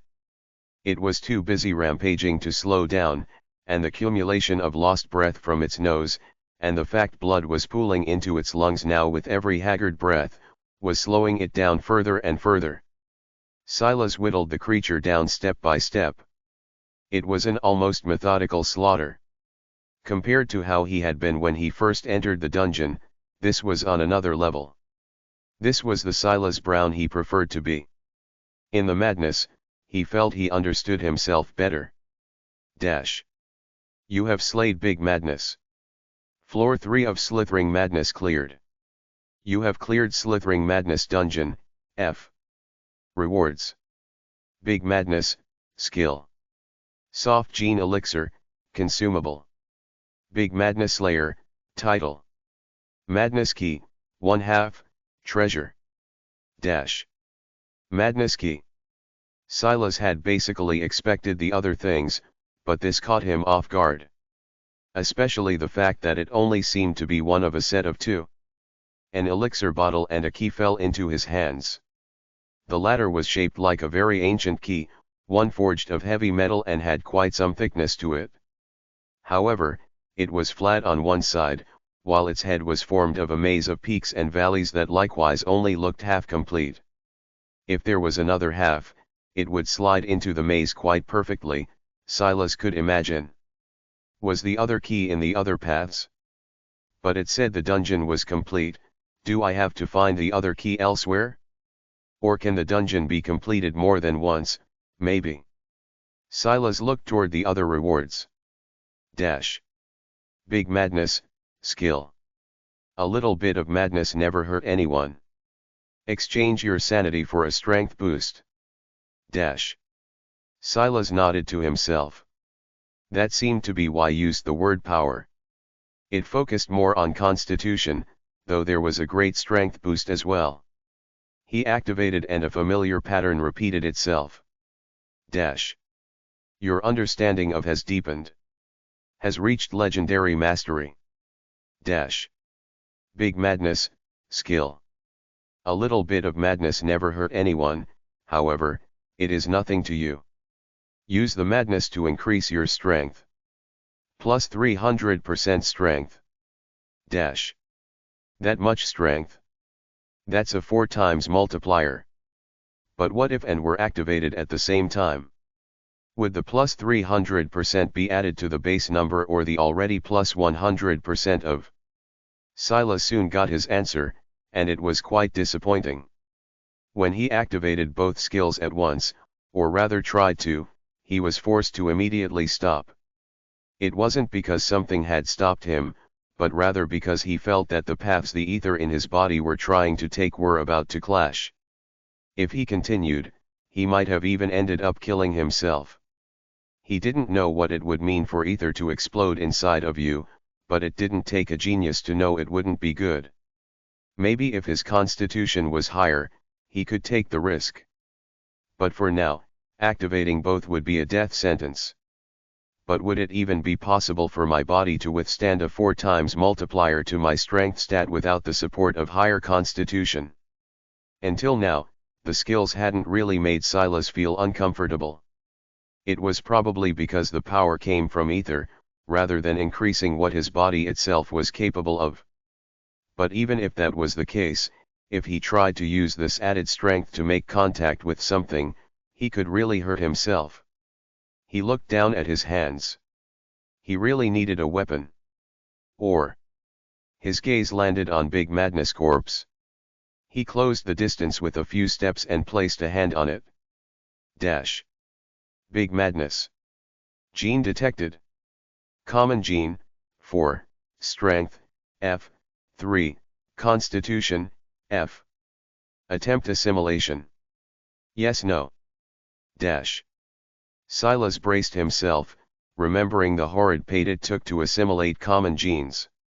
He found something to bite onto and then moved his intention toward yes. Dash. Gene assimilation starting. Gene assimilation triggered. Dash. Gene successfully assimilated. Common gene, 1, strength, F, 2, constitution, F. Dash. Genes failed assimilation.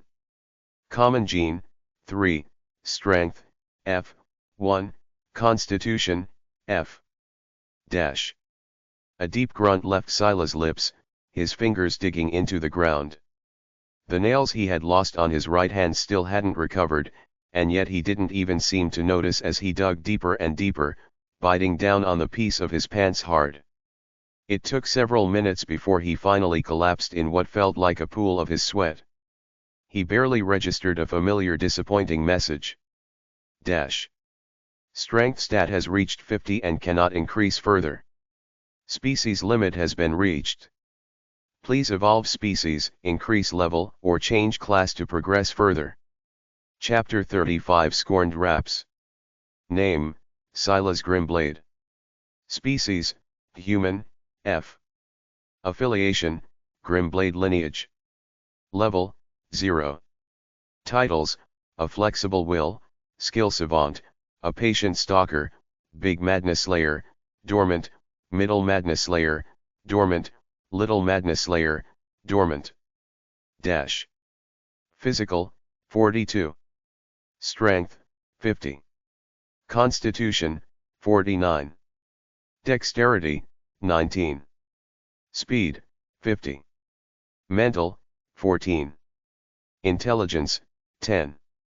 Wisdom, 10. Charisma, 22. Will, 44. Luck, 1. Dash. Skills, Maddened Meditation, F, Little Madness, F, Middle Madness, F, Big Madness, F. Comprehensions, Madness, F. Dash. Gene state, soft.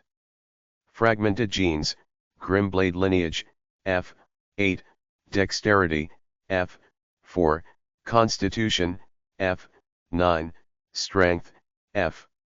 Common genes, 3, speed, F, 2, strength, F, 2, constitution, F. Dash. Gene talents, blade aura, mutated, weakened, sudden burst, dormant, F. Dash. Although he knew he couldn't put too much stock in these numbers, Silas still felt a childish sort of satisfaction watching them go up. The fact he had to suffer so much through the assimilation of those genes only made it more satisfying. However, these stats were just a means to an end. Hadn't he defeated all of these bosses despite the fact his stats were lacking compared to theirs? Granted, that was because of his madness comprehension, but a part of him still believed there were many factors the system couldn't take into account. Even so, I need to find a way to break these limiters. What if my will caps at 50 as well?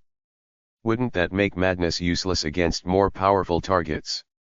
He still hadn't forgotten that Big Madness managed to shrug off his influence somewhat, and that was after his madness had reached common mastery.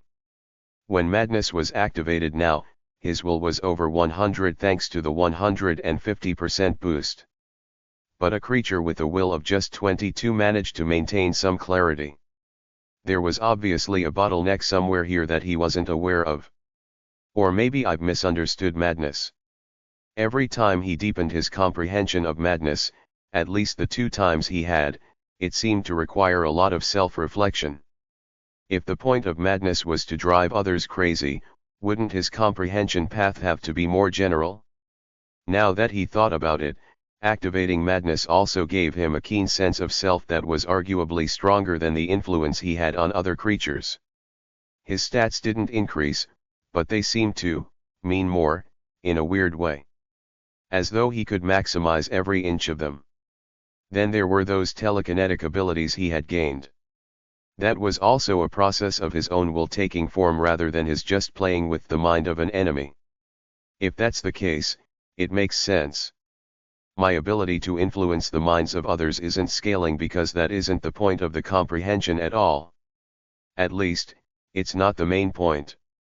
Silas wasn't sure if this was right, but his gut was telling him that he was onto something. Taking a breath, he exhaled slowly.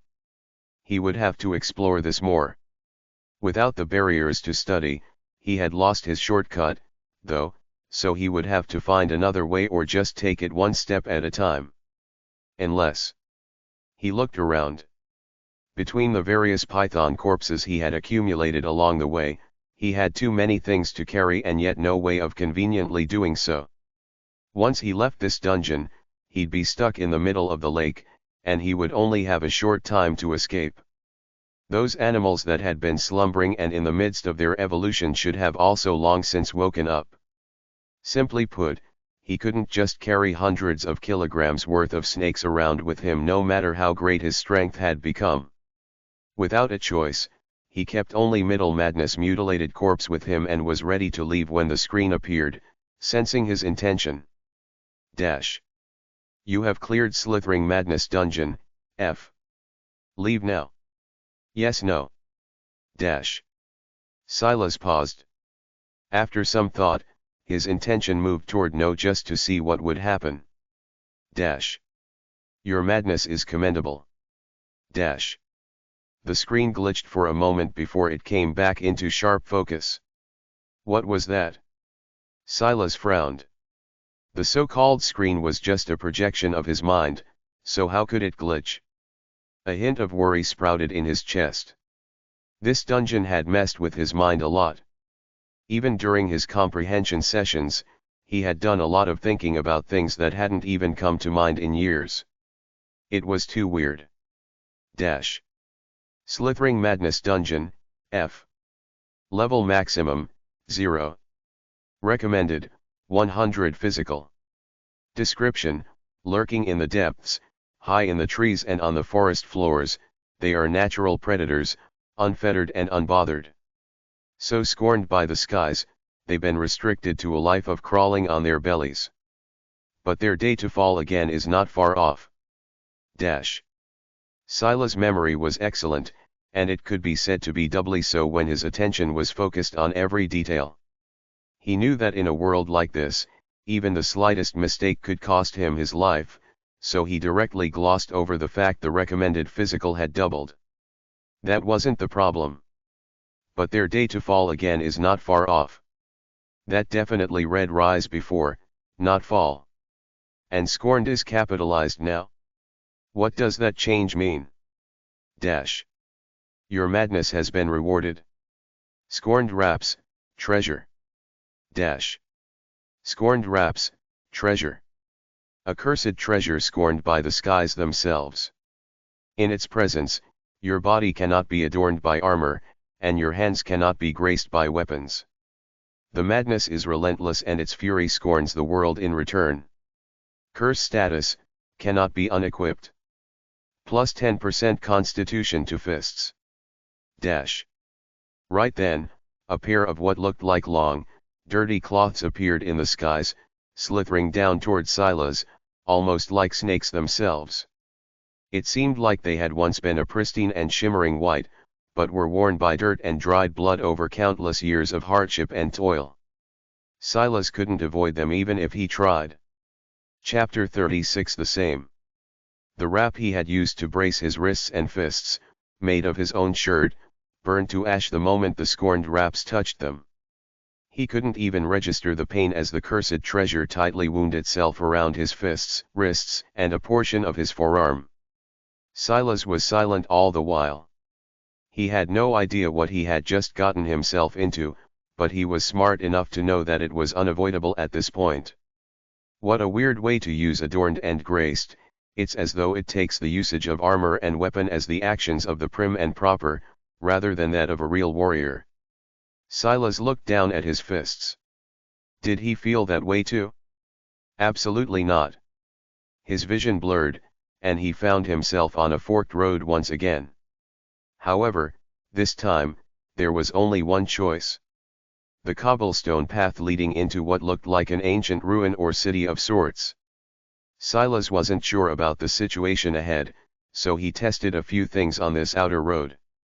When he was satisfied, and feeling as good as he probably could in such a short time, he picked up his things and the various python carcasses before moving forward. Luckily, with his current strength, although there was a clear burden, it wasn't as exceptional as it had been in the past. As he moved, his thoughts spun, these changes feeling quite heavy.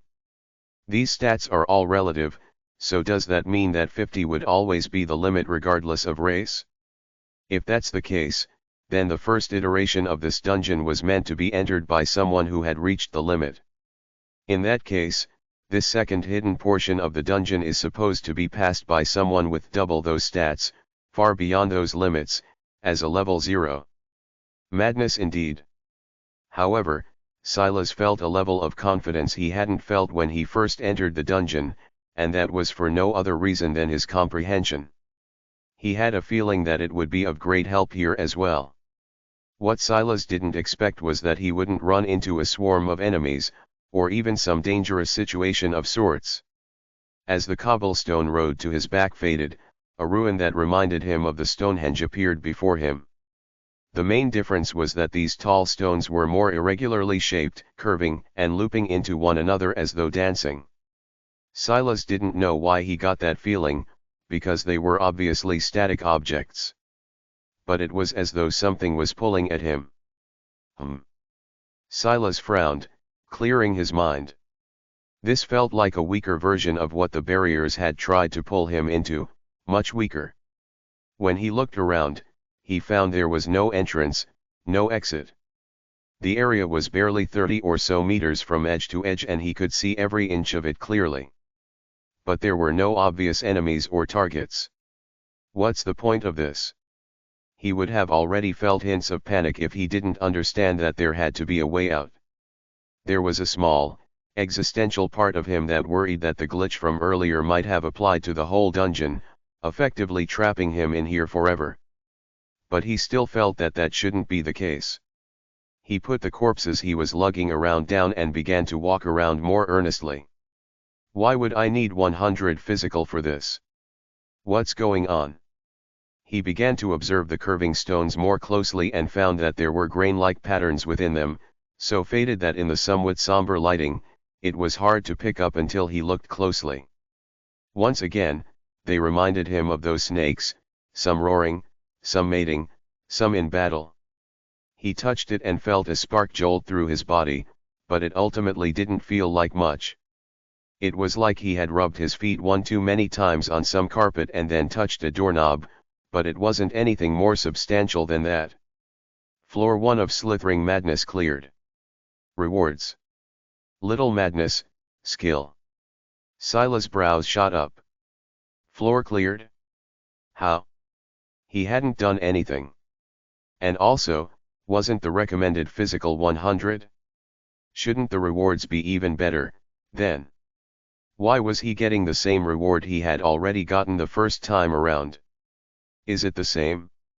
The shade of the color is a little bit darker. Silas kept feeling that there was a lot the system was holding back on him. Titles didn't receive grades for some reason, some of them were even dormant without any clear reason. And yet, there was very clearly a pecking order. When he got a new gene, it just took its place at the end. But he had gotten a patient stalker first, and it was third amongst his titles, while Skill Savant was something he had awakened after a flexible will, but it was second. It seemed that there was a hidden hierarchy he could only vaguely get a peek at through the relative order between his titles. But was a flexible will really the strongest? It only gave him a flat +10 to his will and a 10% boost. Was that really better than a pure +100% to his intelligence like Skill Savant gave him? The latter seemed far better. This was just one of the many issues Silas had with the system.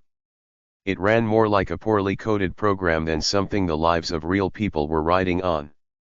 But he was even more frustrated with it now than he had been before because the confusing circumstances just seemed to be piling up. Little madness, skill. A little bit of madness never hurt anyone.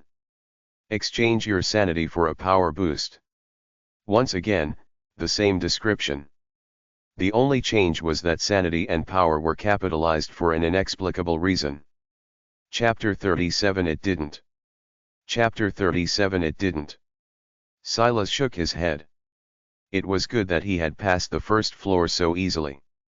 What wasn't so good was that he didn't like not understanding why. It was possible that whatever he used to easily pass this round could come back to bite him heavily in the next rounds. But it didn't. Dash. Floor 2 of Slithering Madness cleared. Rewards.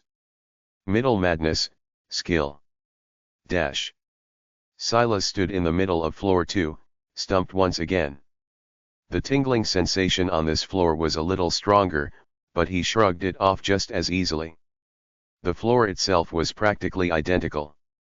The only difference was that the faded images on the stones were far clearer and he could see them even from a distance now.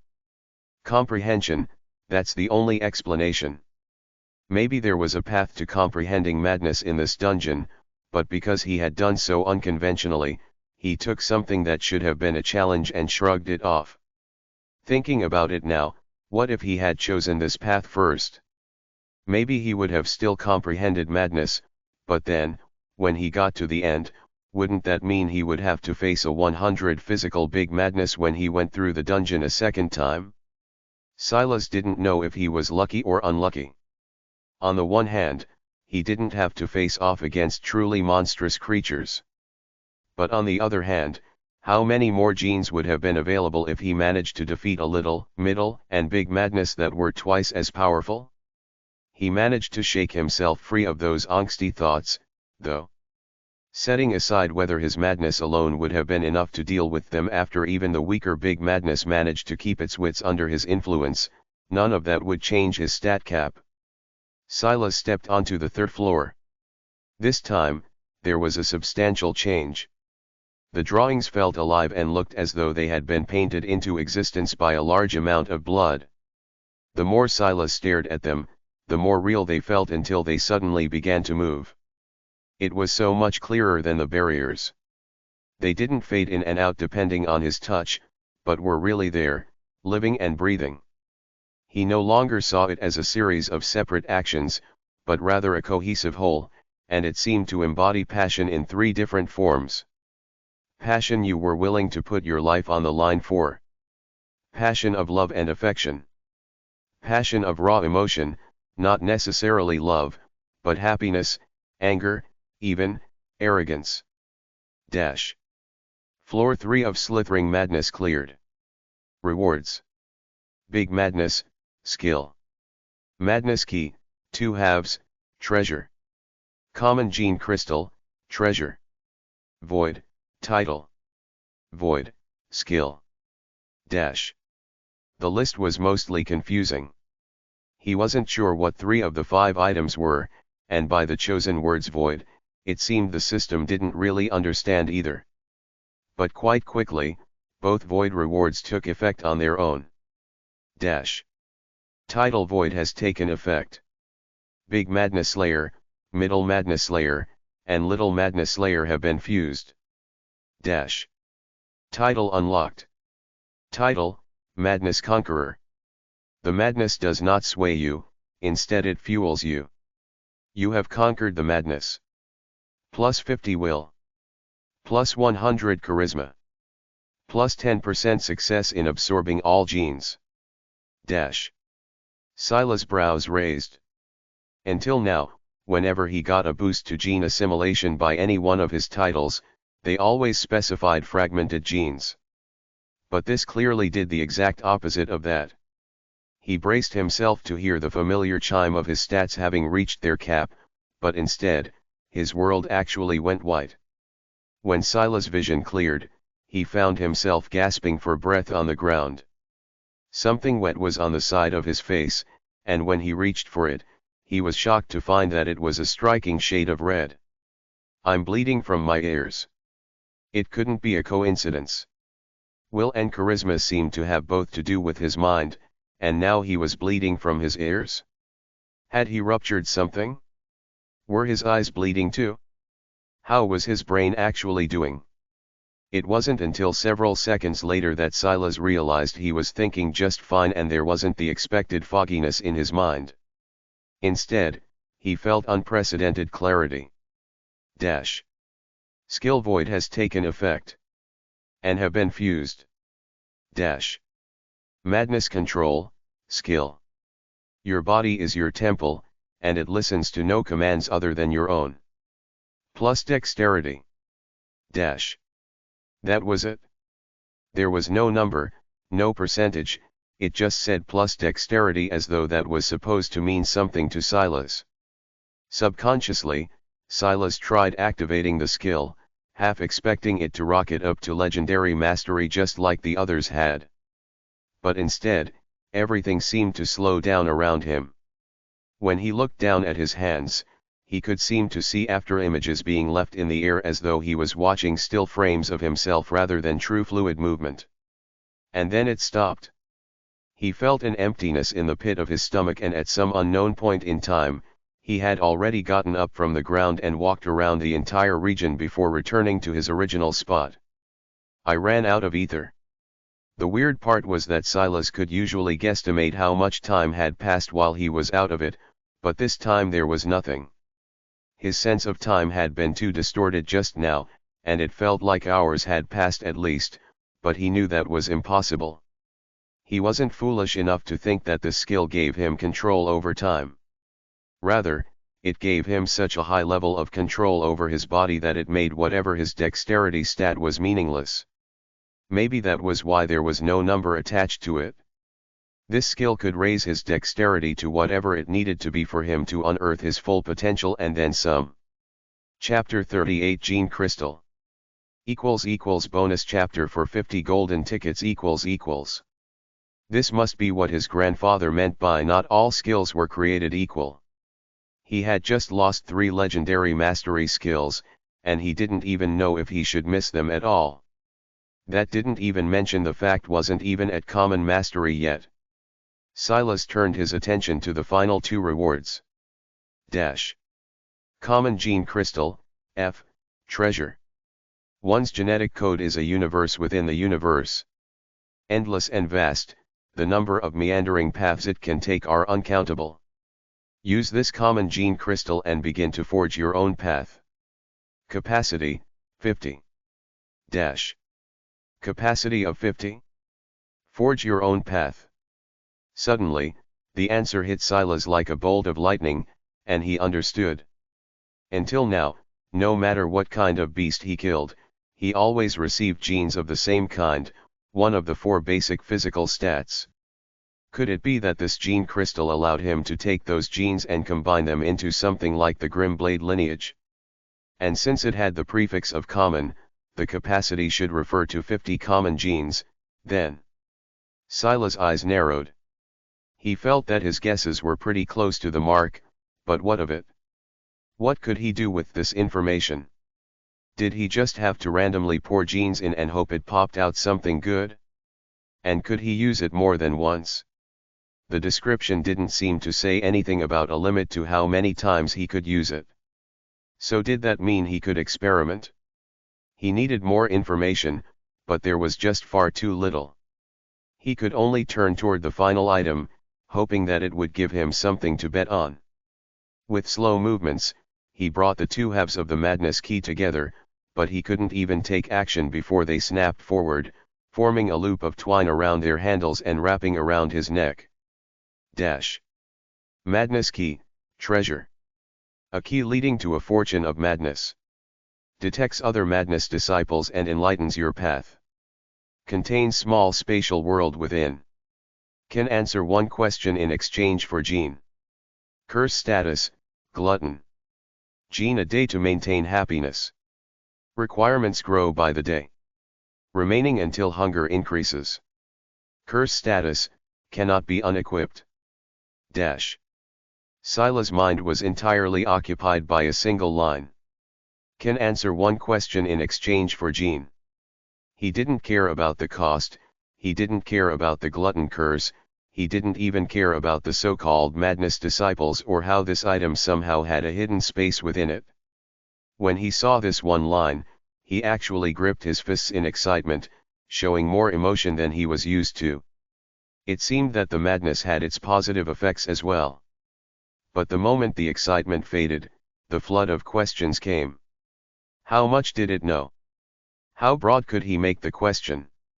How specific were the answers? What was the best way to test this without wasting a flood of genes? The more he thought, the more niche the questions became. Did the genes have to come from him directly?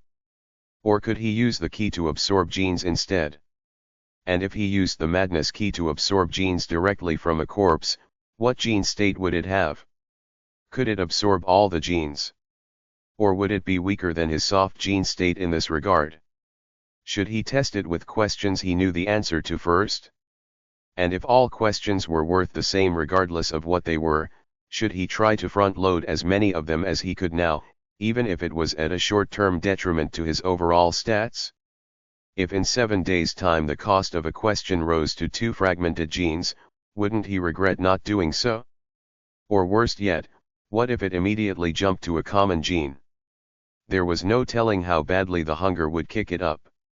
He had so many burning questions and ideas on how to best optimize this madness key that he felt his mind might explode. Eventually, he calmed himself down. Without a calm mind, he would only end up harming himself. This matter also helped to put a great deal into perspective. He was nearing his 3rd day in this world, and yet it was already messing with his mind so much. He should have been able to take this in stride, but he felt real excitement at seeing this treasure. It wasn't just that, either. The feeling of satisfaction he had watching his stats grow was somewhat addicting as well. It was like this world wanted you to get addicted to improvement, to evolving. Silas picked up the key that hung around his neck. As expected, some mysterious and invisible force stopped him from taking it off. He looked around, probing for the so-called space within, but he didn't find anything until he thought of using his intention to open it like he did when he interacted with the system. Once he did, a world was opened up to him. Well, calling it a world was a bit much, but it was actually quite roomy. It was a 2 by 2 by 2 meter bland gray space. Fascinating. This was the only word Silas could use to describe it. He tried putting the common gene crystal in and it vanished. He pulled it out, then put it back in again, getting used to the sensation. This space would definitely make things more convenient, but it seemed that he wouldn't likely be able to use it in the middle of battle. Doing so required focusing his will on it and then using his charisma to force the change he wanted, and much like the system notifications, it would envelop his line of sight. The difference was that the notifications didn't obstruct a lot of the rest of the world, while focusing on this inner space replaced everything in his eyesight. Chapter 39 Become Strong. Castle bonus big thanks to Readable and Rolly Salt. 1/10. Silas put the crystal, the 3 potions he had gathered, and a few pieces of beast meat within. He didn't want to waste so much space on big madness, so he didn't even try to take it in. How am I supposed to dissect corpses now that I can't equip weapons? Silas shook his head, looking at the scorned wraps. An idea came to his mind. No, it said I can't use them in my hands, but it didn't say anything about my charisma. He threw that idea to the back of his mind. Even if he had this thought, he had lost anything he could call a weapon in this dungeon. Silas thought about leaving now, but then he shook his head. This dungeon never seemed to rush him. It hadn't hurried him forward through the floors, and he could always decide when it was that he wanted to move on. In that case, this might be the safest area he would have for a while. He should at least try to get a baseline understanding of how the madness key worked. Name, Silas Grimblade. Species, human, F. Affiliation, Grimblade lineage. Level, 0. Titles, a flexible will, madness conqueror, skill savant, a patient stalker. Physical, 42. Strength, 50. Constitution, 49. Dexterity, 19. Speed, 50. Mental, 47. Intelligence, 10. Wisdom, 10. Charisma, 122. Will, 94. Luck, 1. Skills, Maddened Meditation, F. Madness Control, F. Comprehensions, Madness, F. Gene State, Soft. Fragmented Genes, Grimblade Lineage, F. 8. Dexterity, F. 4. Constitution, F. 9. Strength, F. Common Genes, 3. Speed, F. 2. Strength, F. 2. Constitution, F. Gene Talents, Blade Aura, Mutated, Weakened, Sudden Burst, Dormant, F. Looking at his stat screen, Silas decided that the best gene to use would probably be Strength. He had a buffer of 4 fragmented strength genes that were lying dormant right now due to having reached his genetic limit. He wanted to test the waters, but he also didn't want to waste his genes either. A dungeon was ultimately a controlled environment. There was no telling how much harder it would be to gather these genes on the outside, so he had to be frugal. Let's pick a question that's been bugging me. It should be difficult enough, not too broad, but not too narrow either.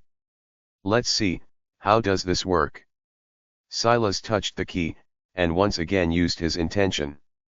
He focused on his fragmented strength gene before he asked his question. As for the common gene that he needed to give up every day to keep it happy, the treasure hadn't said anything about it, so he assumed he had a buffer period. Why does the system feel incomplete? Silas was quite used to using search engines, as he had spent most of his life in academia. This question was, objectively, a horrible one to type in. His word choice wasn't too specific, and it was mostly driven by his intention. In addition, the word feel was too broad as well. However, when given the context of this world, it should be something that an intelligent listener should be able to grasp. He felt a pulse from the madness key and a flickering image appeared before his eyes. Why does the system feel incomplete? The system is an intelligence forged by the universe, an evolutionary convergence to 8 ascending worlds.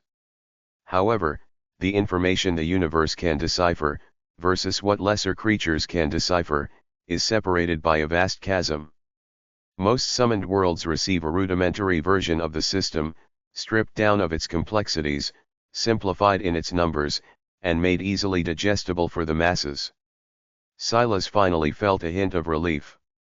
He wasn't crazy after all. When he thought about it, what kind of system would the dinosaurs have been given? Would they even be able to understand one as complicated as what Silas was using? Maybe theirs was dumbed down even further into a series of images or emotions or instinctual understandings.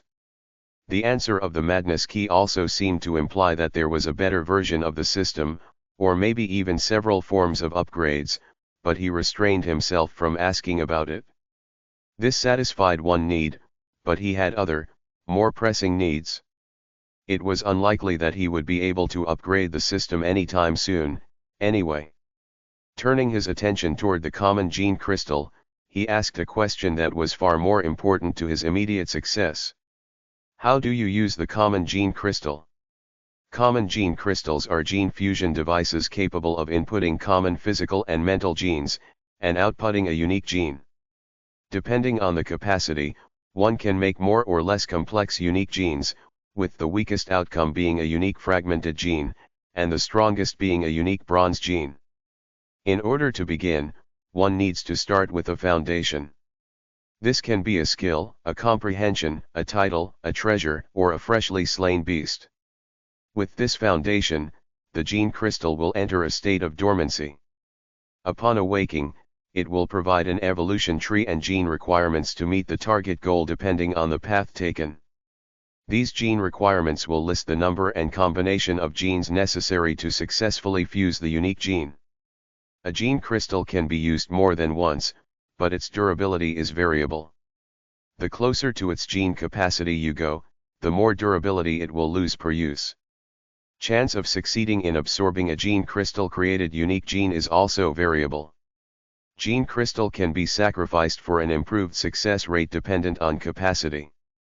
At 10 capacity, there will be a 50% chance of success. At 50 capacity, there will be a 90% chance. Sila's eyes lit up. After 2 questions, he was starting to get a bit of a better understanding. It seemed that his question didn't need to be too specific to get him a wide range of information. But what would happen if he purposely made it too broad? How do I complete the summoned ascension? Become strong. Chapter 40-019. Castle bonus. Big thanks to Readable and Rolly Salt. 2/10. It was just 2 words, and it felt like quite a waste of a fragmented gene. Silas had already fallen from 9 fragmented strength genes to just 6, but the more he stared at the answer, the more he felt that it was appropriate. There really was nothing else to it. Even if he gathered up all the knowledge in the world, it wouldn't change this answer. Why is my Flexible Will title ranked above my Madness Conqueror title? Titles are separated into 2 forms, fixed titles and growth titles. Fixed titles only function within one's grade. Upon promoting from F grade to E grade, all fixed titles will be rendered useless. Growth titles are not restricted by this limitation, and there will be a quest associated with an upgrade. This will be a one-time quest in most cases, though there are some titles that will provide an opportunity to secure a weaker title upon a first failure. There are likewise some rare quests that might prove an opportunity to upgrade a title in the future. A Flexible Will is a growth title, and Madness Conqueror is also a growth title. However, the evolution branches and potential of a Flexible Will are much higher. It has the potential to be a legendary title, though it is currently only common, while Madness Conqueror can only be gold, though it is currently silver. Silas' brows raised, finally understanding. He should have asked about the Madness Disciples honestly, but this had been really bothering him for a long while. Even so, he still spent another fragmented gene, causing his strength to fall from 50 to 49. Who are the Madness Disciples? The Madness Covenant is a... The notification glitched. Question has touched upon a taboo. Glutton curse activated. Hunger has increased. Sila's eyes narrowed. The timer of fell to just. He had lost 4 days because he dared to ask the wrong question? How many other pitfalls like this were there? The Madness Covenant is a mysterious organization, one shrouded by mystery. Madness Disciples are a contingent of geniuses who have grasped the madness, but this is only the beginning. For the right to claim a seat at the altar, they battle across the vastness of the universe, hoping to one day join this order of madmen. The Madness Covenant. Altar. Was that information worth the price? Silas wasn't sure. This was why he had been hesitant to use one of his opportunities on this question, because he expected that something like this might happen just given the path things had taken normally. But there was no use in crying over spilt milk. It's time to leave. Silas double-checked everything. Then, completely naked again aside from the scorned wraps and the madness key around his neck, he moved his thoughts toward exiting. From dryness, Silas was immediately assaulted by a sharp chill. His senses were on high alert, and madness was already activated. He was taking no chances. He was already at a huge disadvantage beneath the water. As expected, the region around the dungeon were completely consumed by large concentrations of ether and large aquatic beasts. Orinoco crocodile, F. Level, 0. Physical, 37. Mental, 1. Will, 6. Amazon piranha, F. Level, 0. Physical, 24. Mental, 0. Will, 2. Silas immediately found himself surrounded, but just as quickly, the scene went wild. He felt almost immediately that it might have been a mistake to activate his madness like this. With the sheer number of creatures around him, even if their wills were too low to target him in specific, it was only a matter of probability and time that one eventually would. Plus, he felt that, with his madness influencing so many at once, it had diluted considerably. He sensed a notification, but he directly ignored it for the time being, gathering up his will and charisma to propel himself out of the water. His telekinesis wasn't strong enough to lift something as heavy as his body, but it could certainly help him to swim faster. In his slight panic, Silas had forgotten something.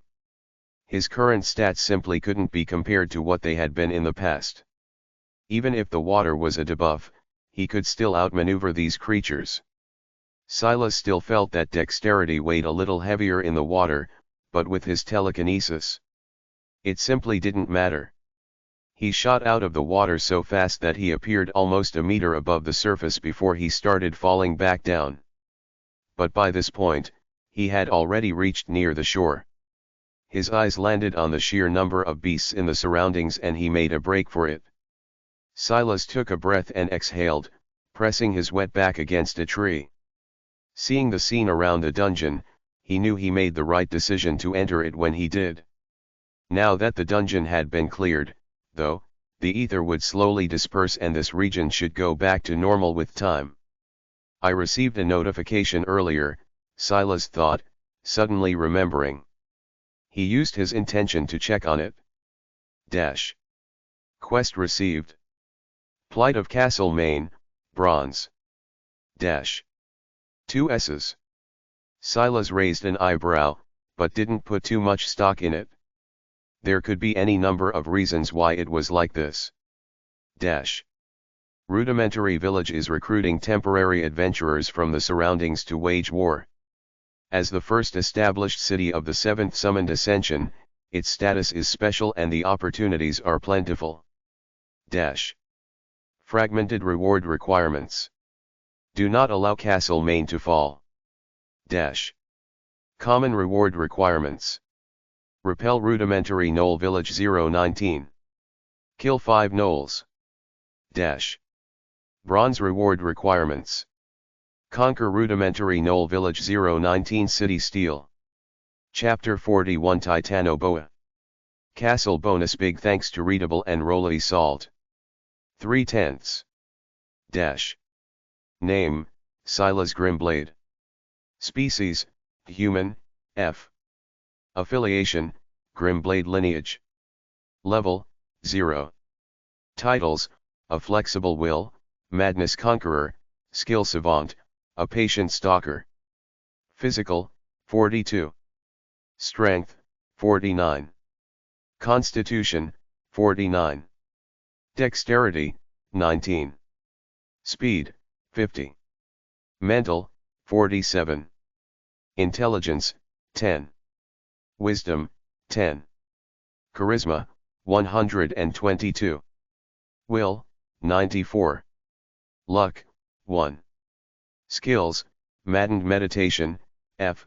Madness Control, F. Comprehensions, Madness, F. Gene State, Soft. Fragmented Genes, Grimblade Lineage, F. 8. Dexterity, F. 4. Constitution, F. 4. Strength, F.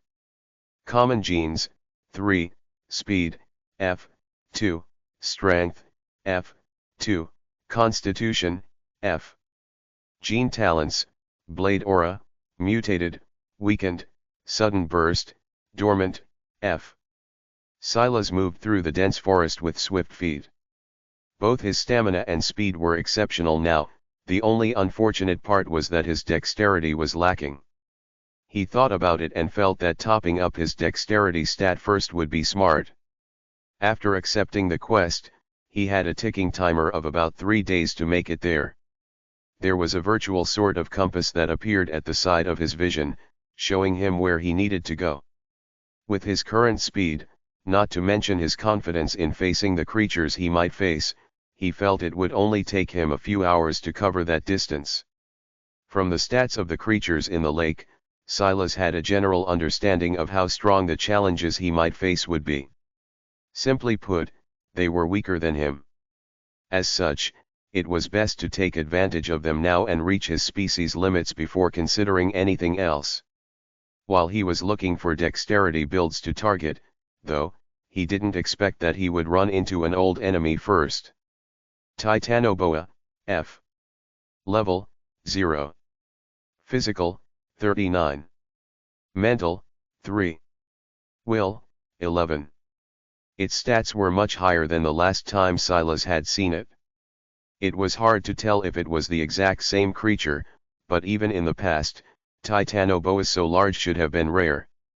He didn't know much about the spawn rates in this world, but his gut feeling was likely to be correct. The Titanoboa was a much browner color than it had been when Silas last saw it. It blended in so well with the bark that Silas had almost missed it. However, at the moment he was about to rush by, he had felt like a hand was almost trying to feel around in his mind. He had frowned and looked around before his eyes landed on the beast. Did it just try to look at my stats? This was a +1 for Silas' theory about the system. Clearly, there was a version of it that all creatures could understand, even if their sentience was limited. Silas remembered that the first time he used the system to check an animal's stats, it had mentioned something about his mental overwhelming them, allowing the scan to succeed. Was this what people would feel when it failed? All of Silas' earlier confidence was forcefully flushed out of him. If he ran past that tree carelessly and the Titanoboa timed its fall, he would be entangled in something he might not be able to get out of. Although the physical of the extinct snake was only 39, there was no doubt that it was heavily skewed towards strength and constitution. The Titanoboa hissed, retreating back into the tree. Silas will stirred, and he used his charisma to reach out into the world. With a strong tug, he pulled down on the branches the Titanoboa was using to hold itself up. It didn't need much help. The branches were under a lot of strain due to the snake's weight, and pulling them down was only helped by the monstrous creature. However, the branches of these trees, just given the fact they could uphold the snake in the first place, were extraordinary. Silas didn't want to break them, though. He just wanted to take advantage of the snake's movement to throw it off balance. The Titanoboa managed to keep much of its balance, but its long tail fell downward. Its muscles reacted quickly, and it began to pull itself back up, but not before Silas rushed by, taking hold of the end of its tail and pulling down with all his strength. The Titanoboa was already in a state of trying to regain its steadiness, and this action of Silas pushed it over the edge, sending it rocketing toward the ground. A dull boom echoed as Silas leapt out of the way, his green irises flashing with a focused light. The Titanoboa snapped its head at Silas. In that moment, Silas could almost feel the rage in its eyes. He sidestepped it. The creature was too slow. His fist hooked around its head, sending it rebounding against the tree's trunk. The Titanoboa attempted a retreat. One of its eyes was already half closed after hitting against the tough bark. Plus, the fall from so high above hadn't come without its own share of damage. It was disoriented, and its flight responses were on high alert. Unfortunately, its body was too big. Silas slipped out of the way of its swinging tail, not bothered by the thunderous bang that echoed behind him as it hit a tree instead. His fist found its way to the head of the titanoboa once again. He glided around, grasping the movements of the creature before it even seemed to know what it wanted to do. He could feel that his will was feeling the world around him in a way that his eyes couldn't. It was sudden before, but now that the stat was so close to triple digits, it was starting to become far more substantial. Bang! He drove another fist into the snake's head. He could almost feel its tiny brain rattling within. The sensation of his knuckles colliding with it seemed to extend in his mind, that brief instant of contact feeling more like several drawn-out seconds. It allowed him to check his form, feeling the distribution of his weight, and even feel how he could bring out more power. Chapter 42 Cap. Castle bonus big thanks to Readable and Rolly Salt. 4/10. It was hard to tell if it was an illusion or not. He wasn't some master of the fist and he hadn't spent a lot of time studying it. Aside from some good cardio, he had never seen boxing as anything more than that. But, he did like to watch boxing and mixed martial art events. Those men and women were the ultimate exhibition of discipline. It felt like those memories were bubbling up, and under his strong will, he was beginning to influence his body to follow those movements more fluidly, more perfectly.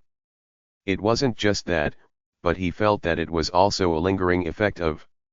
That feeling of being in perfect control of his body lingered in his thoughts. What if he could be like that all the time? Bang! Bang! Bang! A rapid-fire series of combos came from Silas and it felt like he was briefly flying on a cloud. He wanted to feel that feeling again, but the titanoboa's head collapsed, not coming back up. Silas exhaled a breath, his heart beating rapidly. He had gotten really into it just now. He was already good at focusing before, but now it felt like he had taken steroids for his mind. He hadn't even ended up using Blade Aura or any other amplifiers. Suddenly, an ache came from his knuckles. After that high vanished, he winced, feeling as though he might have gone overboard. These scorned wraps only provided a plus 10% boost to constitution, and only in his hands as well. The titanoboa's constitution was obviously high as well, so it was like rocks bashing against rocks. Considering the noises they had been making, that might as well have been the case. He reached down and touched the corpse. Dash. Titanoboa, F. Gene detected. Fragmented gene, 9, strength, F. Attempt assimilation. Yes no. Dash. Silas looked at the screen curiously. The snake's stats were comparable to Middle Madness, but the output of genes was much weaker. It seemed that creatures in dungeons probably provided a better return. Dash. Gene assimilation starting. Gene assimilation triggered. Dash. Gene successfully assimilated. Fragmented gene, 4, strength, F. Dash. Genes failed assimilation. Fragmented gene, 5, strength, F. Dash. Gene talent detected. Trade 10 fragmented strength, F, to unlock, tail whip. Yes no. Dash. Silas frowned. He did remember the whipping tail of the snake was quite powerful, but he didn't have a tail. If he accepted this, would it grow a tail for him? Then he remembered. Didn't he have a treasure he could ask now? He didn't have 10 strength gene fragments right now anyway, he only had 8 total after this victory. Oh, so that's how it works. After giving up another fragmented strength gene, Silas understood. The genes wouldn't change his appearance, but how well he could use it would depend on the phenotypes he did have. A phenotype was a person's observable traits, and in this case, it referred to Silas' clear lack of a tail. Silas looked down at his leg. So I could, theoretically, use it with my leg? That's not a bad idea, if I can find something to protect my shins. The scorned wrap stopped him from using weapons with his hands and he couldn't wear armor. The latter would make it difficult for him to find something to protect his legs, but it wouldn't be impossible. Who knew, in a world like this, maybe there were kicking experts out there that had their own special weapons to attach to their legs. It hurts to continuously use my fists, but, if I don't get used to it, that could be a problem on its own. I can't increase my constitution more than a single point now. I'm already at 49. If this still isn't enough to protect me. Sila's mind ran through options as he tried to think of solutions. Even if he got tail whip, it would only make his problems worse. His shins and feet couldn't take that kind of punishment. There were methods of strengthening, but it took years of practice, years he didn't have. I need some sort of shield gene talent or skill. I also need to find a way to increase my intelligence. Right now, it's the greatest limiter to my strength. Because of it, I can only use Blade Aura and Madness Control for a small moment. He set aside the matter of Tail Whip for now and began his hunt for dexterity builds in earnest. As Silas moved about, he wasn't stingy with the questions he asked the Madness Key. By halfway through the second day, all of his physical stats had reached their cap of 50. The distribution of his genes was as follows. Gene state, soft. Fragmented genes, Grimblade lineage, F, 8, dexterity, F, 6, constitution, F, 7, strength, F. Common genes, 3, speed, F, 3, strength, F, 2, constitution, F, 3, dexterity, F. Gene talents, Blade Aura, mutated, weakened, sudden burst, F, tail whip, F. He had managed to do all of this even with having to give up a common gene to the Madness Key. At least for now, he was able to comfortably feed it and ask all the questions he wanted. What was unfortunate was that he still hadn't found any methods of increasing his intelligence. All the creatures he came across could only give physical genes. But this was a natural pitfall. These creatures didn't particularly have high mental stats, and they weren't known for their raw intelligence on Earth either, so not finding genes for intelligence, wisdom, or charisma from them only seemed natural. Maybe he would have to kill humanoid creatures for that. Silas exhaled a breath.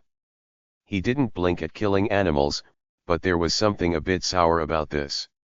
However, he was more pragmatic than he was moral. Those gnolls might provide him with exactly what he was looking for. It was just unfortunate he would have to go looking like this. Chapter 43 Castle Main. Castle bonus big thanks to Readable and Rolly Salt. 5/10.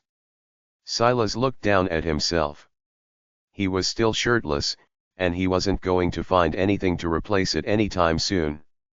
His bottoms were practically barely more than rags at this point, and he was just happy that his dignity at least was well hidden. Other than the key around his neck and the wraps around his hands and wrists, he had nothing else. It'll have to do. Maybe that rudimentary village will have someone who can give me real clothes. He stood to his feet from the stone he was sitting on, tossing a clean bone to the side. He didn't bother collecting the remaining body parts. He had found out the hard way that even forging weapons with his hands would be seen as a slight by the scorned raps. So he could only pick up things that were already weapon-like enough and store them to use as a projectile with his charisma, or leave them be. After a breath, Silas rushed in the direction of Castle Main. It wasn't long before it entered his sights. A wetland that was only a few inches of rain away from becoming a swamp appeared outside a clearing of trees. The grass was tall, at least half a foot, and every step felt like he might sink into a muddy quicksand adjacent. Castle Main was up ahead and it lived up to the namesake quite well, not the castle part, but the rudimentary village part. The walls were just posts of wood that were the kind an old, shabby suburban home would have as a fence. The actual village was just 4 buildings. Well, it was more like one shack and 3 kind of shacks kind of tents. The mixture of wood and cloth wasn't bad, though. The rest of it, though, were actual tents made of thin beast cloths. Silas couldn't exactly look down on the appearance. After all, look at him. But what Silas saw next left him feeling much less reassured. There were two groups of people ahead. One group came from where Silas assumed was the village. He remembered that a city still came with militia, and judging by the uniform of the men, if you could call it that, they were all of one unit. There were 5 of them, and they seemed to be standing at the ready, not so subtly protecting 2 women. Across from them were 3 people. 2 men and a woman. They stood somewhat together, but from just a casual observation Silas could tell that they had likely accepted a quest just like he had. That was because they weren't a unified front like the first group at all. The trouble wasn't this. The atmosphere still looked somewhat harmonious and there weren't any fights that were about to break out. The issue was what they were wearing. How? Was the only thought Silas could have. They weren't exactly dressed like noblemen and women, but they were dressed much less shabbily than himself, and they even had weapons to boot. Lauren Mitchell. Level, 1. Physical, 31. Mental, 17. Will, 13. Alex Reynolds. Level, 1. Physical, 37. Mental, 13. Will, 9. Morgan Hayes. Level, 1. Physical, 47. Mental, 29. Will, 31. Silas blinked, feeling a bit shocked. He hadn't even run into an option to progress his level, but these people already had? What was more interesting than that was the fact their mentals were so high. He had 122 charisma, yet that man, Morgan Hayes, only had 18 less mental than him. Silas was immediately curious about what his stat distribution was. He turned his attention to the militiaman. Marcus Tanner. Level, 2. Physical, 42. Mental, 22. Will, 12. A level 2. He checked the other militiamen and they basically all had the same exact stats and the like. Silas had been so distracted by everything else that he had forgotten to ask the Madness Key about how to level up. He didn't want to for now, but it was probably best that he knew what to avoid, so he didn't accidentally ruin his own plans. How do you level up? Creatures that have ascended beyond level 0 will have a gene core within them. This gene core can be used to absorb their genes and convert it into a higher form of ether known as pure ether. Absorbing pure ether can elevate the state of your body and increase your strength. This is known as cultivation by many. So they found a stronger beast. But how did they defeat a beast that powerful if the level 0s I've come across are already so strong? The only explanation Silas could think of was that they had experiences similar to his own. The difference was that their dungeons gave them actual equipment while his gave him rags. However, Silas wasn't completely disappointed. Just by their stats, he had come out ahead. If they scanned him, they should see. Silas Grimblade. Level, 0. Physical, 50. Mental, 47. Will, 94.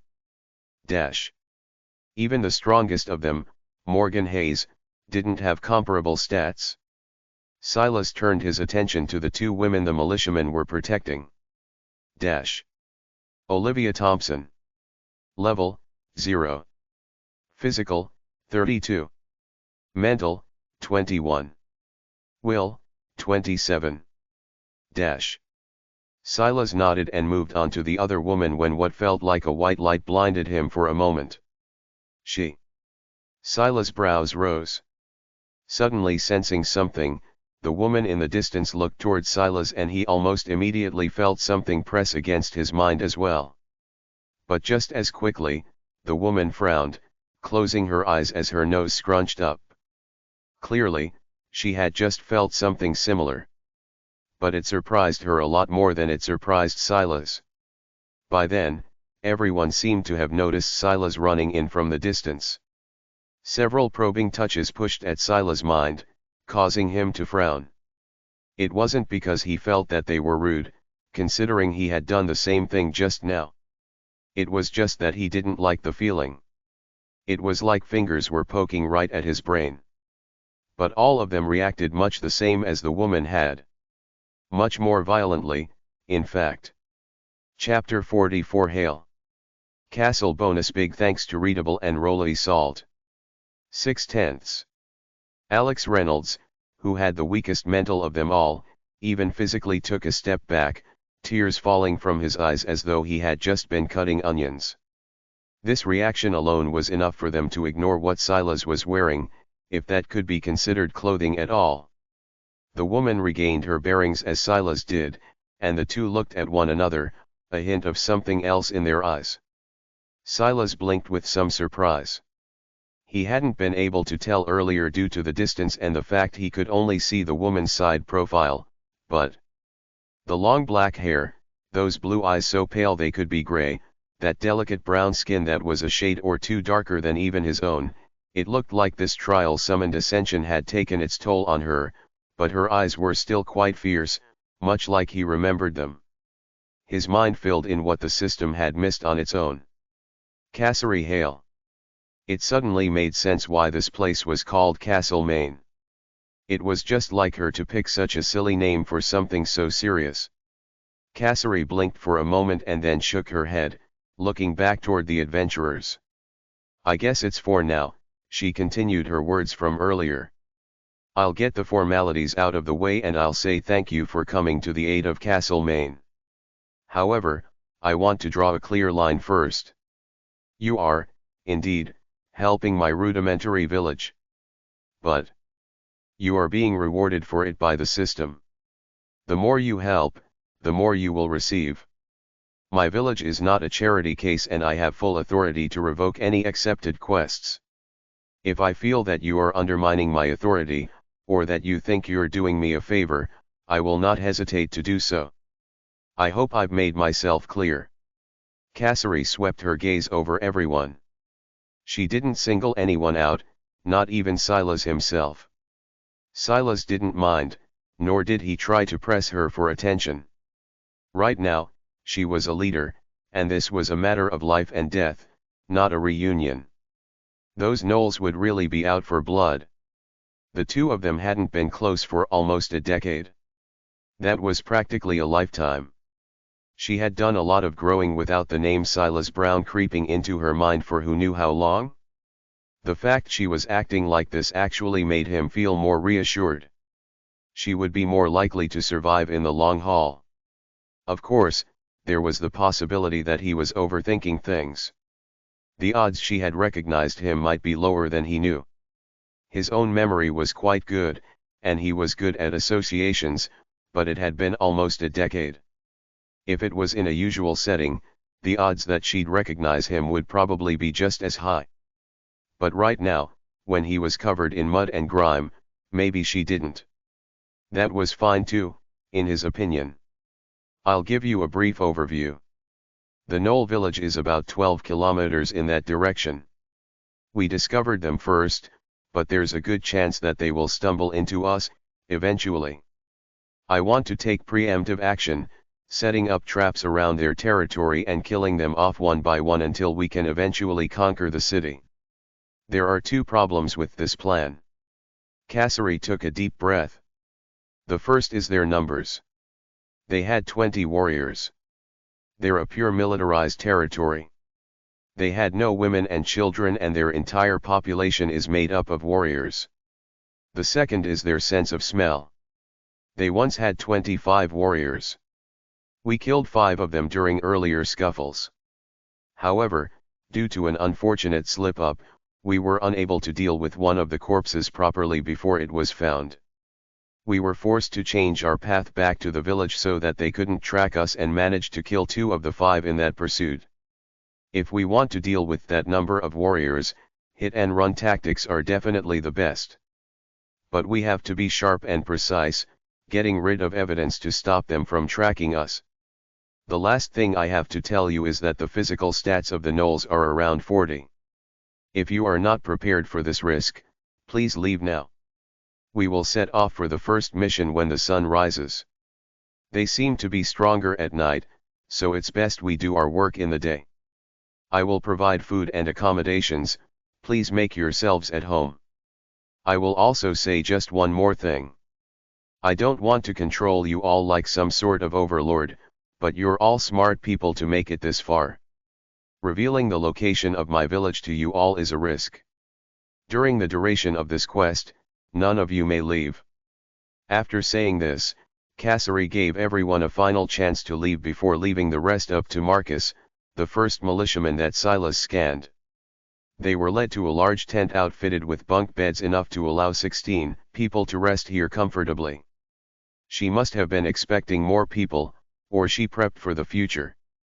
The 4 quest takers separated without much of a word, taking up 4 corners as though they all had their own tacit understanding of the situation. Well, all of them but one. Alex threw a sack he was holding to the side and slid back into the thin wooden cot with a sigh. "Ah, I really can't do this," he suddenly said in a not-so-subtle voice. "I get the whole brooding and silent thing you guys got going on. Protect yourselves from potential mass murderers and all, but don't you think we could do better if we actually, talked?" Chapter 45 Chat. Castle bonus big thanks to Readable and Rolly Salt. 7/10. Alex put his hands behind his head, propping himself up just enough to send a look across the room. Silas and the others were looking at him, but neither of them actually responded. Alex chuckled. "Don't look at me like that. Aren't we all insane?" A flashing screen appears in front of us and we actually clicked yes to the madness. Then, instead of picking a nice cozy city, we picked weapons instead. And look at that guy, Alex pointed at Silas, he doesn't even have a weapon. It's either he lost it and somehow managed to survive until now without it, or he was actually even crazier than all of us combined and chose that gene thingy. Alex laughed to himself again, as though he was his own favorite comedian. If nothing else, the guy sure knew how to have fun. I'm just saying, the odds of any one of us being a psychopath is pretty high. Silas raised an eyebrow. He found the guy quite funny. At least he had lightened up the mood a bit. He was right. If they were going to be fighting together, it was best they built some rapport. "My name is Silas," he responded. "You can call me that if you want." Alex sat up, somewhat surprised. "You actually speak. So you aren't as crazy as I thought. People with antisocial personality disorders, at least the ones you're thinking of, are actually pretty good at blending into social situations," Morgan said with a chuckle of his own before looking at Silas. "No offense, of course." Silas waved a hand, indicating he didn't mind. "I'm Morgan," the man continued. He was quite a bit bulkier and more substantial than Alex was, and his voice was deeper. He also seemed to be approaching his 40s, while Alex was much more on the younger side. "You can call me Lauren," the only woman among them spoke in a soft tone. She had the air of the secretary of a CEO. She might have been able to be the CEO herself if she wasn't so soft-spoken. She was on the younger side, along with Alex and Silas. It seemed that they were more common in this trial because both Olivia and Cassari were young as well. Who else but young people would be so reckless, anyway? It was interesting, though. Given the personality she exuded, Lauren didn't seem like the type to make this decision. But honestly, neither was Silas. This had always been the illogical decision. "It's nice to meet you all," Alex said with a wide grin. He was almost a hair away from looking like an evil villain who had succeeded in his master plan. "I know I might be pushing my luck, but like I said, exchanging information now is probably the most valuable thing we can do for one another." Morgan sighed. "I get that you're eager, but how about we feel each other out a bit more? We'll be together for several days, at the least. There'll always be time. If you give information first, and someone else is unwilling to, it'll only strain our future cooperation. Alex's expression dimmed somewhat, but he eventually nodded in agreement. Soon, he was back to his chipper self. In that case, let's talk about something else to liven the atmosphere. Did you guys see those two bombshells? Especially the tall one. She was giving me Dommy Mommy vibes. Morgan covered his face with a palm, and Lauren surprisingly laughed. Alex grinned a bit lasciviously. You swing that way too, Lauren. Put on the spot, Lauren flushed a bit but maintained her composure. No, but I know a beautiful woman when I see one. I wouldn't be so careless with how you speak, though. This is her village, after all. Their militia is powerful. Alex brought a fist to his palm. That's something else I was wondering about. Those militiamen don't quite seem like us, at least I don't think she recruited them the normal way. I was looking at the city steel option before we all hopped in and it said you got 5 militiamen for a common city steel. Where do you think those people come from? Can the system just create people? Alex whispered the last of those words as though he was scared others might hear him. Silas looked at Alex with a bit of contemplation in his eyes. This man was definitely smarter than he pretended to be, or at the very least, his candor and openness didn't shroud it. I was thinking about the same thing, Silas interjected. If the system can bring back extinct creatures, there's no reason for it to not be able to create humans from scratch too. Alex looked horrified when he realized Silas' words were reasonable. Morgan sighed. We're too used to pretending we're above all the other animals on Earth when really we're just another one of them, especially to the people of this summoned Ascension thing. Especially? Lauren asked. Well, just think about it, Morgan continued. All this gene stuff, fragmented, common, bronze, up to legendary. I won't go into too many details, but they clearly don't rank humans very highly on their lists. They fell into silence. Silas knew what Morgan meant by he wouldn't go into details. Doing so would probably expose what secrets he did have.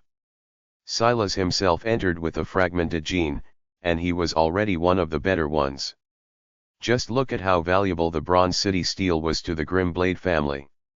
They treated it like some holy treasure and were having their 3 candidates use this trial as a place to duke it out for its ownership. This went to show just how heavy the prefix bronze weighed in this world, and yet there were so many ranks above it. Whoever had set up this summoned Ascension probably didn't treat humans much differently from the animals Silas had killed on his way here. Chapter 46 Gift 1. Castle bonus. Big thanks to Readable and Rolly Salt. 8/10. Cassary sat in her chair with a sigh, Olivia coming in not long after her. The insides were quite shabby, and she would have preferred to just stay in a large tent instead. But now there were too many things she had to balance, including public perception. The militiamen weren't the only things the city steel had spawned. There were real people that actually depended on her now. This world just picked her up and plopped her down in the middle of nowhere, then expected her to forge a path ahead for herself. Honestly, she had leaned toward picking the gene state booster as well. But she figured that she was a woman and had a weaker body, so it would be better if she went this route. She never expected that her physical would have been balanced out with that of the men. If she had known that would happen, she would have never picked this route. Silas' strength had started off at just 5, which meant he was around the 50 to 60th percentile in terms of strength. Just due to the existence of women alone, this should have been more unlikely than not. He didn't exactly train for strength, he focused on cardio and the like. But as a tall man of his stature, his strength shouldn't have been so weak. If he had a conversation with Cassary, though, he would understand why that was. Most women were at an innate disadvantage in this world, so the system took it upon itself to balance that out, evenly distributing not just strength, but all the physical stats. The fighting hasn't even started yet and you're already sighing, Olivia spoke with a smile. Between the two women, Cassari was definitely the taller one. By at least a half head at that. Olivia was a bit fairer, but much like everyone on Earth, they both had a tanned richness to them. What was more interesting was their outerwear. Most of the village's funds went to outfitting them and the militiamen, so they wore good leather armor and they both had weapons sheathed at their waist. As the city lord, though, Cassari didn't do much fighting. As for Olivia, she was much more active. It could be said that they were both very lucky to run into one another. These last 3 months had brought them much closer. Cassari didn't actually have any closer friends, just a bunch of quasi-friendships. But this situation had really pushed her and Olivia together. If Silas knew that it had been so long, though, it was hard to say how he'd react. It's just continuous, Cassari muttered. We just dealt with the goblin village, then this one popped up out of nowhere. And we're still no closer to upgrading from rudimentary village to a higher level. Is that really all it is? Olivia raised an eyebrow. Aren't you usually the positive one while I'm doom and gloom? Cassari muttered something under her breath before she sighed. I dunno. Maybe I'm a bit annoyed. Just met someone I haven't thought about in a long time. Someone. Olivia frowned. There wasn't anyone to meet here unless. Oh, one of the quest takers? You knew one of them? Yeah, the shirtless one. Ah, you always ruin my fun. Cassari was speechless. Didn't you just say you're the doom and gloom? Well yeah, why wouldn't I be when there's no dick around here? Cassari burst into a fit of laughter, suddenly feeling a lot better. There are plenty of men in the village. Olivia found a stool and sat on it as defiantly as she could. Yeah, but are they real? Cassari's grey-blue eyes flickered with something. She could feel the weight of that question. It was something almost existential they were all going through right now. Forget all of that. Is he marked territory? You can have him if you want him, Cassari laughed, shaking her head. Don't give me that, I want details. No dick, no romance novels to binge, I'm going crazy here. You're really so interested in a man covered in all that dirt and grime? Get it together, Olivia. Ho ho, Olivia chortled, that had a little extra spice to it. Didn't end well. Cassari rolled her eyes. It ended just fine. We are cordial. So no, Olivia nodded with assurance. That's not what I meant. You can't even see his face all that clearly. But you still recognized him immediately. That's not the point. What is the point, then? Olivia asked with a grin. Nothing. Well, I couldn't see his face all that well, I can't lie. But I saw his body. Cassari rolled her eyes again. Everyone's a warrior now. There'll be six-packs and broad shoulders abound. You need to up your standards now. Yeah, but it won't make them taller and it won't fix what's down there. Did you not see how loose his pants were? He was swinging that thing everywhere, Olivia spoke, her grin becoming eviler. Now tell me when to stop. Olivia held her hands out, facing her palms toward each other. Then she began to slowly bring them apart. Olivia. Cassari grabbed her wrists before she could continue. Cass. Olivia called out with a hearty laughter. I only saw it once, all right? I don't even remember it, Cassari muttered, clearly not even believing her own words. Only once? Only an idiot would believe that. Cassari sighed. Fine, fine. Olivia scooted forward on her stool, seemingly excited that she had finally wrung the details out of Cassari. We were 17. We never went that far. Oh? A childhood friend? This is even more juicy than I thought. Should have probably stayed that way, Cassari shook her head. We only dated for 2 months and, he broke up with me. What? Olivia stood to her feet as though she was horrified. She looked Cassary up and down. Bullshit. Olivia concluded. Cassary smiled at that. It's the truth. He didn't even get a taste, and he left? I don't even know what to say, Olivia snorted. His loss. I'm sure there was a long line waiting to follow up. That's not the worst of it, Cassary cringed a bit at the memory. Chapter 47 Gift, 2. Castle bonus big thanks to Readable and Rolly Salt. 9/10. That's not all. I can tell you, but you have to promise not to let it affect your judgment. We were 17 back then and Sila's way of doing things is different from most people.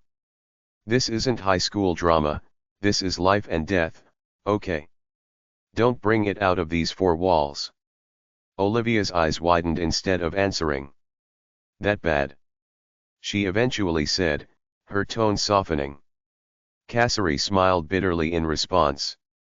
Cass, it's okay. You don't need to tell me. I wouldn't have pressed so much if I knew that. It's fine, it was a long time ago. I've gotten over it. It didn't look like she had, but Olivia didn't expose her. At this point, she felt that the situation had changed from her really wanting to know, to Cassary finally wanting to tell someone about it. So, she promised. I promise. Short of rape, she suddenly said fiercely after starting quite level-headed. Cassary sputtered. Girl, I just said we never went that far. Olivia pouted, unwilling to take her words back. Cassary smiled before her eyes became somewhat distant. He's a little younger than me, his birthday is a month and a half after mine and right in the middle of summer. I wanted to get him a birthday present, but he already has everything he needs and I didn't really know what to do. Back then, one of my close friends, Melinda, made a joke about just giving him my body wrapped in a bow. Olivia's brows raised, guessing some things. I brushed it off as a joke, but as I thought more about it, I thought it was a good idea. We had only been dating for 2 months, but I had known him practically my whole life and I only really thought about losing it to him. So when his parents were off at work, I came in early with my little get-up. Cassary tried to make it sound cute and lively, but her eyes were already watering. Olivia moved her stool to her side, wrapping an arm around Cassary as she muffled her sobs. When he saw me wrapped up like that, Cassary laughed a little through her tears. You should have seen his eyes. They got as big as saucers. Olivia smiled. We got into it but... Cassary's voice trailed off. But he was really nervous and couldn't really get going, you know. Olivia rubbed Cassary's back, only responding with a nod and urging her to continue. We ended up not doing anything that day but making out, and I could feel some distance from him. A few days later, he asked me to talk and said that we probably weren't meant for one another and that we should go back to being friends. He said some things about teen birth rates. What? Olivia was aghast. She couldn't help but interrupt. Cassary didn't seem to mind, laughing. I know, she continued. He talked to me like he was a parent lecturing a child. Said something about discipline and how we should try to practice abstinence, but how he understood that it was unfair of him to ask that of me if it was something I really wanted to do, so he let me free.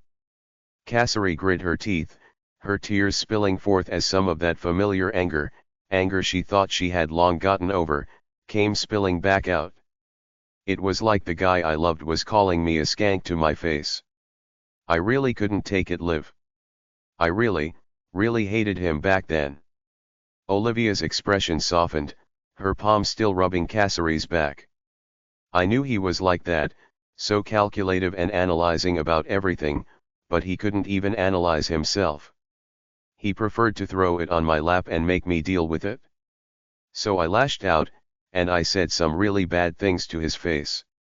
I called him a weak, small man who couldn't even get it up in front of a hot body like mine. Cassary sobbed harder. It was hard to tell if it was because she regretted saying those words, or if it was because she was remembering the turmoil that brought her to that point. He just stood there and took it. Liv. He even tried to comfort me like he was doing me a service. I told him to fuck off, then the next week I pretended to get with some guy he said he hated. I can't even remember that bastard's name. But he ended up spreading all sorts of rumors about me when I didn't even hold his hand. I just let him take me out on a date and let some people see it, hoping that Silas would regret it and try to get me back. And he didn't. Olivia asked softly. No, he beat the crap out of that guy and got the first strike on his resume. They even suspended him. It was one of those draconian private schools, so they were monitoring our actions even during summer vacation. He sent me a text message later about how he was always available to talk if I wanted because we were friends. Cassary broke down again. She let her forehead fall to her shabby little desk, her shoulders wildly convulsing. She had truly never told anyone this story. She even unfairly blamed Melinda for what happened back then, and she lashed out at everyone. She hadn't had any friends to tell. Olivia's arm wrapped all the way around her as she vented emotions she didn't even know still existed. Months later, I apologized to him for what I said, and that was the last time I spoke to him. It's been almost 10 years since then. I'm sorry, Cass. Cassary sniffled, trying to regain some of her composure. It took a long while, but she eventually blew out a breath, sitting upright again. It's okay, Cassary smiled somewhat bitterly, it was a long time ago. I feel better now. Thanks for listening. Chapter 48 3 Options, 1. Castle bonus. Big thanks to Readable and Rolly Salt. 10/10. Of course. Whenever you're ready to hear about my own traumatic experiences, I'll lay it on you. Cassary snorted. Traumatic. The male species needs their own word for what they put us through. Olivia said righteously. She stuck her chest out and spread her arms akimbo as though she was truly a valiant hero. Cassary laughed, truly feeling better this time. You sure I can't cut it off? Olivia suddenly asked. Liv. Cassary said, trying to be serious. How about just a little piece of it? Liv. One ball. Liv. Cassary couldn't hold back her laughter, and this time it came in waves. Look at those tits go. Olivia clicked her tongue. We're going to find someone who appreciates those knockers, I promise. The laughter of the two women went into the night. Silas' eyes opened, and he was immediately alert. This was the first time he had had some real sleep since he came to this world. It could be said that cities had their benefits after all. He wasn't sure about the specifics, but Cassary probably had scouts and things of the like. But he wasn't really thinking about this. His mind was on that dream he had just had. It had been a while since he dreamed about Cassary. It threw him off for a moment. If not for this situation injecting some blood into him, he might have laid here a much longer while. He gave a quick glance around, and it seemed that the only one gone was Lauren. Alex and Morgan were still sleeping. That was a bit surprising to Silas considering he felt that he was up quite early. The sun wasn't even peeking through yet. After some thought, he laid back down and checked on his gene crystal. Previously, he had already done as the madness key stated and found a foundation for his future unique gene. Although he had some options, there were only really two options that made sense. The first was and the second was madness, the comprehension. The obvious choice was clearly madness. It was the foundation upon which was built upon, and intuitively, a comprehension just felt like a more solid foundation to use. He had even confirmed this with the madness key, though such a specific question felt like a waste. The trouble was that he still wasn't sure what path madness wanted him to take. At first, he had thought it was best used to attack the minds of others, but now he felt that it was best used to control himself, but then there was also the telekinesis aspect that seemed tangential. He still wasn't quite sure if that was an ability he gained just because his will and charisma were so high, or if it was something else. This sort of confusion made it hard to bet on it, especially since it was quite clear that the best he could get out of the gene crystal was a unique bronze gene. By comparison, had a clear and obvious purpose to him. It improved his dexterity considerably. Having a related unique gene would be of obvious help. He could have made all of this clearer just by asking the madness key, but the last time he asked a madness-related question, it had snapped back. Considering this madness key liked ramping things up, the next time he asked one, it might be an even worse punishment. He was on his own for this. But in the end, Silas stuck with the obvious choice. He wasn't going to try to outsmart a system that was clearly beyond him. He would try to stick with what was obvious to him, and if he made a mistake, he could only do his best to try to correct it later down the line. Plus, he had had another thought when he decided on this. Wouldn't the evolution tree that the common gene crystal formed give him some clues as well? And he was definitely right about that. It had given him 3 options. Basic ether flow, F. Fragmented gene. Raise genetic limit to 5 common genes of a kind. Raise stat limit to 60 relative stat units. Gene talents, basic ether flow. Common gene. Raise genetic limit to 10 common genes of a kind. Raise stat limit to 75 relative stat units. Gene talents, basic ether flow, F. Bronze gene. Raise stat limit to 100 relative stat units. Gene talents, basic ether flow, F. Psyche warp, F. Fragmented gene. Raise genetic limit to 5 common genes of a kind. Raise stat limit to 60 relative physical stat units. Gene talents, psyche warp. Common gene. Raise genetic limit to 10 common genes of a kind. Raise stat limit to 75 relative physical stat units. Gene talents, psyche warp, F. Bronze gene. Raise genetic limit to 20 common genes of a kind or 1 bronze gene of a kind. Raise stat limit to 100 relative physical stat units. Gene talents, psyche warp, F. Harmonic puppetry, F. Fragmented gene. Raise genetic limit to 5 common genes of a kind. Raise stat limit to 60 relative stat units. Gene talents, harmonic puppetry. Common gene. Raise genetic limit to 10 common genes of a kind. Raise stat limit to 75 relative stat units. Gene talents, harmonic puppetry, F. Bronze gene. Raise genetic limit to 20 common genes of a kind or 1 bronze gene of a kind.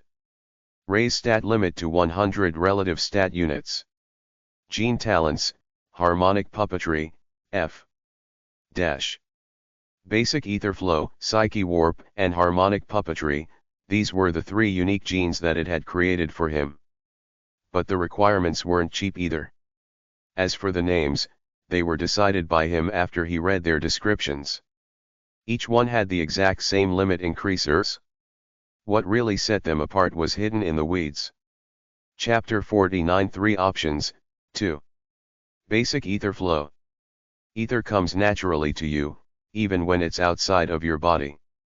Your ability to extend your ether away from your core, attaching it to objects to control and wield, far exceeds others.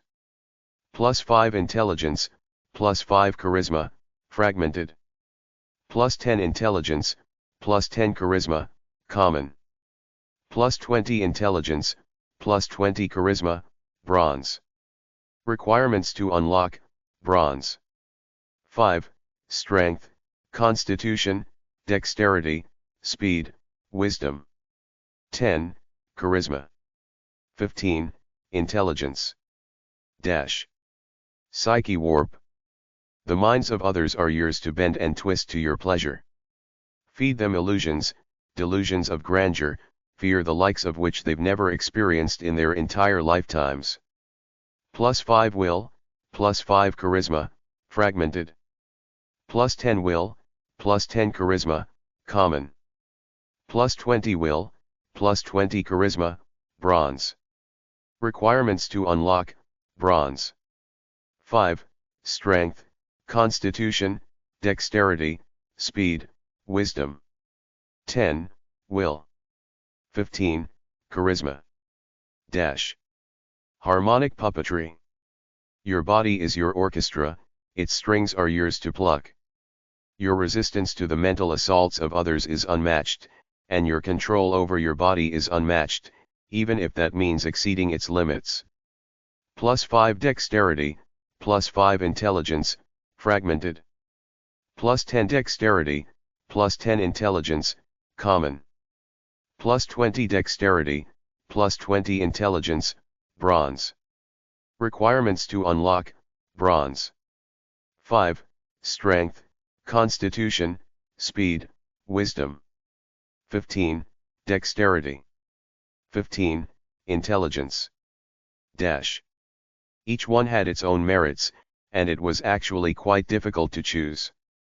Basic ether flow was a huge enhancement to his telekinetic abilities. A large part of the reason he was able to defeat Big Madness was because of those abilities, because getting close had been far too dangerous and his fists weren't nearly strong enough to harm the beast. However, by that same token, Psyche Warp was just as important to him. Without it, he would have died on the first floor of the Slithering Madness dungeon.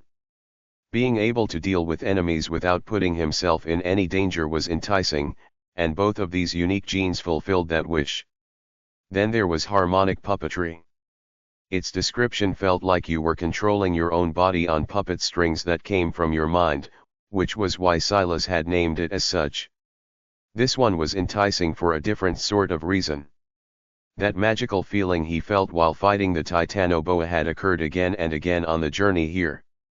That feeling of being able to control your body, making tiny tweaks here and there to make yourself even more perfect, was so enticing to him. It was like the perfect reflection of self-discipline, a form greater than even martial arts. Each one pulled at him so he could only start dinging them one by one. Harmonic puppetry was appealing, but it was far too similar to. The overlap was great, and seemed to have a higher ceiling. Psyche Warp was great because it relied on his two highest stats, and also the two stats that didn't seem to have limits attached to them.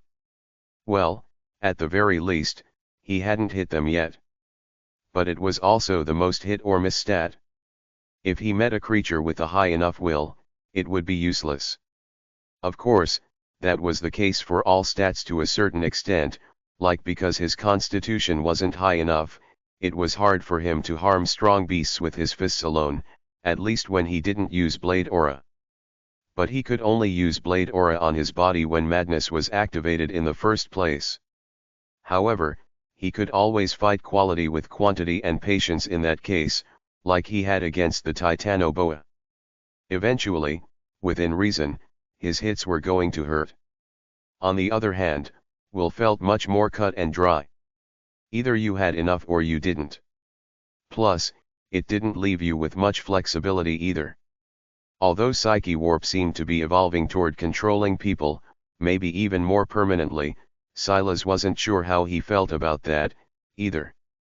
It was a moral conundrum. He could target animals alone, but the conversation he had with Morgan and the others made that feel questionable, especially now that he saw their relative mental stats increasing slowly. Of course, Silas wasn't some agent of morality. If it was the best option, he would take it. He just had no choice but to nitpick at this point. Then there was basic ether flow. Silas had added in the word basic on purpose because he felt it was the most scalable of the three unique genes. So long as he had more intelligence, more will, more charisma, his telekinesis would only grow stronger under its effects. Plus, the description of ether flow made it clear that he would even be able to apply his other gene talents to it and sign Regis. As for the ding on ether flow, well, it was a deviation from his current path. He was using his fists a lot, and he had gained something he could conveniently use his legs with as well. He was moving toward being a pugilist, especially with his unequivocal scorned raps. Could he focus on two things at once? Well, I think that settles it. That reason is horrible because it's a problem that Psyche Warp suffers from as well. Harmonic puppetry is the one that doesn't, but the fact it overlaps with so much is too huge of a ding. When Silas made his choice, he locked it in. Now, he just had to find 50 common genes when all the beasts he had seen until now, aside from the ones in dungeons, only had fragmented ones. Not to mention the fact he had yet to see any wisdom, or mental genes. He hadn't received any will genes in the Slithering Madness dungeon, which presumably focused heavily on it. I'll just have to take it one step at a time. The requirement of 50 common genes was only to unlock the bronze unique gene. It scaled down for the common and fragmented ones. But Silas didn't want to waste this opportunity on a weaker unique gene. Gene crystals were probably even rarer than gene state potions. He needed to optimize his usage.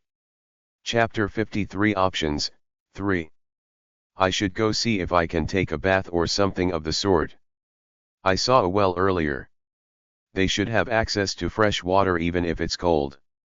Silas preferred cold showers anyway. He wouldn't mind it not being heated. He slipped off of his cot, feeling some of the aches and bruises on his body. But it was already better than it had been yesterday. It seemed that his constitution was doing wonders. The nails on his right hand were already half grown back. Walking out of the large tent, he rounded it, heading toward where he had seen the well. But when he got to the back of the large tent, he heard a splash of water. He looked to the side. There, down in a deep squat, a woman with her back to him threw some water over her shoulder with a cup and almost furiously wiped herself with a rough cloth. He couldn't see much from this angle, but because of her deep squat, he could see some of the curve of her buttocks. But more than that, there were the clear and deep scars she had suffered. It was clear that anyone who could make it so far had dealt with their fair share of struggles. Silas shook his head and looked away. My apologies. Lauren was startled and covered her chest. She looked back to see that Silas was already facing away from her. No, it's not your fault, she shook her head. I didn't expect that anyone would be awake this early. I was a little careless. The well has good water. You can use it to clean yourself if you want. That's what I plan to do, Silas responded. I also wanted to ask if they might have some spare clothes. I'm in tatters. Lauren laughed, pulling on a towel she had to the side and wiping herself down a bit before wrapping it around her armpits. You can look now. Don't worry, I'm not such a prude. I've already prepared myself for much worse in this world, plus I'm already almost 30. I left that phase long ago. Silas turned back, mostly out of politeness. Since she had said as much, he would only make her more uncomfortable insisting on not doing so. Her hair was still wet, but she had a valiantness to her even in such a seemingly vulnerable position. She looked ready to drop her towel and pick up a sword right this moment if she had to, even if it meant going into battle naked. Definitely a woman that had been through a lot. I think, if we can, we should try our best to hold on to as many of our old traditions as possible, Silas replied seriously. Lauren blinked, not expecting this response. Then she smiled. Meaning I should protect my chastity with all my might. If that's what you want, Silas nodded. I only mean that if you wanted to be a prude, don't let this world change who you are. We have to have our own sort of defiance, even in situations like this one. I see, that's an interesting statement. You don't look it, but you're quite the rebel. Rebel. I spent a lot of time as a secretary for people with egos too large to fit through a door.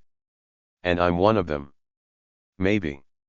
It would depend on whether you can widen that doorway or be crushed by the archway. Silas didn't respond, looking at this woman. It was rare that someone would leave him without the words to respond. Lauren seemed to become a little flustered beneath his look and shook her head. I'm just speaking nonsense, really. Don't mind me. If you don't mind it, you can feel free to use the water I have left. Getting water is difficult in these times, especially with all those beasts surrounding the lake and river, Lauren sighed. It's been months like that. I wonder how many people have died of thirst. Silas grabbed onto a word she used immediately. Months. Lauren reacted with surprise. Did you find another water source? This was her immediate reaction. If Silas didn't know about this, then could it be that he was getting his water from somewhere else? That would be huge. Silas put two and two together immediately. He had been in the dungeon for months. But that was impossible. His soft gene stat was still there, and it would only last for 7 days. Looking at the time, he still had 4 days left. That meant that he could have only used 3 days so far at best. How had months passed on the outside? No, Silas shook his head. It just doesn't feel like it's been that long. I really lost track of time. Ah. Lauren sighed. Yeah, it really is hard without phones and the internet to keep you on track. She shook her head. Anyway, I'm going to go be a prude now and put on some real clothes. She gave Silas a smile and walked past him, holding a bundle of clothes in her hands as she slipped back into the tent. Silas conveniently took the bucket she had used and filled it to the brim at the well. It wasn't like the water was used, this was just the bucket she had been scooping water out of, so he didn't have a problem with using it. He began to clean himself as well, sighing that he still only had a single pair of pants. He should have asked about it last night, but he had to admit that it felt a little weird to have to ask Cassary for things. They had ended on good terms, he thought. But that didn't change the fact they hadn't talked in almost a decade. He didn't want to try to take advantage of a former relationship. Everything in this world was earned, and she had worked for months to get to this point apparently, as had the others.